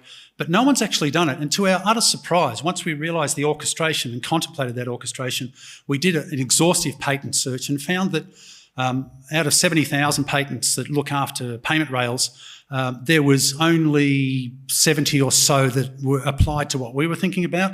About 60 of those were owned by PayPal. And what we've developed, what we've realised since then, is we've developed a more eloquent PayPal. So we not only securitise the social media profile, but we securitise the delivery of the asset. But I'll talk about that a bit later. The patent's been lodged with the Australian Patent Office for just about a year now. We're coming up on its first year anniversary, at which time we will lodge a PCT filing for 150 countries, which means the date that we lodged the patent last year and the patent intellectual property will then be transferable to the 150 countries, which pretty much covers the whole world apart from Russia and some parts of Africa. So this is what we've done so far. So for getting the patent, just put the patent backwards. So we went, well, we better build this ourselves. So we did. So right now, if you wanted to go and download PayU, which is the brand we're using for the digital payments platform, if you want to go download that, you can. And if you want to go through this process, you can do this right now. You can go sign up. You can move on to sign up with Connect ID rather than filling your own details. You will then be given a selection of banks, whether it's National Australia Bank, CommBank or ANZ. Westpac's coming on next month, by the way. And then it will go straight to your banking app, from our app to your banking app. The CommBank will then be talking to Securely and you'll be asked, do you want to provide this information to Securely? And one more click and it will download to us. So we've made a reality what was only really a thought process at one point. So you can do that right this afternoon. What are we doing? We're coming back to Facebook Marketplace. 1.6 billion new ads every month, and there's no payment provision. No payment provision, because no one's been able to work out how to do it except us, which is terrific. So what it will look like, as banks come on board with us and license our technology, your bank will reach out to you and say, would you like us to verify your payment, your Facebook profile, your Insta profile, or whatever profile you've got? And then you'll be given a digital wallet and you'll be able to buy and sell online on online marketplaces. Why banks need it? Because governments around the world are making banks repay the money that is being scammed. So it's not just a fancy idea. This is happening in the UK, it's happening in Singapore, and it's happening in Australia right now. Probably in the next 12 months, the Australian government will be saying to the banks, if someone's been scammed, the two banks that are involved, because usually there's two sides to it, will be made to repay the scam. Now that's running at about 9 billion a year in Australia and 1 trillion, as I said, worldwide. We were absolutely gobsmacked about a month ago. We received notification that the world's most prestigious payment association, which is the Payment Association in Europe, have made us a finalist in the Open Banking A2A. A2A stands for account to account. We are going to Park Lane in London at the Grosvenor Hotel in October as the only Australian company in that awards night. It is a significant, significant awards night. So it's potentially billions of transactions. PayPal does 20 billion transactions a year. If we were to license our technology to, say, MasterCard, we would take an upfront fee and perhaps 1 cent per transaction. And if you multiply 20 billion transactions by a cent, it's a massive number. That's what it might look like if you were using ours, but obviously this will be bank orchestrated. These are our three go-to apps. So we've got PayU, which is the digital one. We've got Cough Up, and then we've got our last one is findahusband.com. And you might wonder, why has a fintech got findahusband.com? Well, when we lodged the patent last year, we included dating sites because of the identity provisions within our patent. So in other words, the problem with dating sites is people use false names, false photos. We had it in our patent, so once that's rolled out in Find a Husband and then licenses, your dating site will actually have to go to your bank account and say, this person is who they say they are, not just some made-up name. And that's in our patent. So even if Tinder want to do it, they've still got to come to us. I'm going to rush along because I've got 29 seconds. We've had some conservative numbers here. We're talking about, getting $7.6 million in revenue next year. I'm not going to labour on it because I'm running out of time. Use of funds, that's the old number of 6 million, but it'll be ostensibly to develop the apps, market the apps. And that's our wonderful team that's been with us for 6 months. So 4 seconds. Thank you very much for having me today. Thank you, Rob. Let's now move on to our next company showcase. Please join me in welcoming Nicholas Mumford, Managing Director of Green Hill Energy. Right, hi everyone. Thanks for being here. The problem, put your hand up if you send waste to landfill, if you're in the room. If you think about the waste that's going to landfill, it's slated to double by 2050 globally. So it is a massive problem. 3 times, and microplastics going to oceans is slated to triple by 2050. Furthermore, waste contributes about 20% of global methane emissions, a really potent greenhouse gas. So our environmental pollutions from waste is growing. Greenhouse gas emissions are growing, and what this is resulting in is increase in global warming. So this is a really big problem, and a lot of people that contribute to it, all of us personally, because we put stuff in the landfill. How do we solve it? We solve it with a waste to hydrogen process. So what Green Hill Energy is doing is we're upcycling waste into low-cost clean hydrogen energy and high-value manufactured products using landfill waste and sustainable biomass as inputs. With low-cost hydrogen, we can deliver clean power generation and use hydrogen as a clean fuel. But more importantly, we can integrate green manufacturing to produce high-value products such as fertilisers and synthetic fuels, including sustainable aviation fuel. Importantly also is that we can displace fossil fuels in doing so from the supply chains, reducing greenhouse gas emissions, both from diversion of landfill waste, but also from displacing fossil fuels in those markets. So what is this process?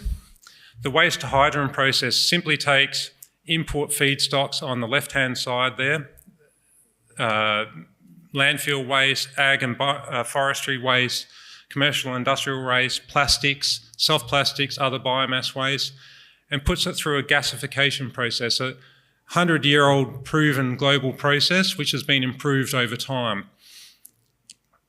That then delivers a gas stream which we can break out for hydrogen and CO2 primarily. Now, CO2 is not a bad thing. It's actually a good thing in the sense of the carbon cycle. We can actually then take that hydrogen and CO2 and manufacture green products that you can see up around the circle there. These green manufactured products can displace fossil fuels in the supply chain. So what we're doing is we're focusing on producing hydrogen and CO2 from our waste and sustainable biomass to manufacture green products. And in doing so, we have hydrogen available that we can supply into the power gen, into the power market, for mobility, for transport. We can also use it to provide high-value biogenic CO2 for medical and food-grade users. So this is Green Hill Energy's strategy about delivering hydrogen, waste to hydrogen and green manufacturing. We're delivering on that strategy through a number of projects across the country and talking about international expansion. Our most advanced project is Riverbend Energy Hub, which delivers on some of these products, and we're progressing the delivery of Riverbend Energy Hub through a staged approach. Stages 1 and 2 delivers up to 200,000 tonnes, or diverts up to 200,000 tonnes of waste from landfill. We're well advanced through feed and approvals for the project. The site, as you see here, has been secured, and we're progressing through detailed engineering for the stages as we speak. Subject to those approvals being reached, we could be operational with the first part of stage 1 by the back end of next year. We also have agreements in place with supply feedstock on the left-hand side with Solo resource recovery, peats for biomass, and the sawmill, KSI sawmills for biomass also. And Elders, who I'm sure you're familiar with, for offtake of urea from the process, as well as peats and Solo looking to use the hydrogen in their vehicles. What does an integrated hub look like in terms of revenue? Well, because of that integration, we have many layers of revenue stacking, and we can progress revenue from the site from a small startup of the back end of next year when revenue is possible, through to over $200 million by the back end of this decade. Replicating these sites and the technology elsewhere in the country and internationally has ability to further scale up that revenue. So from an investment standpoint, where's the logical exit point? Around stage 2 of Riverbend Energy Hub from 2026 is likely to be the exit point from an investment, early stage investment, possibly by IPO or trade sale. We're seeking presently on our Series A around $8 million in total. We're partway through this raise already with a pre-money valuation of $25 million. So we believe that this provides good value as we're looking to grow through replication and licensing of our IP, where we're progressing also a patent which we've just recently lodged our PCT for global rollout. Just for convenience, there's investment highlights on a page, but I'm also next door at our trade table, and you're welcome to come and have a conversation with me to understand more about the waste to hydrogen process and also the integrated green manufacturing strategy as we move forward. Appreciate your time and look forward to speaking with you shortly. Thank you, Nicholas. Now please join me in welcoming Dr. John McMahon, Director of Science and CEO of View.ai. All right, thank you very much, and nice to meet you all. My name's Dr. John McMahon. I'm a clinical psychologist by trade, and View.ai is a machine learning and artificial intelligence company that is the natural progression of my research portfolio over the past couple of years. All right, so how did View.ai come about? Well, I was a founder of Navigator Group. We're a health services company that treats only insured injuries. So workers' compensation claims, motor vehicle accidents and the injuries that come from them. We kicked off in 2017, and in 2021, I founded the Department of Research and Innovation. I've published some 8 studies looking at our programs and discovering what really makes injuries work, in particular, what really makes insured injuries either recover or remain sick. In 2023, I published some papers where we looked at psychosocial variables and their effect on recovery. And it turns out that we can predict in 291 days down the road whether a person has recovered, what their psychosocial status will be. So that is the degree of psychological injury, their social status, what that will be 291 days after the submission of their claim. So the first point that we measure them and we look at these psychosocial variables. So I published those papers they use machine learning in the proceedings of the International Conference on Computing. And I asked one of our insurance customers if they would mind providing us, because we had research clearance, providing us with costings data associated with those claims. And so then I went about looking, can we predict the actual net incurred claims value of a particular claim at its inception? And it turns out that you can. At that same time, Navigator Group, we'd seen 27,000 patients through our programs and our valuation is $45 million. So that's when I kicked off View.ai, and now we are part of a collaborative research grant, a federal grant for $2.6 million with the Centre for Applied Artificial Intelligence at Macquarie University. We're the lead agency, and our insurance customer is our commercial partner. And that brings us to today's event. And I'm very proud to be discussing the mu.ai and how we can help society. So the first, we take a project-based approach to machine learning and artificial intelligence. The reason for that is it has a half-life. So if you look back at tech and these kinds of innovations, there'll be a point where they're novel, they have high value, and that's where you want to exit before they become everyday business. So the product that I'm going to discuss with you today is myclaim.ai, which is the application of that research to insurance claims. I have another project, mypsyche.ai. This is a knowledge lake project. What we're doing is we incentivize researchers to upload their data. We're interested in psychological and social sciences data.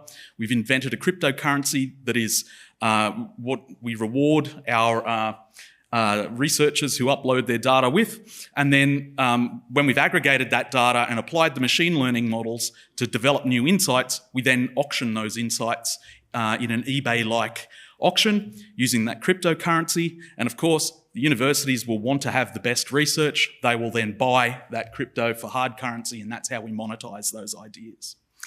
And finally, mindtype.ai and EMDR.ai. We're teaching the machines to recognize people, their behaviors and their personalities, and to treat trauma-related psychological disorders, which are the greatest burden of mental disorder in the world. 380 million people in this world suffer trauma-related mental disorder, and we think we can teach the machines to cure them. But the project that we're talking about here today is myclaim.ai. So what is it that we can do for our insurance customers, our institutional customers? We can predict the outcome and cost prediction with 91% accuracy on our current algorithms. This allows our insurance customers to release provisions on low-risk claims and to appropriately provision for high-risk claims. And I'll come back to that in a minute or so. Precision commutation, so for those claims where people are just not going to get better, once you have done best practice treatment, then you want to be commuting. So that is terminating the claim with a payout, and our business intelligence tool can let them do that with a high degree of precision. We also have an educational component to this that we're building out. So claims managers, I don't know if anyone knows insurers, but claims managers are often have non-health related backgrounds. They don't have a lot of knowledge. There's high turnover in that workforce. So we're capturing claim strategy knowledge and packaging it up. So each case manager, when a claim has been profiled, they get a report that shows what the best practice treatment is and what an experienced case manager would do around that. So case manager education is built into our product. We're replacing paper claims forms with a very engaging digital experience. So instead of writing out, I had a car crash on this street, blah, blah, blah, you're interacting with an avatar. It's capturing the information in a more standardized way. It can be converted into 136 languages at the press of a button.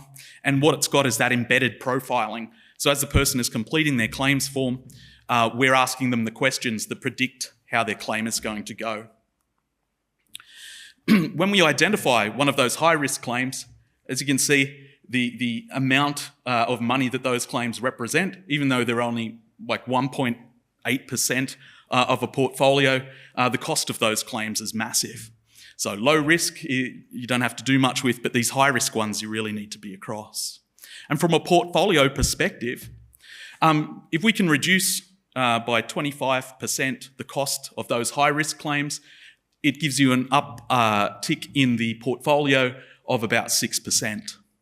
Okay, and our strategies overall, can massively improve portfolio performance and stabilise the performance of portfolio, and that's shown in our research.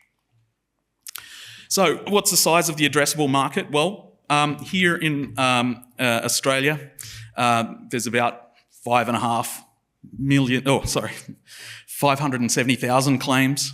Our current customer has 50,000 claims per annum. But really, it's an international play that we want to go for. I mean, this is a highly scalable business. And if you look there, you know, there's 160 million odd claims, according to the International Labour Organisation, per annum worldwide. In Europe, 288 million, and the US, 2.8 million. And 20 to 50 million people have motor vehicle accidents every year. So conservatively, 200 million claims per annum we could put our algorithms over. We're in front of Lloyd's Lab, which is an insurance business accelerator, and the Global Insurance Accelerator out of the US. We're seeing them starting Lloyd's later this year, and GIA early next year, with a view to globalising. So, ladies and gentlemen, we're looking for about $1 million for 10% of the company, and our aim is to go global quickly. Thank you. Thank you, Dr. McMahon. Now, please join me in welcoming Mark Adams, Principal at Mortgage-Backed Investments. Good afternoon. I was going to bring jelly beans for everyone because it's late in the afternoon, but Steve said I wasn't allowed to. I've got a very, very simple offering. I'm here to talk to you about the opportunities that are available with mortgage-backed investments. So, mortgage-backed investments provide standalone fixed interest offerings in the commercial debt market. All of our offerings are backed by a first mortgage. All of our offerings, the investment manager co-invests their own funds, all are for short terms, and all, importantly, are in the under $10 million market segment. The market, so historically, provision of commercial debt for construction and development, has been provided by banks and other deposit-taking institutions. Most of you in the room would be aware that non-bank lenders have had a very big growth in the last 5 to 10 years. And non-bank lenders like Queensland Capital, that's our investment manager, have found that by being clear, direct and timely with borrowers, they can often get loan opportunities at higher rates. The strategy or the opportunity is to allow investors into individual loans. As I mentioned, every one of those loans will be co-invested by the investment manager using their own funds. They'll all be for short terms, 6 to 24 months usually.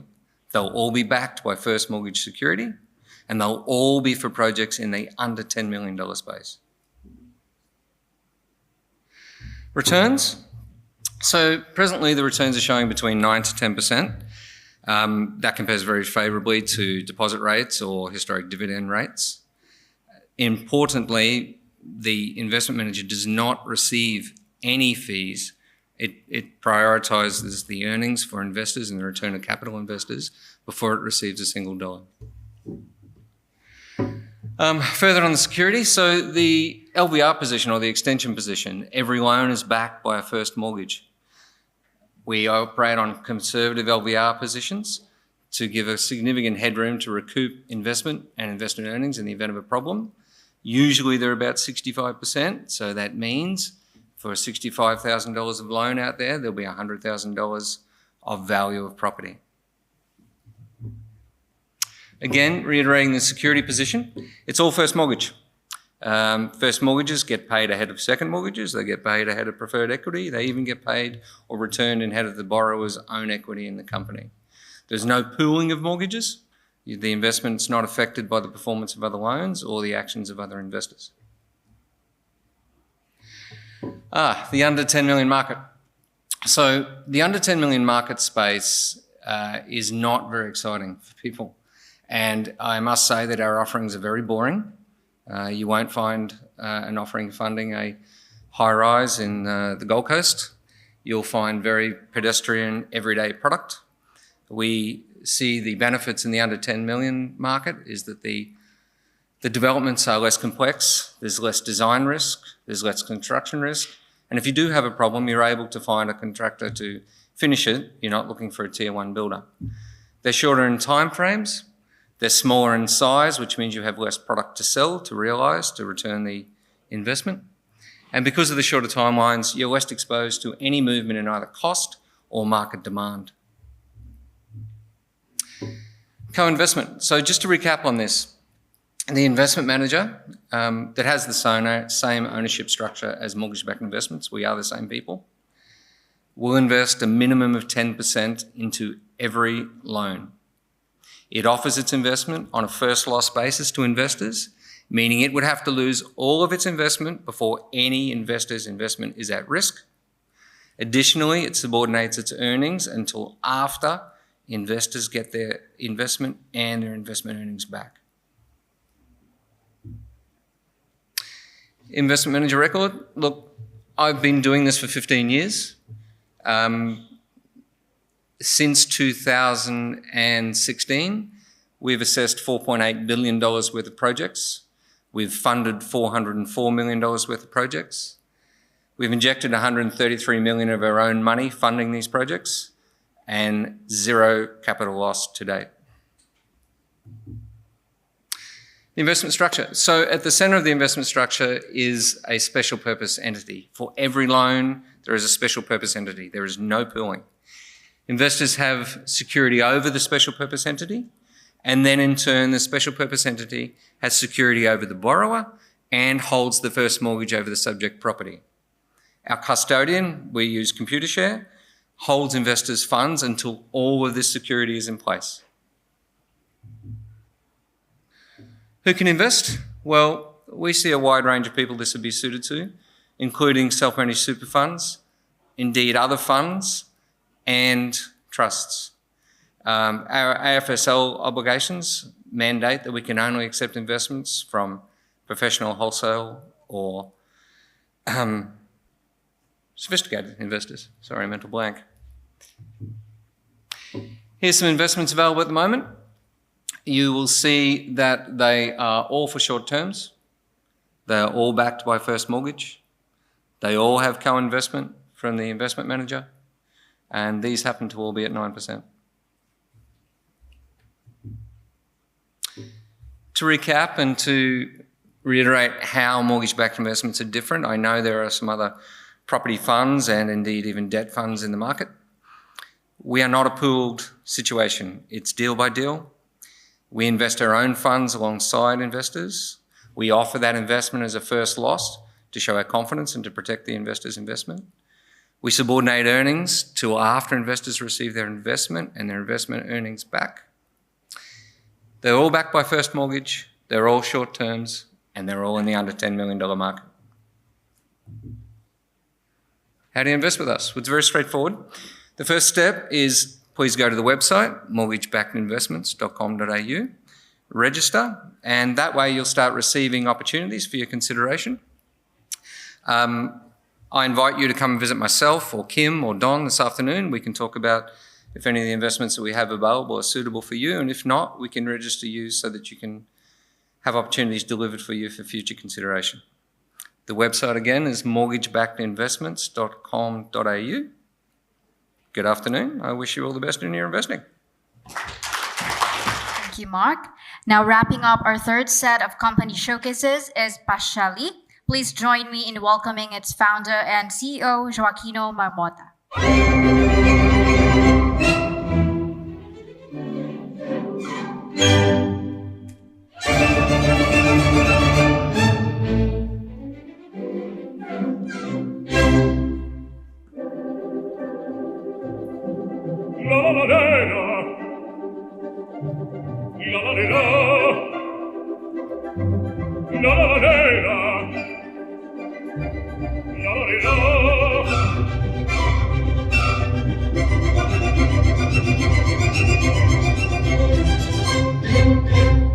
Largo il factotum della città, largo!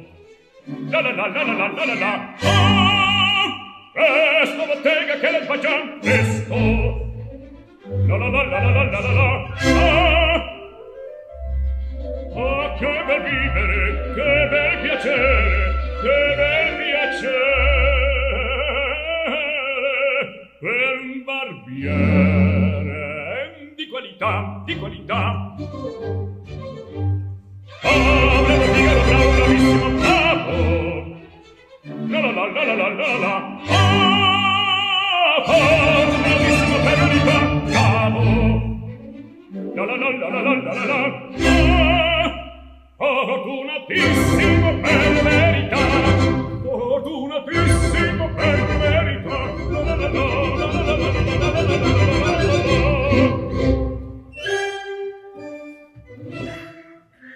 Buongiorno, mi chiamo Gioacchino Marmotta and I'm the founder of Pasta on Demand, or POD, the world's first cloud-based technology platform for ultra-fresh pasta and noodles using robotics, IoT, and AI. That song was for my namesake, Gioacchino Rossini, who was a famous composer that created the Barber of Seville opera. So just imagine this, you're on your way home from the conference tonight, you pass by a Wynyard station and you stop by your local IGA, just down here. You need to order dinner for the family and you need to purchase, and you decide on pasta. You buy 500 grams of ultra-fresh egg pasta. At the press of a button, comes out within a couple of minutes. For yourself and your wife, however, you choose to purchase 250 grams of perhaps chili and garlic flavoured penne pasta. You press a button. While that's happening, you go to the shelves and you buy the recommended tomato sauce and parmigiano, for example, to put on the pasta. Come back, purchase it, and you're gone. And all that happens within a few moments. Why pod? Ultra-fresh pasta for everybody. And by everybody, I mean regardless of socioeconomic status or cultural heritage. So I'm fortunate I grew up in a large Italian family of 8 children. Every Sunday morning was spent going to church, then coming home and helping Mama prepare ultra-fresh pasta in the kitchen ready for lunchtime. The other thing that ultra-fresh pasta would do, or pod will do, is it will help address the UPF crisis. So you've probably read lots of articles in the paper and there's more coming out about ultra-processed foods. Leading nutritionists around the world are begging parents, in particular in Asian countries, to stop feeding your children ultra-processed food, or instant noodles in other words, because it's causing long-term health damage. Why do I call this the Nespresso of pasta? Simply because the conditions that persisted or existed back then when Eric Fevre invented the Nespresso machine back in 1976 exist today with pasta. So today there's 2 types of pastas. There's dry pasta, which accounts for 85% of the global pasta market. The rest, 15%, is fresh pasta and specialty pastas. I'm targeting that market, the specialty and the fresh pasta market. Now, and examples, great examples are, for example, you know, you've got when Nespresso came up with their concept, coffee was ubiquitous everywhere. You know, you could go to cafes, you could buy Nescafe in the supermarkets. So there was no short of a commoditized product called coffee. What they did do, though, is they didn't just introduce a product. They introduced a totally new transformational experience for coffee. And now you've got Nespresso machines in almost every household in the world. And they produce 14 billion capsules per annum. Now, Pod has got an international patent. So we own the global monopoly for this. We've had UTS, University of Technology Sydney, develop the world's first prototype that was hugely successful. And now we need funds to take it to the market. In other words, get 4 in-store pilot machines ready for trials. We're the first startup in Australian history to get 3 signed letters of intent to pilot from Coles, Woolworths and Harris Farm after I sent proposals to the CEOs for each of those organisations. In fact, Coles called me up early last year and asked if Pod would be ready to put in-store in a highly confidential flagship store in Melbourne, ready for October 23. And they wanted to put it right in the front as you walked into the Coles shop in front of the fruit and veggie section. We want it right there because this is going to go off like firecrackers, they said. And that's the reality of this. You know, today, listening to all the people that have come up to the stand, they said, look, they were giving me lots of advice around where this would be perfect. You know, one of the countries was Japan, and guess what? I've got a patent for Japan. I've got a patent for all the major pasta eating countries. I'll leave it there, but what I need is $2 million in total from an investor, only $700,000, and that will get us 4 pod machines for in-store pilots for a 26 launch, because by then, CPI would have gone down, rates would have gone down, and real wages would have gone up, and everyone will be looking for new experiences in terms of food. And pod, as the number 1 favourite food in the world, will be there waiting. Thank you.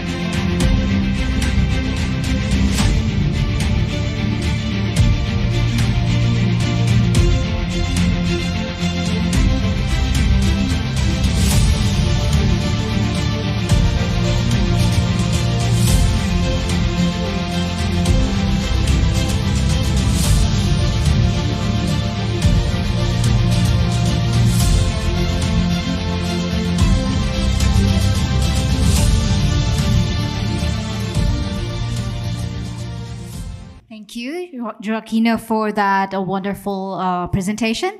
Now let's get ready for our next panel, who will be taking us through VC investment trends.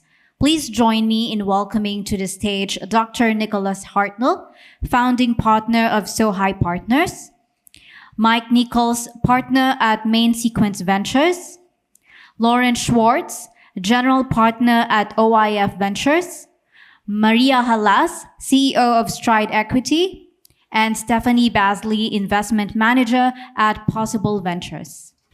Good afternoon, ladies and gentlemen. My name is Maria Halas, and I'm the CEO of Stride Equity. Stride Equity is a venture-backed investment platform, and we back a portfolio of promising startup companies. Plus, we have a program for early-stage founders to learn how to become investment ready. I'm going to be asking a few questions of our excellent panel today. Thank you all for joining us, guys. So the great thing for me is that I actually haven't met anyone on this panel before, so I'm going to learn everything about them right now. So to start with, I want to learn a little bit about how did you end up in VC. I'm sure a lot of the investors would want to know that. Nick? Sorry, how did I end up in VC? You're an orthopedic surgeon. I'm an orthopedic surgeon, yeah. So I'm somewhat unique, I think. I'm an inventor, I'm a user, I'm a surgeon.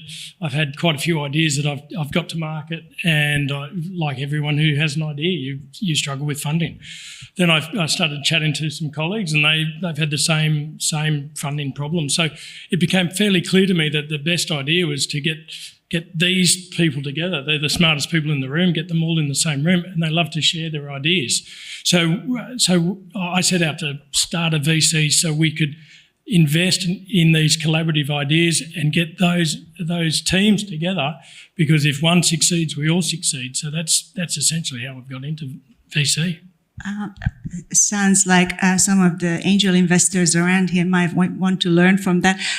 We've got Stephanie, who's also a medico. Tell us about your journey. Yeah, so I think as well my entry into venture capital is a little unorthodox. So I have the research and medical side of my career, where I went through my bachelor honours and masters, and then my medical degree. And prior to that, the research was mostly in neurotech and neurology. And then through all that, I've also been consulting on different companies in the healthcare, construction, and AEC industries, as well as the blockchain industry, which led me into my first role in venture at Airtree Ventures, and then into my current role as an investment manager at Possible Ventures. Thanks, Stephanie. Mike, unlike these guys, you've been in VC for a long, long time. Tell us a little bit about your background. Look, originally, first of all, we launched a fund 8 years ago. But I originally got involved in VC in 2006, 2007. After I sold my first business, I ended up cleaning up a couple of companies for local venture capitalists who had come off the rails and the founders were gone, and basically had to look at the side of what happens when things don't work out as you might hope they might do, and you learn a lot of experiences from that. And from that, I then went and worked for Intellectual Ventures, which had 70,000 patents, $7 billion under management, and learned a lot about IP, spent a lot of time in universities, basically hunting technologies and then turning those into startups. Thanks. Lawrence, you are with OIF Ventures, and we're really interested in you, but you're a lawyer originally. Is that right? For my sins. Yeah. For my sins, yes. So tell us about your background, but also start telling us a little bit about what OIF is focused on. Yeah, sure. So thanks for having me. So my background, so I've been at OIF Ventures since the firm was started in 2016, so 8 years ago. And I co-founded 2 software companies, and we sold one successfully, and then met Jeff, my partner at OIF Ventures, and the plan was to take some time off and think about what I was going to do next. And Jeff, as he does, convinced me to come in for a couple of days, and yeah, I haven't had a holiday since. But OIF, we invest in early stage technology companies. We're Sydney based, predominantly investing in Australian founders in seed, Series A companies, B2B SaaS, fintech, digital marketplaces. We manage about $500 million in assets under management across 4 funds. 3 are earlier stage funds, those seed and Series A funds. And one which we've launched is a later stage opportunity fund that is designed to invest in, the kind of cherry pick the companies that have exceeded $10 million of revenue out of funds 1, 2, and 3. Fund 1 has performed very well. It's 8 years in, it's returned 3x net to investors, and we've still got about 8 companies left in the fund. So that's us. Mike, Main Sequence is, of course, one of our largest funds, been around for 7 or 8 years, and it's been investing in a lot of early stage great technologies. But what is your focus right now? What are the 3 or 4 key areas you'd be looking at? Me personally, or the whole fund? Let's start with the fund, and then maybe you personally. And you can pick one. So I tend to do a lot of semiconductor work, a bit of energy work, AI, robotics, and a little bit of medtech. So those are the things that excite me. Funnily enough, I sort of tend to do only one semiconductor deal per fund because they take a long time to do and they use a fair bit of capital. But I've got a multitude of them at the moment, which is really cool. I think if you look fund-wise, we're spending quite a lot of time in quantum and in synthetic biology. Definitely a lot of time investigating AI, and we had some existing AI companies from before it was popular, but we're looking at more at the moment, still navigating a bunch of that area. I think saying the words AI is really interesting. It's obviously everybody wants to hear about it, and while you mentioned that, I want to just mention the Cut-Through Ventures report that has just come out. I don't know whether the audience has been able to read it, but essentially all the media is talking about, of course, AI, AI first companies. But the evidence shows that actually VC firms haven't invested that much in it in the last quarter. So maybe you've got a pipeline of companies, I'm not quite sure.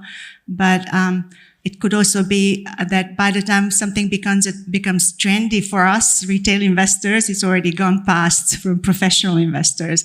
But anyway, what's your view on that, Mike? Sorry, you're going to have to repeat, but I just didn't quite hear the figure. So Cut-Through Ventures came out with its report, and essentially the AI investment, whilst in terms of number of deals, is the highest number of deals in last quarter. In terms of average investment is still low at 5.2 million on average investment per investment, as opposed to 15 million as an average value for the other sectors. So my point was, why is it that are we lagging behind, or we're already too late? I don't think we're too late. I think there's an enormous amount of capital going into foundational models, but I think a lot of that is, well, put it this way, they're probably not all going to win. And I think that a lot of the foundational models are being open sourced as well, which means that businesses can actually access them. So I think there's still, put it this way, in the early part of 2000s, everybody was very hot for internet companies. And there was an enormous amount of money spent at that time. And some of those got burnt, quite a bit of it got burnt, but some of it turned into long-term businesses that went on for 20, 30 years. And so I think that we're in that phase at the moment where a lot of money will be spent. Some of that will work out well and others won't. I think locally in Australia, we've had a decent quarter, but not great. And a lot of that was concentrated into a bunch of big deals. Middle of the road, Series A, Series B is looking pretty flat, pretty dead. So indeed, they seem to think that might accelerate while we're talking about trends. It might accelerate in the second half, given that those companies haven't raised Series A, B since 2021. Would you agree with that?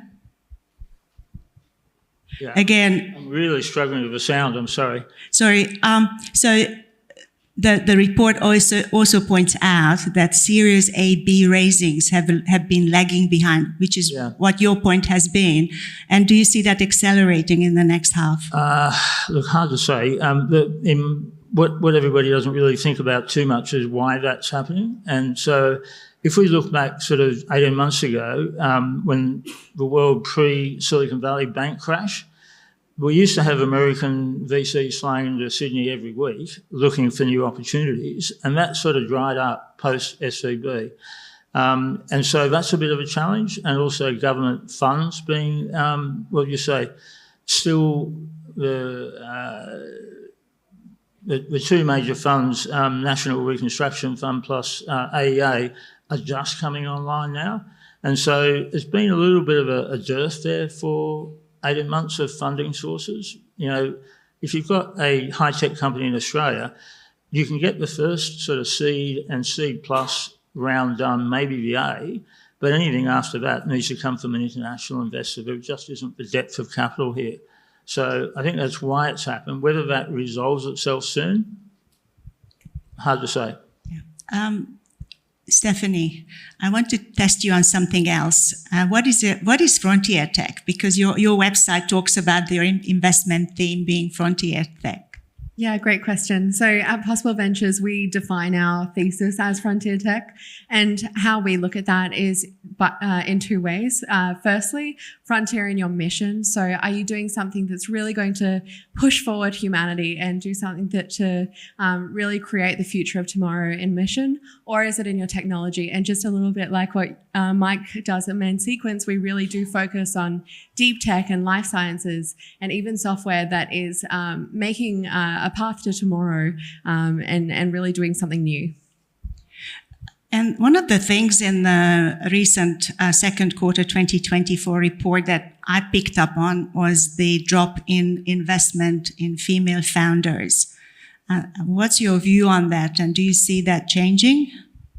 It's a really difficult question to ask, I think, because obviously internally we try to be as unbiased as possible when it comes to investing in female founders, or really any founders of diverse background or identity. And I think at the end of the day, if you are focusing on the project, or I beg your pardon, the company first, and really looking at that founder in terms of competence, then hopefully the gender and background are really not a factor in your in your decision making. And at least if possible, that's how we consider it. Nick, I think I get this right when I say 3% of orthopedic surgeons are women in Australia. Is that right? 3%? Yeah. I think it's a little bit higher than that. But, maybe. It's not 50-50. That's embarrassing to say, but it's not. So my daughter wants to be an orthopedic surgeon. Very good. So what's your view on investing in startups, female startups? How do you see that within your medtech? Because you're obviously focused in medtech where there might be more women. Oh, sorry. Yeah, no, we're in medtech, and our tech is about 65 million years old. So the bone that you see in the National Museum is the same bone as we got today, and our tech is not going to be regulated out by government or anything else. We're all going to get older. We're all going to play sport. We're going to do stupid things like ride motorcycles.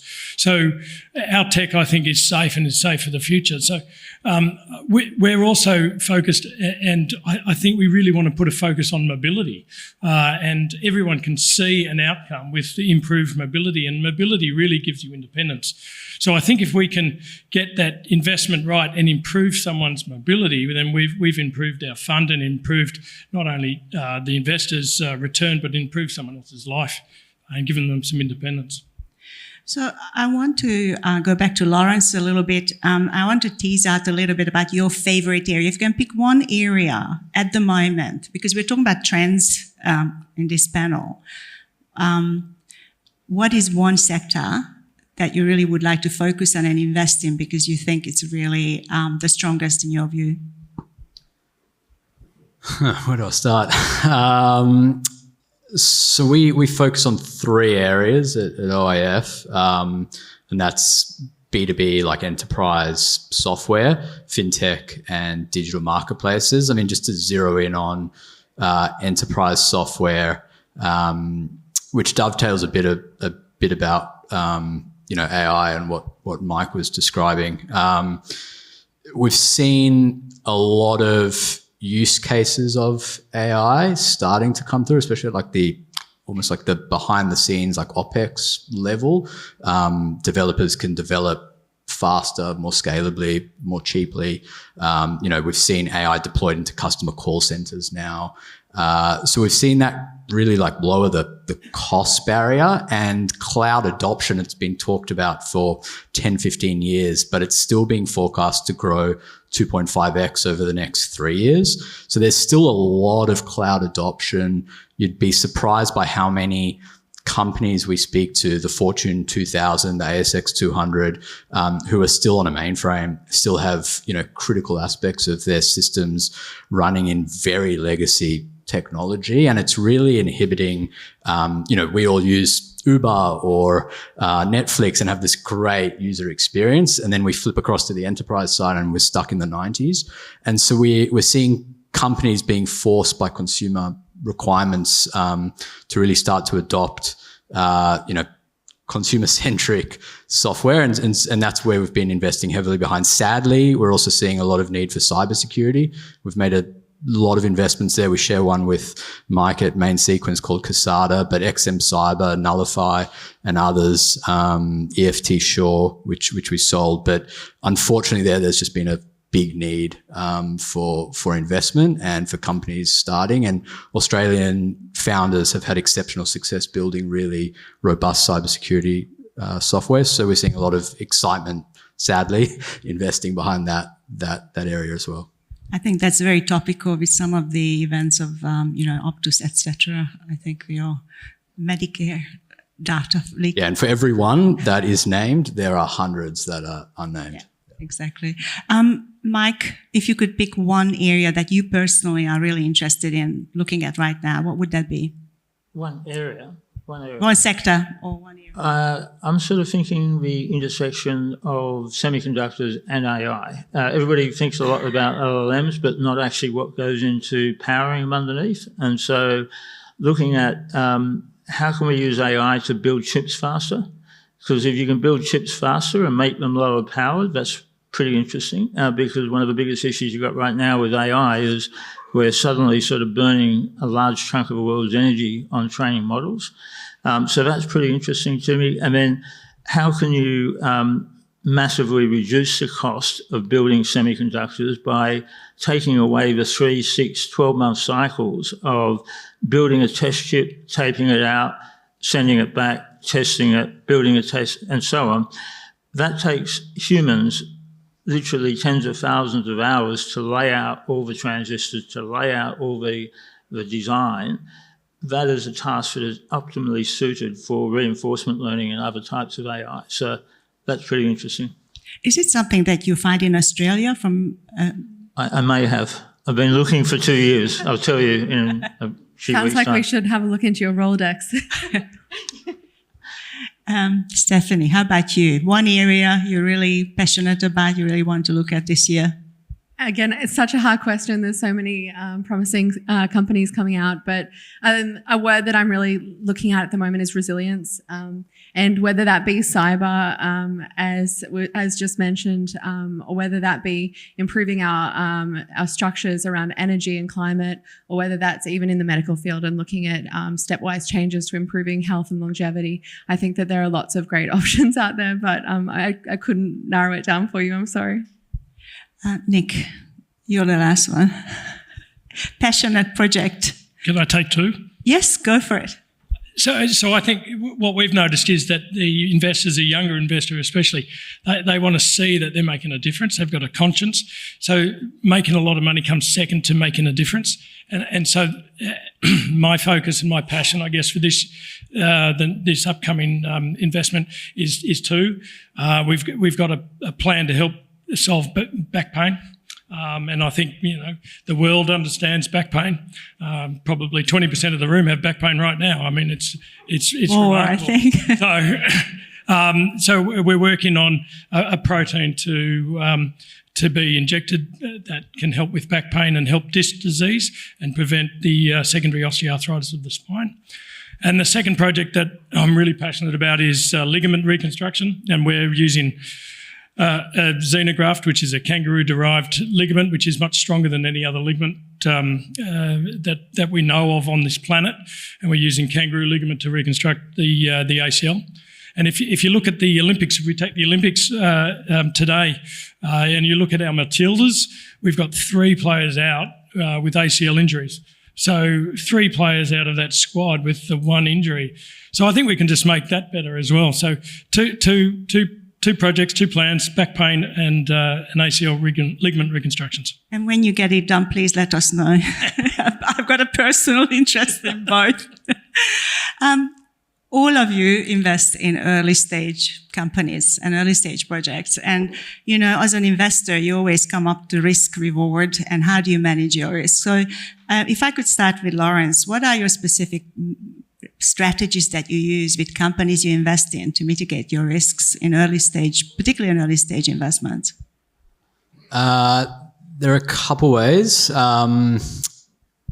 Typically, we're meeting a company once there is a product in market, and we're speaking with lots of, all of their existing customers, or as many as we can, and then also many customers in our network, in their pipeline, getting a really good understanding around the product market fit. There's all the terms that get built into the risk mitigation as well. But ultimately, trying to build a base case that can reasonably say you can 10x the valuation, and then all the inputs there, is the market size, be able to sustain that? Do the economics make sense? The unit economics, spend a lot of time with the founders. Our fund, we purposely keep the fund size smaller so that we can spend more time with the portfolio companies, enough that you get diversification, but not enough that we spread our team too thin. We spend a lot of time before the investment. And then obviously as we get more involved, we build in the network and try and support them. So there's a few ways, but ultimately this is a venture business and there is risk, and we understand it's not up and to the right all the time, but over the course of the long journey, hopefully it yields a good result. But yeah, it's ultimately a risk business, and you've got to accept that. So you mentioned that you co-invested with Main Sequence. Do you use that strategy often to kind of use the collective wisdom to mitigate some of the risks? Absolutely, in a couple different ways. So our investors are exclusively individuals, founders, operators, family offices. We don't have a single institution invested in us, and our team are our largest investor. We use that crowd, which we've curated to really add value. There are ASX execs, founders, operators, different industry sectors, backgrounds. We'll loop that network in very materially in the diligence phase. And then absolutely, bringing in smart value-adding co-investors around the table at different points of the journey, including as the companies expand up to the US, is something we love to do. As long as everyone's adding value and growing the pie, we're very supportive of that. Mike, I saw in your background that you've got quite a lot of experience mentoring founders. So would you add that to your list of strategies, or that's not something that you do much of at Main Sequence? Sorry. Mentoring? Is mentoring something that you do at Main Sequence? I guess when you look back, all the partners in the fund sort of spent the 10 years before the fund actually mentoring startup founders in their spare time for free. And so, we spend a lot of time on that. I guess just on the concepts of risk there, we go early in a lot of situations. I would say 65% or so of our deals are either we helped create the company or they're still seed situation. And generally, we don't really need somebody to go with us at that point, though sometimes they'll be welcome on the journey. And look, on matters of risk at the moment, one of the big risks is it's really hard to know what the price of an asset should be worth, the valuation, what that should be worth. What it was 2 years ago is very different today. And so you've got a lot of companies out there that are maybe a little bit, what would you say, they're a bit stuck because they're not sure what the price is yet, and the market's not sure what the price is yet. And so it takes a little while to work that out. And I think, safe notes with discounts and valuation caps help get through that risk situation. So, yeah. So you manage it through the terms that you invest in, essentially. Stephanie, what about you? Do you have any specific ways of you looking at risk when you invest? Again, you invest very early. And what do you do when you invest? I think if possible, we really think that our due diligence is a point of standing out. We really have quite a technical team, and when we look at due diligence, we reference our LP base, who are also often founders or have created things for themselves, or maybe future customers of the product or the company. And so by really branching out wide and across jurisdictions, we can really have a look at kind of sense checking ourselves, but then also creating a really strong base of research and analysis internally to how we feel. And from that point, I think it really then depends on milestoning out over the next few years, over the next funds, where we expect that to see that investment grow to. And if we're feeling like it's falling short, maybe that just means that we need to help mentor and help lend a hand, or maybe it means that there are different headwinds in place. But I think at the end of the day, it really just comes down to a really smart founder, a great mind who really knows what they're doing and knows about their subject matter. And then we lend all of our support that we can to those people. And at the end of it, we do have the ways that we can reduce risk by creating terms into investments. But at the end of the day, early stage investments, there's always going to be a risk. So it's just about kind of how each fund will classify it. Nick, what about you? Do you get involved closely with the companies or the projects? I bet you do, just from explanation of what you just said. I can't keep my hands out of them. So at SoHi, we've got a policy which is, we believe, the best at mitigating risk. So we've got a very strong medical advisory panel and a very strong financial panel, and the paths do not cross. So we understand that the finance guys don't know medicine, the medicine guys don't know finance, and so we have this gateway, if you like, that the ideas come through to the medical team. The medical team can appreciate, well, one, is this going to be of any use in the world? Is it going to change? Is it going to change an outcome? And two, we get the users in the room. Are you going to use it? Is this going to actually be something that we'll pay for? So then once it's passed through the medical advisory panel, then it'll go to the finance team to say, well, has this got financial legs? And that's how we mitigate our risk at SoHi, and I think that's going to be our strength. Well, I hope so. So I've got one last question. The Cut-Through Ventures report says $1.5 billion has been deployed and venture capital in the last quarter, which is the highest amount since 2022. They show positivity on the market. So I'm going to ask each and every one of you, what do you think is coming? Lawrence? Yeah, just pull out my crystal ball. It's definitely, I mean, obviously the numbers show it's come up. I mean, there are some significant macro events, a US election, a hot war in Europe, the Middle East, you know, kind of political instability in Asia, interest rates, you know, pretty healthy run on some global indices. Any one of those could materially impact this. You know, over the 12-month horizon, like, who knows? But what I am extremely confident in is if you can look out 3-5+ years, I mean, the arc of innovation is just accelerating, and there are so many strong tailwinds. You know, even one that's emerged in full force in the last 12-18 months being AI, which has opened up a $1 trillion market. You know, 12 months, very hard to say, but seeing incredibly green shoots coming back, valuations a lot more sensible, a lot more capital efficient founders and mindful founders around capital efficiency, but incredibly strong tailwinds over the next 3-5+ years. Mike?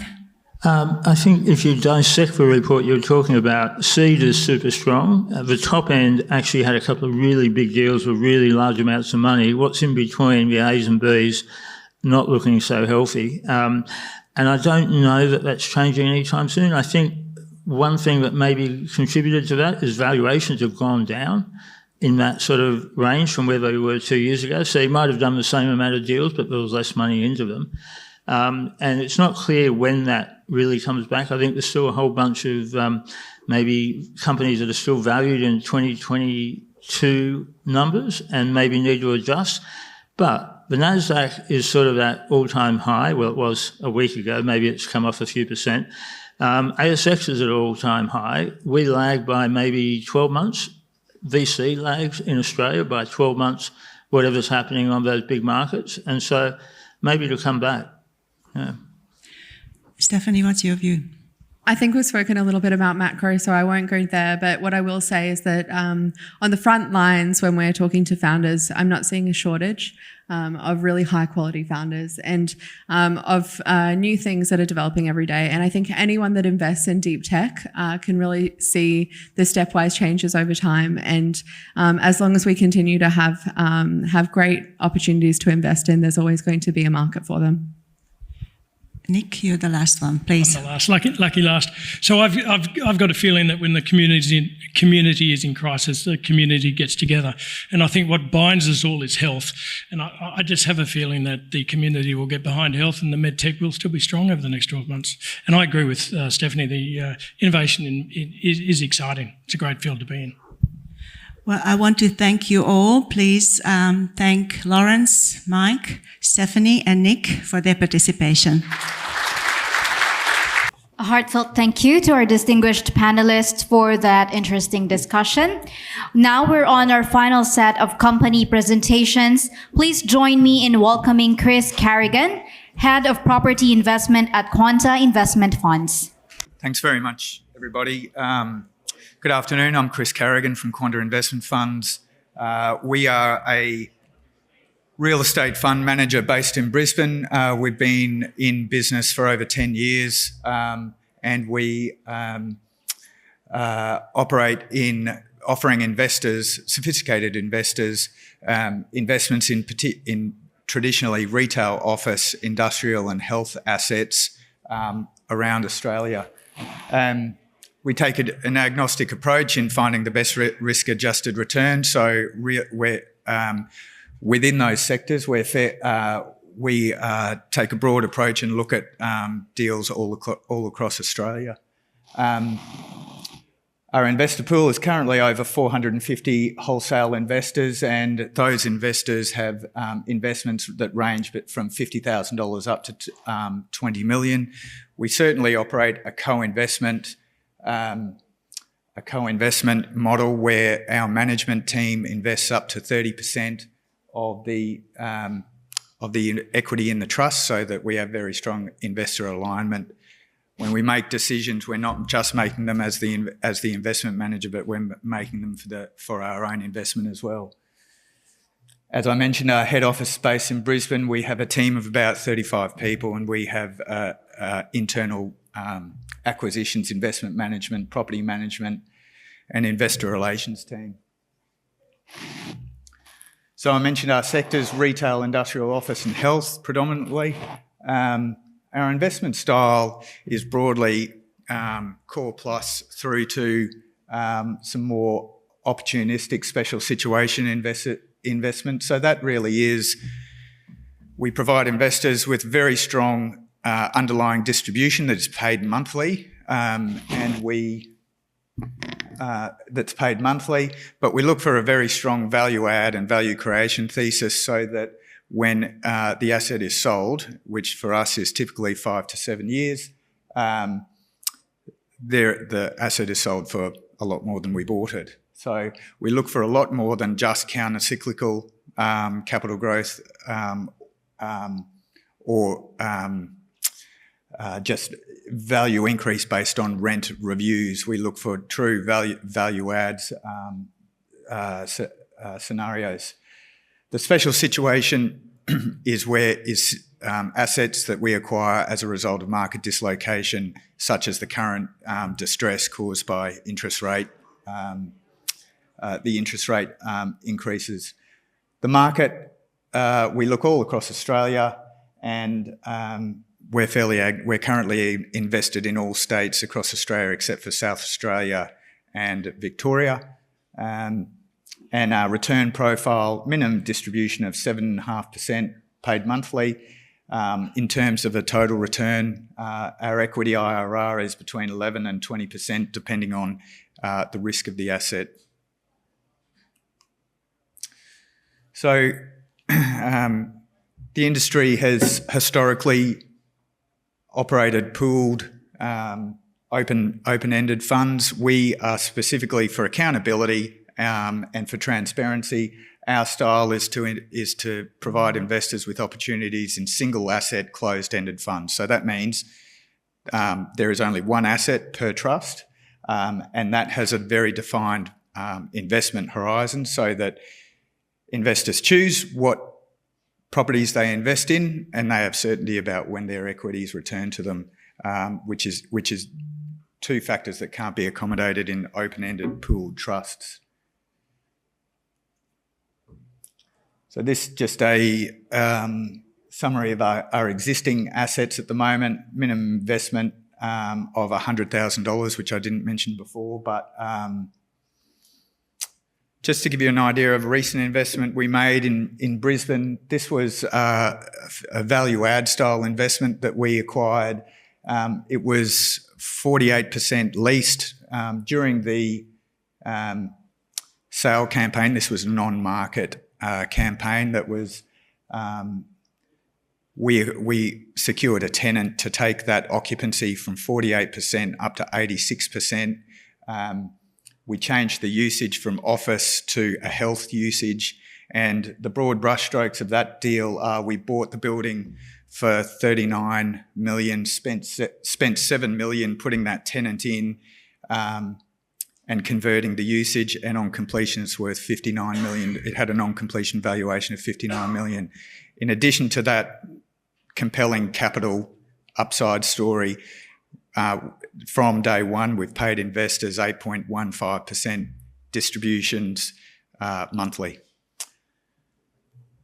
And we've since leased the rest of the office space, so it's now in 9 months, it went from 48% occupied to 100% occupied office. So for all the people in the world saying office is a troubled asset class, it's more about what assets you actually invest in rather than the sector itself. We have a current opportunity, and that's probably the worst photo that I could have put on the slide, but an industrial property in Paget, Mackay. Again, this is for our syndication investors, an 8.25% distribution paid monthly. The real attractive proposition of this is that the property is occupied by a very good tenant on a triple UGL, on a triple net lease, which means that the tenant's responsible for outgoings and capital expenditure, reducing owner's risk of those two items. But the rent is about 20% under rented. So in addition to the distribution here, there's going to be capital upside via one or all of three ways. Upon renewal of the tenant, the rent will go from passing to a market rent, which we see there's a delta of about 20% in that. Secondly, it's a counter-cyclical acquisition timing, so that we think there will be firming of cap rates over the investment time. So this is, again, another 5-year hold. And thirdly, there's potential for tenant expansion. So through active management, we can effectively make development profit by expanding the tenant. So look, there's a few factors up there for interest. We're buying it at 17.6 million. We're insuring it for 27 million, which is the funny world we live in terms of capital values. Again, 100% leased. It's got a long-term lease to a very good tenant, but again, not so long that you don't get exposure to that rental growth opportunity on renewal. We're outside if anyone's interested in having a chat further about either this fund or our other value add opportunities. So we'd love to say hello. Thank you. Thank you, Chris. Now, please join me in welcoming Dr. Tony Brooks, CEO and founder of Shuhai Australia. I've got a sneaking suspicion that my talk is going to be a little bit out of the box compared to some of the other impressive speakers we've had today, but nevertheless, we will. I'd like to start with a short video.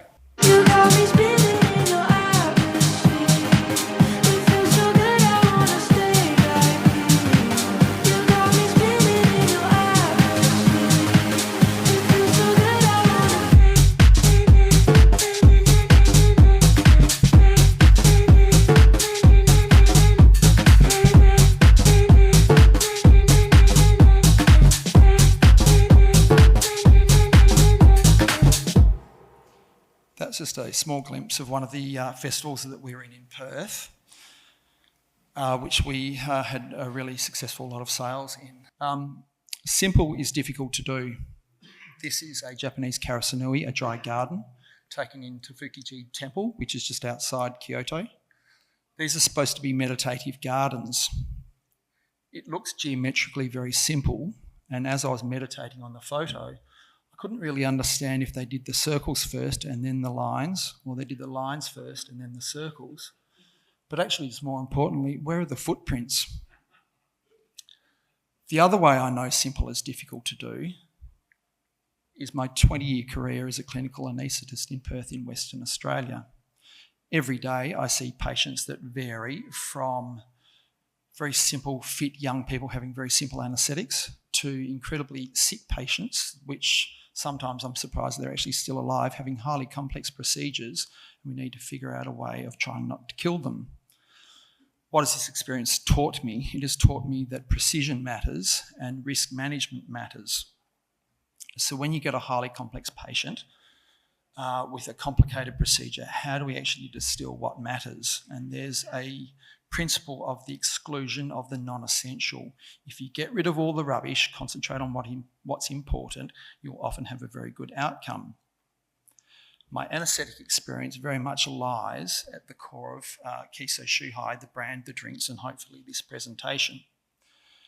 So, the aim of the Kiso Shuhai range is to reference the very best traditions of Japan to create a range of beverages that reflect our ethos of elegant simplicity.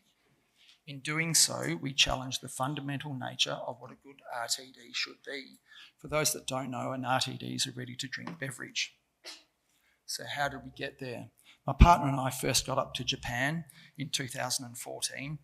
In a little place called Niseko, we came across this bar called Jam Bar, and for the keen-eyed of you, you may see that the only thing written in English is all you can drink for 2,000 yen, which is about $20. for 2 hours. So that was literally our jam. So we walked in, this is a photo of my partner, we hogged the dartboard for the next 5 hours and drank our way through the menu of these drinks. We asked everyone what's good to drink there, and they said shoe highs. We said, what are shoe highs? Dunno. What's in them? Dunno. And we just drank them anyway. So it turns out they were a drink that we couldn't taste the alcohol. They were fruit driven. They weren't particularly sweet. And it turns out when you over imbibe the next day, you actually felt pretty good. At which point in time we thought, why aren't these drinks in Australia? Because they really should be. So after 2014, it was back to a lot of this, and then 6 to 8 trips to Japan later, hanging out in a lot of bars, back to a lot of that. And then we spent a solid 3 years trying to figure out what the drinks were, how to make them, what was in it, and could we do it. So we figured out that these things called Japanese shoe high. So what actually are they? They're a shoe high, or a shochu highball, is a ready-to-drink drink. They actually originated in Japan at the end of World War II. They're originally made from a spirit called shochu. They're now mainly made with high-grade vodka, and they sit in the hard seltzer category. This hard seltzer category is the key to the problem, because they are having explosive growth worldwide, and they're dominated by 2 types of drinks: the US-style seltzers, which are brewed products, and Japanese-style shoe highs, which are distilled products. Suntory 196, most of you may not have heard of this drink. It's the biggest selling RTD in the world, and it's one of those drinks that we very much, put ourselves up against to see how we compare. So in 2018, Shoe High Australia was formed by myself. We thought about every aspect of what a good RTD should be, with the exclusion of the non-essential being the key focus. I was lucky enough to find our gent called a flavour wizard, who's managed to translate what's rattling around in my head into these cans that you see before you. We figured out what we were going to do with all our ingredients, and we realised that we should never cut corners ever. We've worked on our branding such that we have a wide branding and marketing appeal. We appeal to anyone from 18 to 60 of all genders. We started out with 3 drinks. Back in 2018, we've tested our market. We know who our consumers are. We've expanded the range to 5 drinks. I've done all this over the last 5 years, sitting in an anaesthetic room, putting people to sleep on the daily, and doing this. We've invested over $1 million of my own money to get to the company to where it needs to be today, with very little debt. We've achieved a revenue CAGR of 60% year on year for the last 4 years in Perth. We've now reached a strategic inflection where we're confident in the market, we're confident in the drink, and we're confident in the growth potential. So we're now looking to expand both nationally and internationally. My skill set as an anaesthetist has brought me to this point. We've now introduced our general manager, Mr. Sean Ward. Sean is in the room somewhere, and he very much has the skill set to take the company forward. And we have set out a roadmap of a strategic exit in the next 3 to 5 years. Just to give you an idea, I'll quickly go through these 2 slides. The growth potential of Keystone Shoe High, the hard seltzer market in which we sit. 2023, the global revenue market was about $16.5 billion. That's due to grow by 14% year on year. By 2032, it's a $65 billion market worldwide. The Australian numbers are sort of lower but no less impressive. 2023 revenue in this segment is $365 million. It's due to actually grow by 41% year on year to be a $1.5 billion industry in 5 years' time. 2 drivers for this: premiumisation. People actually don't mind paying extra for something that's actually good. We are distinctive in the market, and we also have a market-leading palate profile. And the drink better for you reasons. Those drink better for you reasons are represented by our strong alcohol content. We are sugar-free, gluten-free, and plant-based. And these are very much the drivers in a lot of the segment of why people like to drink our drinks. Just quickly touch on 2 things. Our use of funds. We are the beverage of choice in Australia's highest rating TV show, The Block, this coming spring, summer. So you'll see us on there. And we're also investing some money in our own distillery, which will help with our cost of goods by bringing them down. We'll also improve our cash flow. And it'll also allow us to extend our product range. I'm going to skip through those other ones. The only thing I would ask for you, I can blag on about this all day. The proof is in the tasting of the drink. So I would invite the whole room to our little booth, booth 23 at 5 o'clock, and come and see what we're all about. So thank you very much. Thank you, Dr. Brooks. And now let's move on to My Premo. Please join me in welcoming its CEO and COO, Cody McDowell and James Gillies. James isn't going to join me today, but he is sitting here taking a photo. But yeah, thanks for having me, everyone. Thanks for hanging around all day as well. Thanks, Steve, if you're in the room as well, mate. This is an awesome event. My Premo, been around for a couple of years now, couple iterations. We recently done a virtual crowdfunding campaign. So we were the only campaign this year so far to reach our goal, which was $1 million. That was part of our sort of pre-series $3 million raise that we're doing. Hopefully some of you seen us through the news exposure that we got, but yeah, just thought I'd put that in there. A lot of people know us as the Ice Cube company now because of that campaign. So Ice Cube joined us last year. I spent a lot of time in LA over the last 2 to 3 years and found myself in a studio with one of his guys, and he overheard my conversation with him, with another guy, and asked me to reiterate what I was sort of saying, and he asked if he could introduce the project at the time to Ice Cube, and it was a project at the time. It wasn't a product, wasn't even a company really. It was before our beta, all that sort of stuff, and 2 months went by and nothing was really said, and I got a call to come back out to Vegas and meet Ice Cube and represent to him, and he gave us a few minutes of his time on the side of a basketball court in Las Vegas. Very, very intimidating, hands in his pockets, and I asked him one simple question, and that was, Cube, if you had a 5-minute video, where would you go right this second to sell it to your fan base? There are options out there, but he didn't have an answer, and that was just the one question that he had that got him thinking that we might be onto something with a number of other conversations that we had. The problem that we're solving is also, it's part of our solution as well, but the problem is content creators are putting out content onto YouTube or onto Spotify, being music, and the streaming model isn't designed to essentially repay you as a content creator in the way that you should be paid. Now, it's great for exposure. It gives you the ability to grow a fan base, get the exposure that you need to be able to build an audience, but it doesn't give that monetizing return. So the way that we look at the solution to the problem is looking at the movie industry. So movies are created, it goes into box office, all the money is made in the box office, and then it hits the streaming sites. We want to replicate that with the music industry. And obviously Q being in music and in film was a big driver behind this. And how do we replicate the movie industry now with the music industry? And it's essentially creating that box office layer between creating music and putting it onto Spotify, for example. We want to be that monetization layer. Even if it's for a few months, you put it out through your, essentially the box office, which is My Premo, go through to, promote that to your super fans and then release it to the streaming sites where you're going to get your exposure, you're going to grow your audience.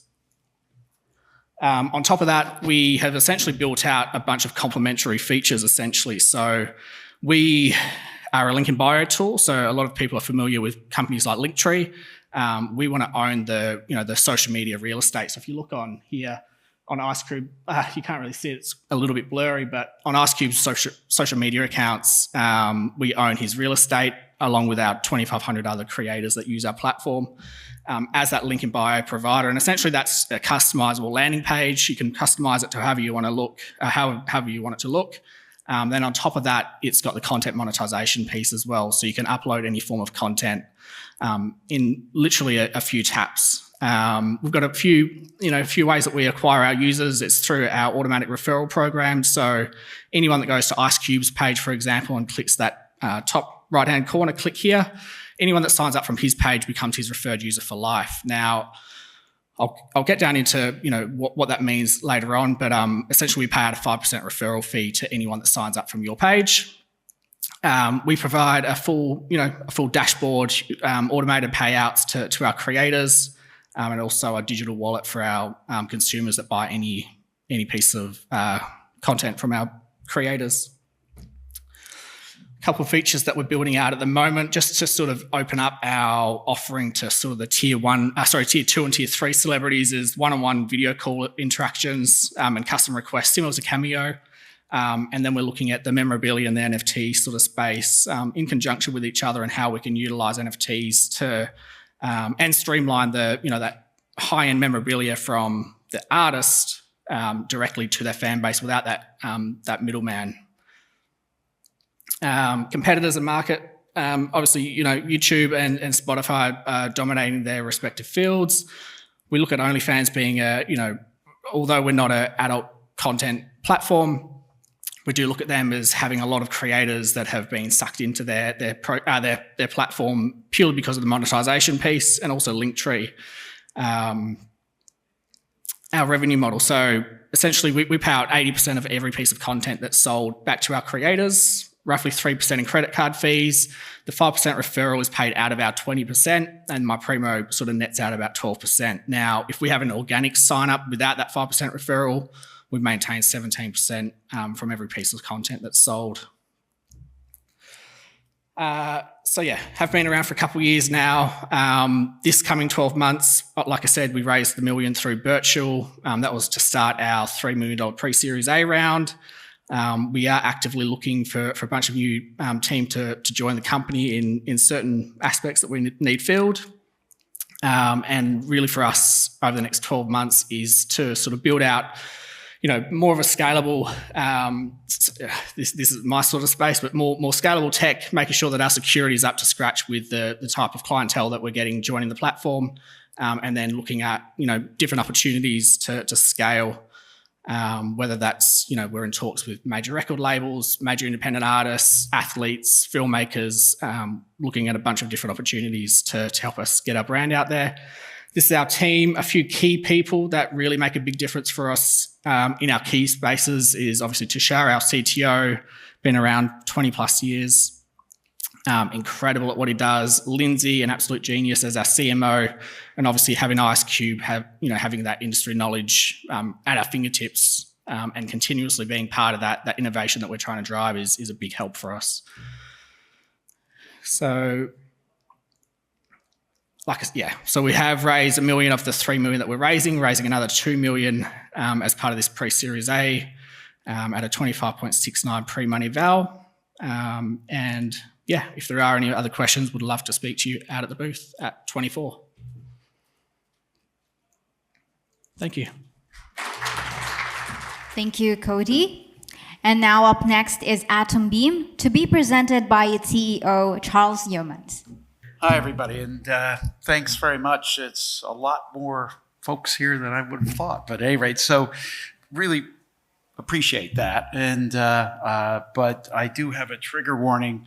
It does involve technology, so please bear with me a little. And what the net of what really we're talking about here is a technology that can enable a lot more information to get through a given pipe. And what that really means is that to the 40% of all the workers out there, people who work outside, construction, mining, first responders, all that stuff, they have an enormous challenge, because if you're sitting at a desk in an office, you have all the data you want. Everything happens, a huge amount. But if you're sitting out there on the end of a thin pipe and you have a problem, like say you're in a mine and you're trying to figure out, like, why isn't this thing working? Having access to more information and right there in front of you is a critical thing. And so we're addressing that. And there's like I said, that's 40% of the world. It may be the single biggest information technology opportunity that exists. So I'll tell you about how we do it. So what we start with first, what is IoT? It's information, it's Internet of Things. It's machines that talk to other machines. And it's by far the biggest growing category of data. And it's measured in zettabytes, as it says up here, which are huge amounts of data. If you took a zettabyte and made it every byte in a grain of rice, it would fill up the Pacific Ocean. And so if you were to think about how much that is, how much IoT is next year, 90 zettabytes next year, which is by far the biggest growing category of data. But the pipes it goes through and the amount of storage space you have to deal with it is comparatively microscopic. You can probably send maybe 0.1% of that data over pipes. So what do? You have to do something.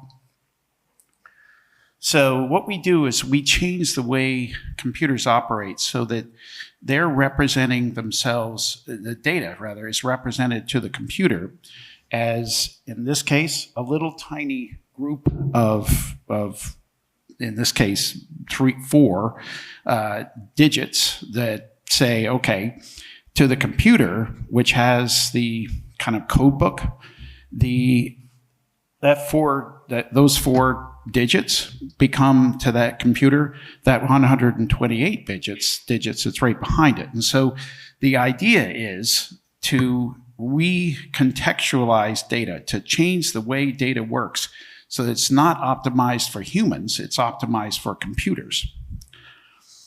And so if you were to look at this sort of shows, all right, if I have a gadget and I'm making things work like the way, for instance, this thing reads data, it's reading data on the basis of the way a human reads it. And if you translate it into computer language, into binary, it's still really big. But if you make it into our version, it's much, much smaller. So I'm going to sort of zip through these really quickly because it's not that important how it actually works. But it builds a code book using data samples.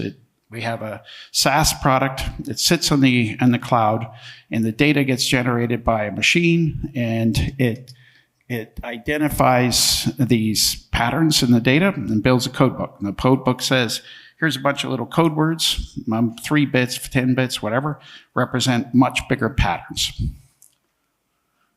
And just to hit through this quickly, all that happens when you send a message is you replace the contents of the message with code words. So if you have the code book on both sides, you can just send code words. And so that means that on average, we send about 4 times more data through a given pipe, which means that all those guys who operate out on the edge, out in the mines and so forth, can have access to 4 times more data. And by the way, it's also encrypted and secure. Right now, 98% of this data has no security. And that's going to be a big problem as it becomes more important with connected cars, autonomous cars, and so forth. This is another technology that we have. Basically, we are the information company that makes the data more dense. It's the same information, it's just smaller. And I'm not going to go into much detail on this, but we're taking this whole thing and we're turning it into this is a new generation of generative AI. What it does is it says, okay, take all this much denser data, this information that's packed down really small, and it can do several things. One, it could make, the way generative AI works now, it has to start with all the information full size. This smaller size allows it to become trained faster. ChatGPT 4.0 took about 5 or 6 months to train. With this, we can probably cut that to 2. Not only that, it's also multimodal in the sense that it can take in data from any source.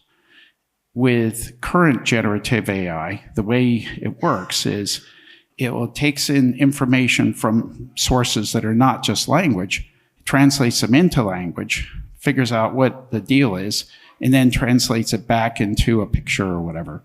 We do things natively, which means that we can predict things, it can learn on its own. We have some pretty major contracts with the government. We just released our commercial product. We are about to cut a deal with Ericsson.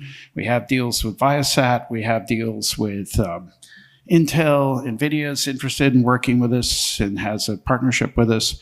We have some pretty major partnerships going on. This is a pretty serious deal. We have a huge amount of demand for this. We get calls from Chevron and Mitsubishi and BMW, you name it. Everybody has the same issue. I know it's like, I don't know what you mean, but if you're in these companies and you have all these workers out there who need this information and you have trouble getting it to them, and your alternative is to figure out, okay, I need to put in a whole new system. You can replace doing that with software. Software is a lot cheaper than upgrading hardware.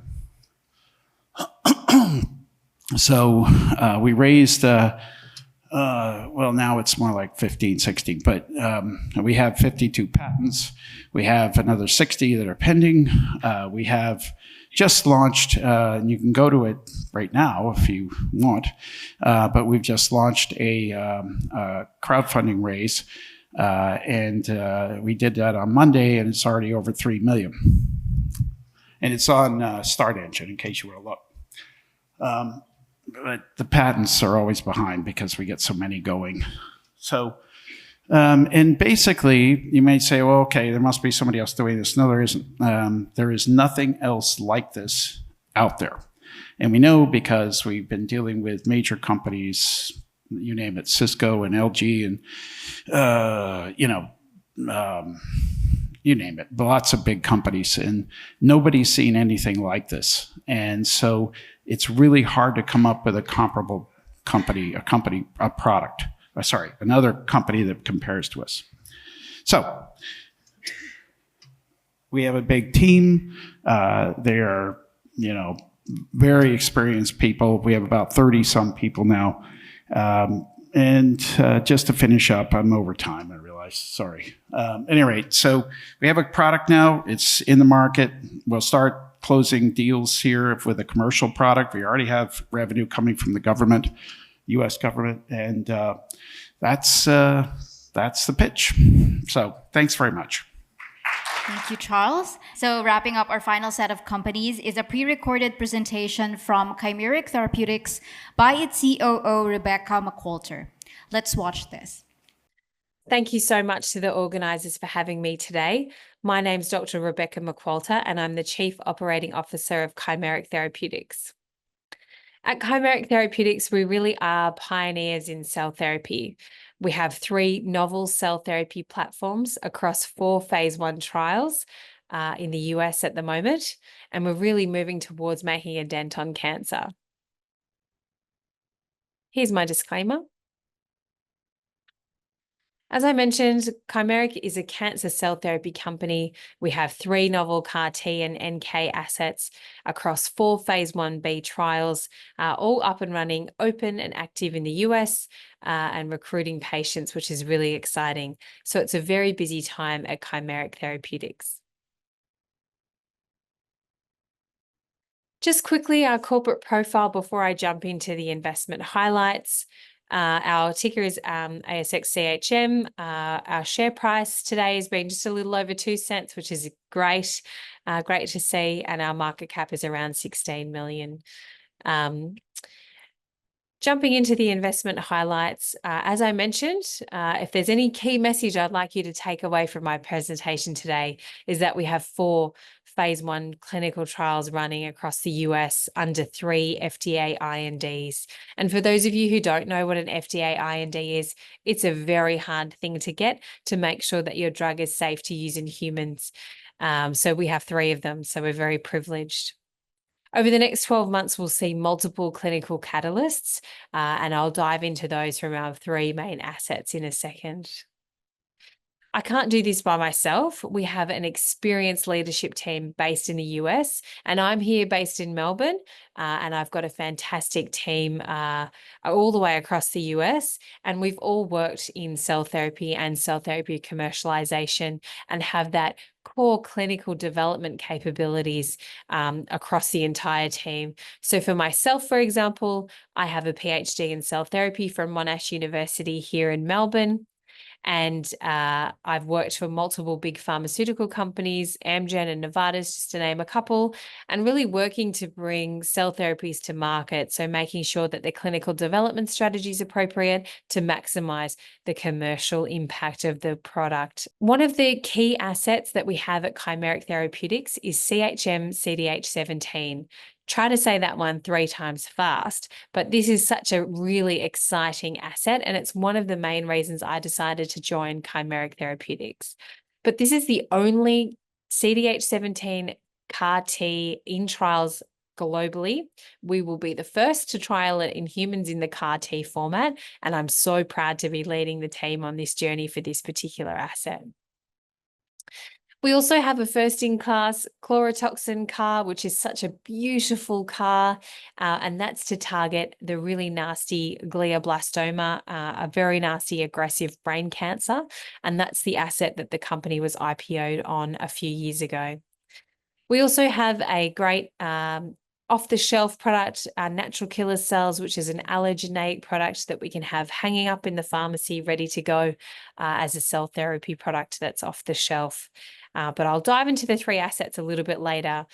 But all 3 assets have a long and robust patent profile, which means that we should be up and out into phase 2 and looking at licensing and partnering deals well before any patent cliffs are ahead. But as I mentioned, it's a really busy time at Chimeric Therapeutics with so much activity happening in the clinic. So just quickly, I just really want to pause to take a minute to make sure that everybody in the room understands when I say cell therapy, exactly what I'm talking about. Now, it's easy for me. I've been working in cell therapy since I was knee-high to a grasshopper, doing a PhD from when I was 20 up until now. So it's easy for me to skip through these things, but I want to make sure that we understand. So for a cell therapy of any kind, but we can use CAR Ts as an example, we take the cancer patient's blood, just like a normal blood draw, and that's taken over a lengthy amount of time just so that it's easier on the patient and we can get the cells that we need. So we take those cells, we isolate the T cells, we actually give them the CAR, which is like the instructions on how to find and target the cancer and to teach the immune system how to continuously kill the cancer. So for our assets, for example, these unique coordinates are CDH17 or chlorotoxin for brain cancer. So we give the cells those unique coordinates, take them out of the laboratory and put them back into the patient. So we're really using your cells, making them a lot better and tougher to fight cancer, and then giving them back to you. I want to share an example that you've probably heard multiple times when we're talking about CAR T therapy, but CAR T therapy has been in the clinic for over 10 years. So we now understand a lot more about it. We know how to look out for toxicities. We know what we're doing when we start to up titrate the dose. And this is the first patient, Emily Whitehead, who I'm sure you've seen in multiple pictures before, but she was the first pediatric patient to have a CAR T for her nasty blood cancer. And I think this was her 11 years on, and it's been 13 years, I believe, and she's still in remission. So we know that CAR T has great potential, and we've had a lot of experience with it over the last decade. So as I mentioned, I'm going to move into all 3 of our assets in more detail. And I really hope that you're excited as I am, to go through these. But let's start first with CHM-CDH17. So this is technology out of the University of Pennsylvania.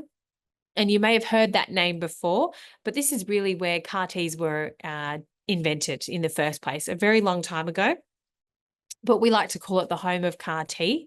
And so we're really proud to have out-licensed this technology from UPenn, from the stable of the first CAR T inventor, which is really exciting. A little bit about CDH17. It's actually completely covered in gastric cancer, pancreatic cancer, and colorectal cancer.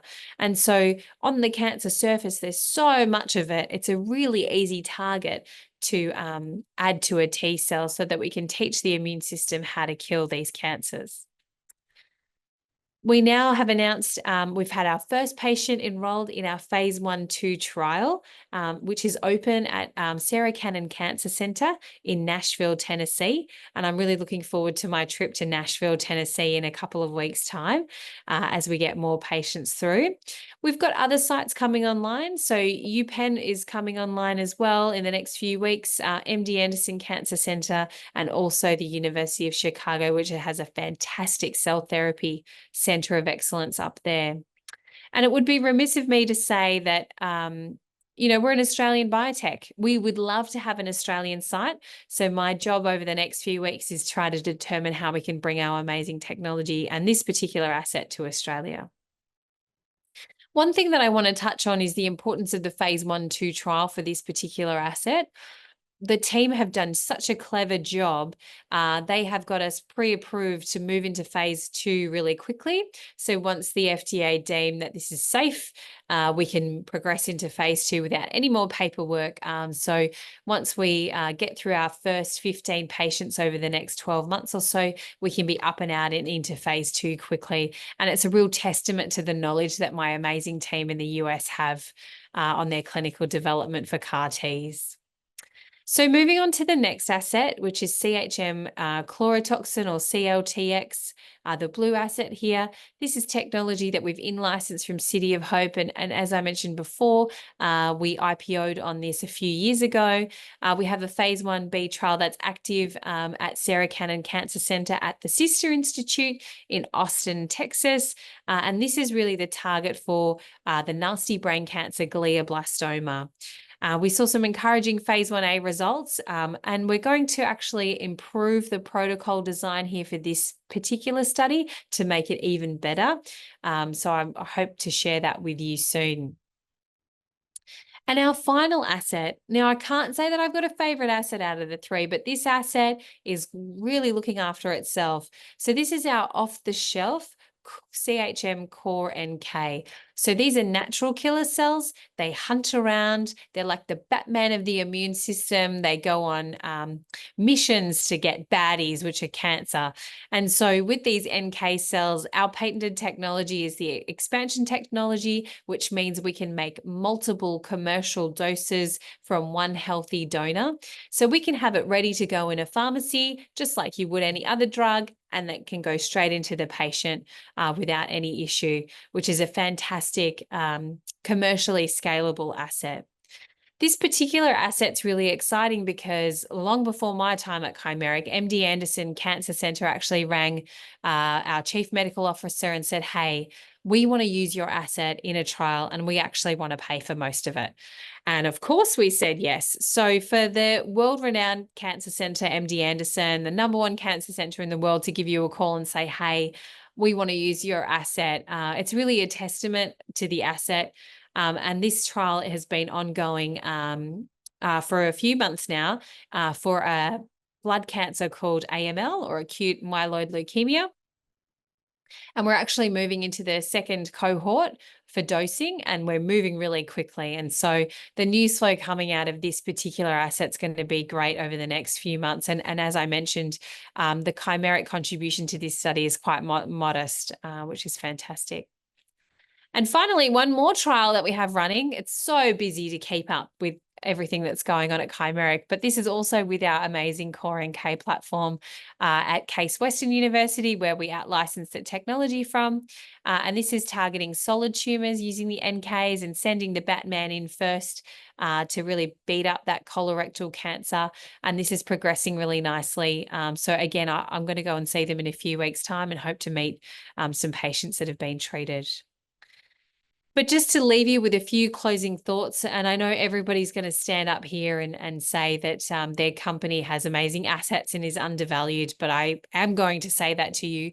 We have 3 amazing assets and our company is just completely undervalued. And I'm new to the finance game and it completely boggles me about why that's the case. But when you're thinking about Chimeric, I want you to take away that we have 3 novel cell therapies. We have 4 phase 1 clinical trials. We've got a fast path into phase 2 licensing, partnering, registration for our core asset CDH17.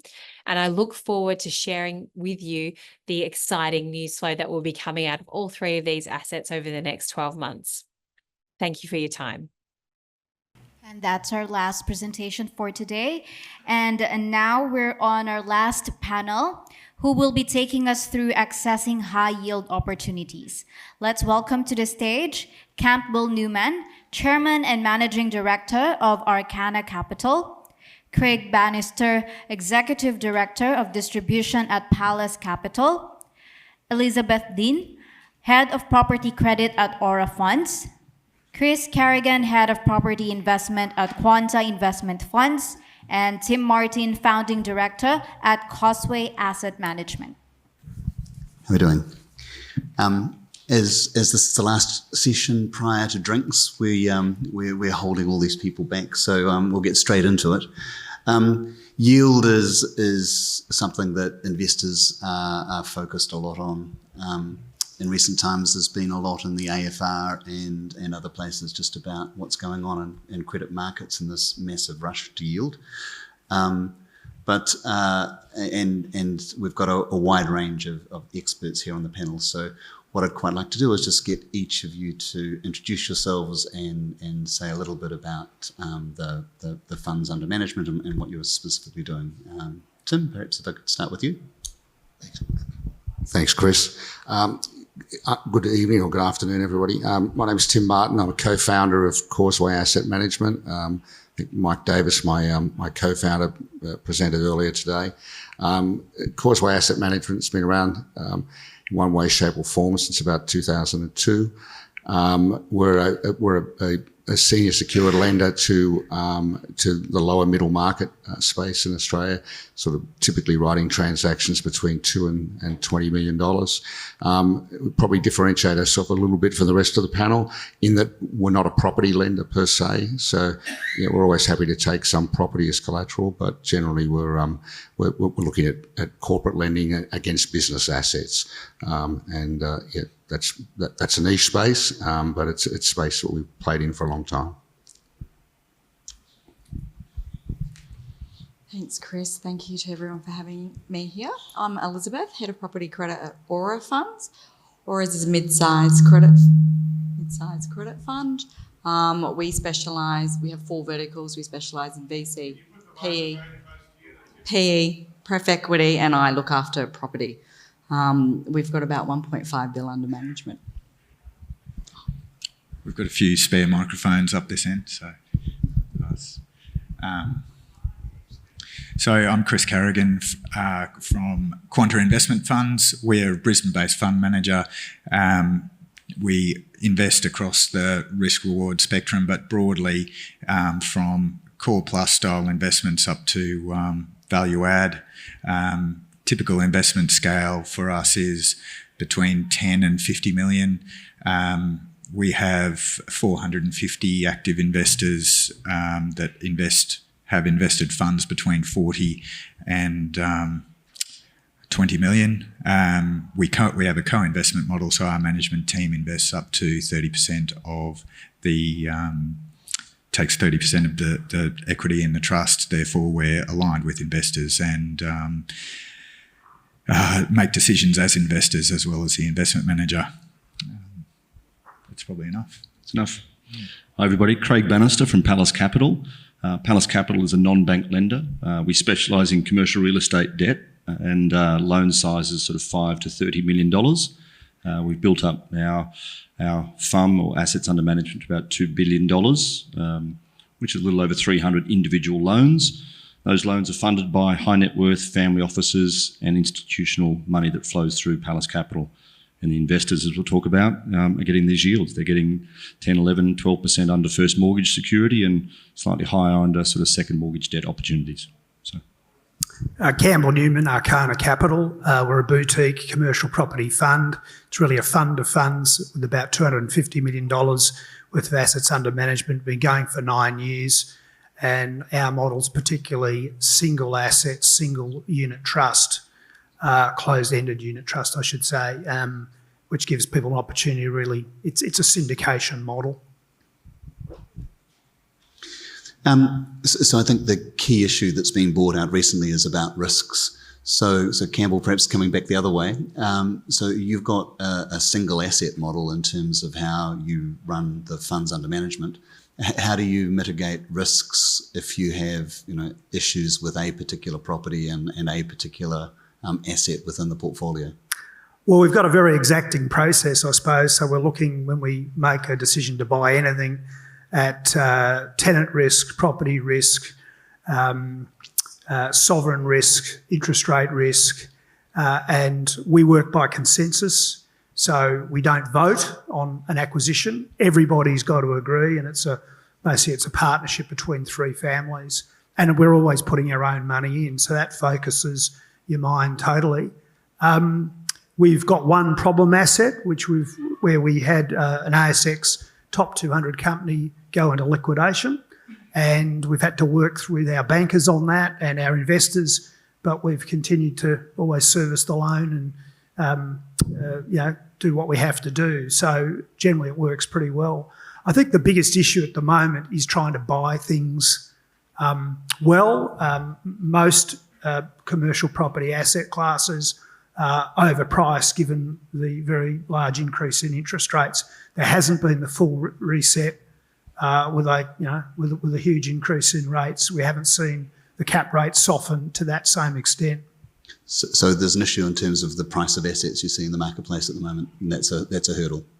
Oh, absolutely. So, I mean, the only thing we're able to buy and really deliver on at the moment is commercial office, and that's because it's so out of favour. And so we've been able to procure some really good deals there, and we think it actually makes sense because suburban office with good car parking ratios, public transport, access to major arterial roads is sought after, is occupied, but CBD is a different kettle of fish. But you've got to convince the investors of that because they've read the AFR and the Australian, and office is just a sea of carnage, you see. So, but it is the buying opportunity if you want yield at the moment. Thanks.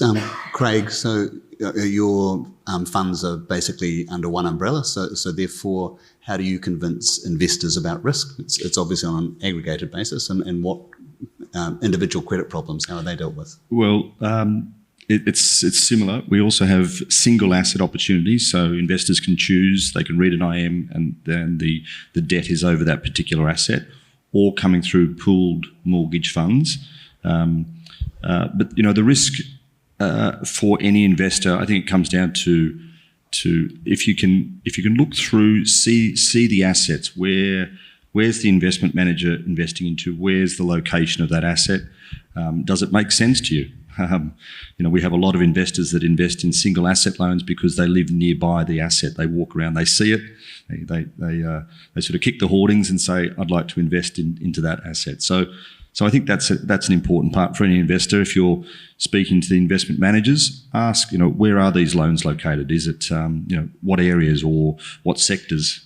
We all have expertise, specialty areas, I would call it. In particular, we like development finance, so we're into construction lending. But like that, if you read in the papers, you would probably get a bad idea that construction lending is very risky. Well, depending on your expertise in that space. So it's nuanced, but the best way would be to come and really speak to the investment manager and ask the questions. Thanks, Craig. So Chris, in terms of sourcing deals for Quanta, where do you see the opportunities, and what are you looking for when you're going after these and to mitigate the risks? Look, there's that could be a long answer or a short, but look, we see in the order of 200 opportunities a year that come across our desk, and we have a triage process, and some of those are dismissed quickly. But really what we look for is alignment with what our investor mandate is. And then once it does, we establish that it's aligns. We then look to offset risk by trying to look through cycles, future, make sure the assets are sort of appropriate for the future, and by are they flexible in terms of evolving uses of tenants? Can they appeal to a number of tenants? Are they more than just appropriate for their current usage? So that's over and above the very fundamentals of due diligence. And but one thing we really do is try to look through cycles to try and anticipate how appropriate the property is in terms of appealing to future markets. Thank you.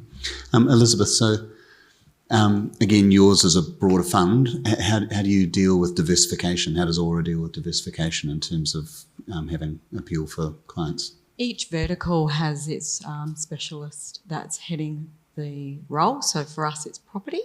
Not dissimilar to Craig's model. We focus on obviously where the assets are located, the leverages, the risk.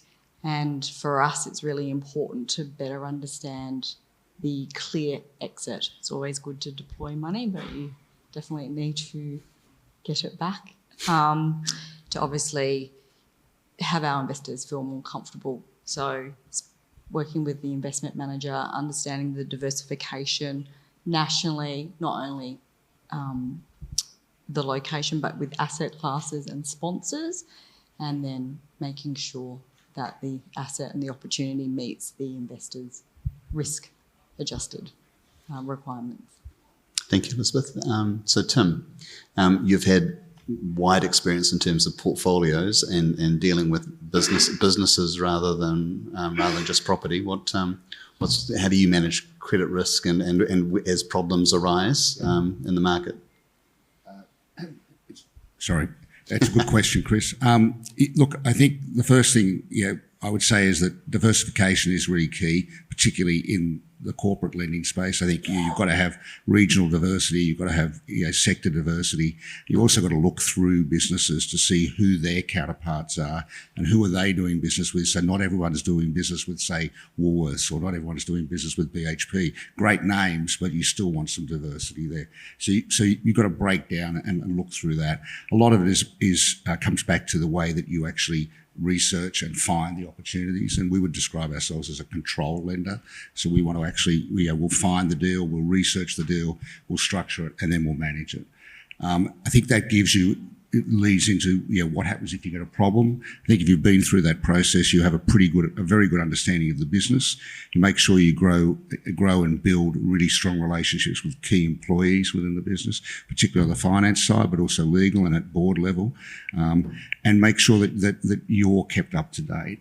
Understand where they are, understand what your exit strategy is, and understand where they sit relative to their competitors. So I think those things are all important. I think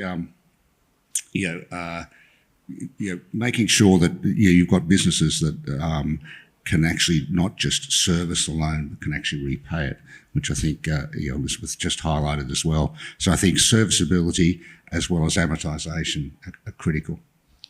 And what trends are you seeing emerging, sort of coming forward? What changes do you see in the SME business lending market? Yeah, look, I think the big trend, well, there are two big trends. The first one is private credit or private debt in general. We've been through a particularly sort of strong growth in the number of players and the share of wallet that they're taking away from the sort of the major banks. But relative to sort of global peers, particularly in the US and to a little bit less extent in Europe, we're still a relatively small percentage. So whilst we've been on a growth trajectory, I think we're still in the early stages of that, and I think that's going to continue. So that's the first thing. In terms of the underlying businesses, I think private companies are generally staying private for longer. I think the attraction of going to the listed space, for businesses below a certain market cap, let's say, I'll pull a number out, it's nothing scientific about it, but say $50 million is questionable now. And I think that means that, in many cases, that means they find it even more difficult, particularly if they're not property backed to access traditional bank type finance. So the addressable market is growing. It's growing, because there are more players, but there are more players as both borrowers and lenders. I think regulation is the other thing that's definitely coming about. I mean, there's been a lot in the press about it recently. There's no doubt that that's just a factor that we all have to live with. I think it's a positive thing. I think, gradually as the market gets more mature, I think we'll continue to get better transparency, better reporting standards, and I think that's where the regulators need to focus. Thanks, Elizabeth. Trends that you're seeing that coming through in the marketplace now? When I started, there was 42 competitors in the non-bank specialising in property. We're seeing a lot more fintech and digital platforms streamlining the opportunity for investors for peer-to-peer, targeting, I guess, the lower range of the property sector. We've also seen quite a few of the large players acquiring the smaller funds. So there's more influx of capital coming into the market. So Good. It just keeps us on our toes. Chris, how about you? What are you seeing? Look, I suppose it's not necessarily a new trend, but I think it's something that is more important than ever is the ability to embrace mixed use in real estate assets, so that whilst an asset may have been originally developed for a certain use, being able to adapt that asset to maximise yield, reduce risk with alternate uses is probably a bit more important than ever. So examples of that is, co-locating good retail with office. You benefit the office by improving amenity. You have shorter lease-up times on your office vacancy. You have better retention of your tenants, and conversely, for the retail, you have a customer base for your retail assets. And we've seen on various assets where we've co-located office, retail, and public realm that we get much better investment performance. So when times are a bit harder and there are challenges and headwinds, I think sort of remaining flexible and agile is more important than ever. Thanks. Craig? Just backing up really what Tim was saying, and it's interesting, we are specialising in commercial real estate debt, Tim specialising in company debt, but the numbers are relatively the same. 15% is currently being funded by the non-banks in Australia, but when you compare that to overseas markets, especially Europe, it's 50%, and in the States, the non-bank sector, which is very wide, would be over 50% of the lending. So that trend is definitely continuing. It's probably strengthening. We're seeing that through deals that are being done recently in the last month. There was 2 listed ASX companies buying non-bank lenders, so circa 1 to 3 billion assets under management. Offshore money, pension funds, sovereign wealth funds are flowing into the onshore managers. And that trend is definitely continuing. They're looking at that from an offshore perspective, looking at the relative stability of real estate in Australia, commercial real estate. Those assets have got a great legal backing, and any funds coming from offshore can easily be hedged. So they're one of the 3 pillars that really underpin the market here. So that capital will continue to flow from offshore. But the beauty about what we're seeing here now in this space is that previously that was the domain of institutional money, taking up all that opportunity. And that's not the case now. The case is that retail investors can play, wholesale investors can also play in that space along with the institutional capital. And that's what everybody along here is really providing the opportunity for investors to pick the sector that you'd like to play in, whether it's private credit under a company or real estate debt-backed assets. But you're getting that opportunity, and these yields are attractive. They're at the 10 to 15% yield mark. But with great security wrapped around it. So it's a good trend, and it's here to stay and will continue. And Campbell? Oh, look, I'll just go with something quite different. That's the issue of sovereign risk around Australia. And a number of the state governments have got themselves into very difficult financial circumstances. Victoria is the main one. And as a result, they've responded by deciding they're going to milk the property industry. And that's why, for example, we will not invest in Victoria at all. So when agents ring us, we say, no, thank you, not till you've got rid of that mob. And I'm not just being, yes, it's political, but it's also more, it's about our business and our investors. And there's an interesting dynamic afoot, because will other state governments go, maybe we can follow Victoria's lead, or will they wake up and see what's happening where there is, I think, going to be an exodus of investment from Victoria through what I've just said. You only have to look at St Kilda Road, which we could say is the boulevard of broken dreams.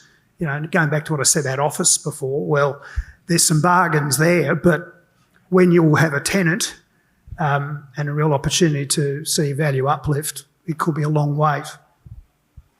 Well, if all investors take the same approach, then yields will go up, and well then.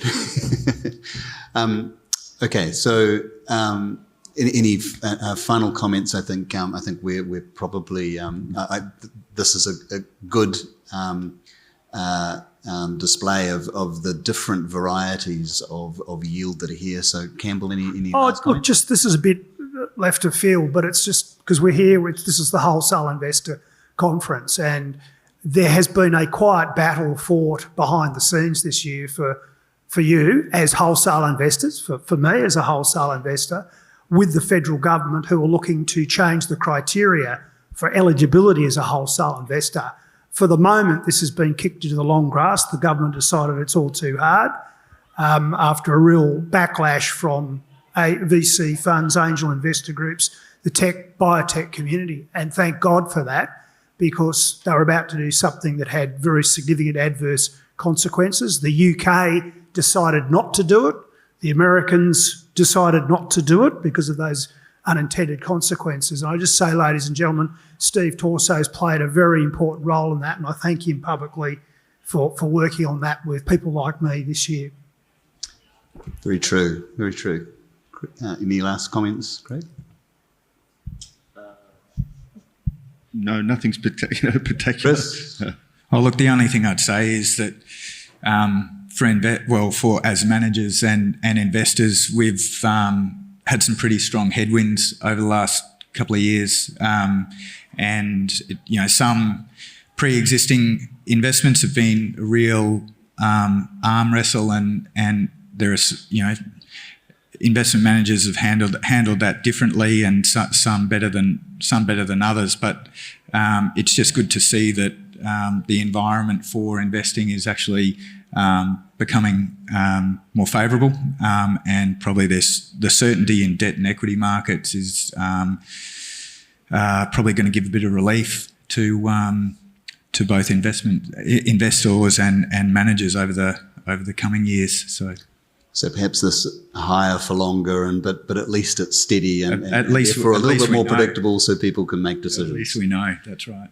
Elizabeth, any Not else? dissimilar. Obviously, the traditional banks are struggling with servicing some of our clients who aren't able to meet their stringent criteria. So us non-bank lenders offer them an alternative to still participating in acquiring additional assets and offering attractive yield for our investors. So, thank you, Tim. Probably a little bit left field, but we often get asked by investors who are coming and potentially looking to invest in credit or private credit for the first time, how should they go? And perhaps perversely, our advice normally starts by telling them that you need to take more than one bet or make more than one bet. So we don't want all of your money, and nobody else should in that sense either. So get diversified, make sure you understand the product that you're actually investing in, and that means you need to read the documentation fairly carefully, because often key features either aren't there, or if they're there, they're actually, you have to read carefully to make sure you're there. So understand the docs, understand the money trail, where the money goes, and make sure you're getting paid appropriately for the risk that you're taking. Don't focus too much on really flashy or really high expected returns. Find a business where you understand what they're doing and where you feel comfortable with the people you're dealing with. And I think that's very sensible approach for everybody. Again, we'd love to take 100% of everyone's money, but that's just not realistic, and it's actually not prudent either. Thanks, Tim. I'd like to ask you all to say thanks to the panel, very diversified panel, and thank you very much. Off to drinks. All right. Just to say thank you very much to Chris for hosting that session. Just want to say I've actually known Chris now for 15 years, so I'd like to say a big thank you to him. Everyone up on here and what everyone's achieved from an individual company's perspective. I have great respect for all these that have participated today. So big thank you to the panelists for being involved. Thank you. And actually, just for the wholesale investor test, I'll just let you know, I did my part, but it was literally Campbell was the one that actually was the one driving it initially. I'll never forget landing in the UK after a 28-hour, whatever the flight time was to go to Singapore and then to the UK. Landing there, I get this message from Campbell. It was at midnight and I'd just woken up, so I was obviously in jet lag, and I get this message from Campbell saying, hey, we need to chat about this. This is serious. And I'm like, that's the last thing I want to be doing, is chatting about something serious at midnight in the UK after a 28-hour flight. But he was spot on, and I'm so glad that... And also teaching me how to communicate things related to government and policy was unbelievable. But so thank you very much to Campbell for that. Ladies and gentlemen, I am standing between you and drinks at this point. I would like to say thank you very much for coming to the event. Today has blown us away. We've obviously had larger attendance than what we were expecting, which we greatly appreciate. Enjoy the networking drinks. Please make sure you still have a chat. Like if you want to have a chat with the speakers and talk to them about their funds and participating, please make sure you do that. And then after that, enjoy the networking drinks and have a great night.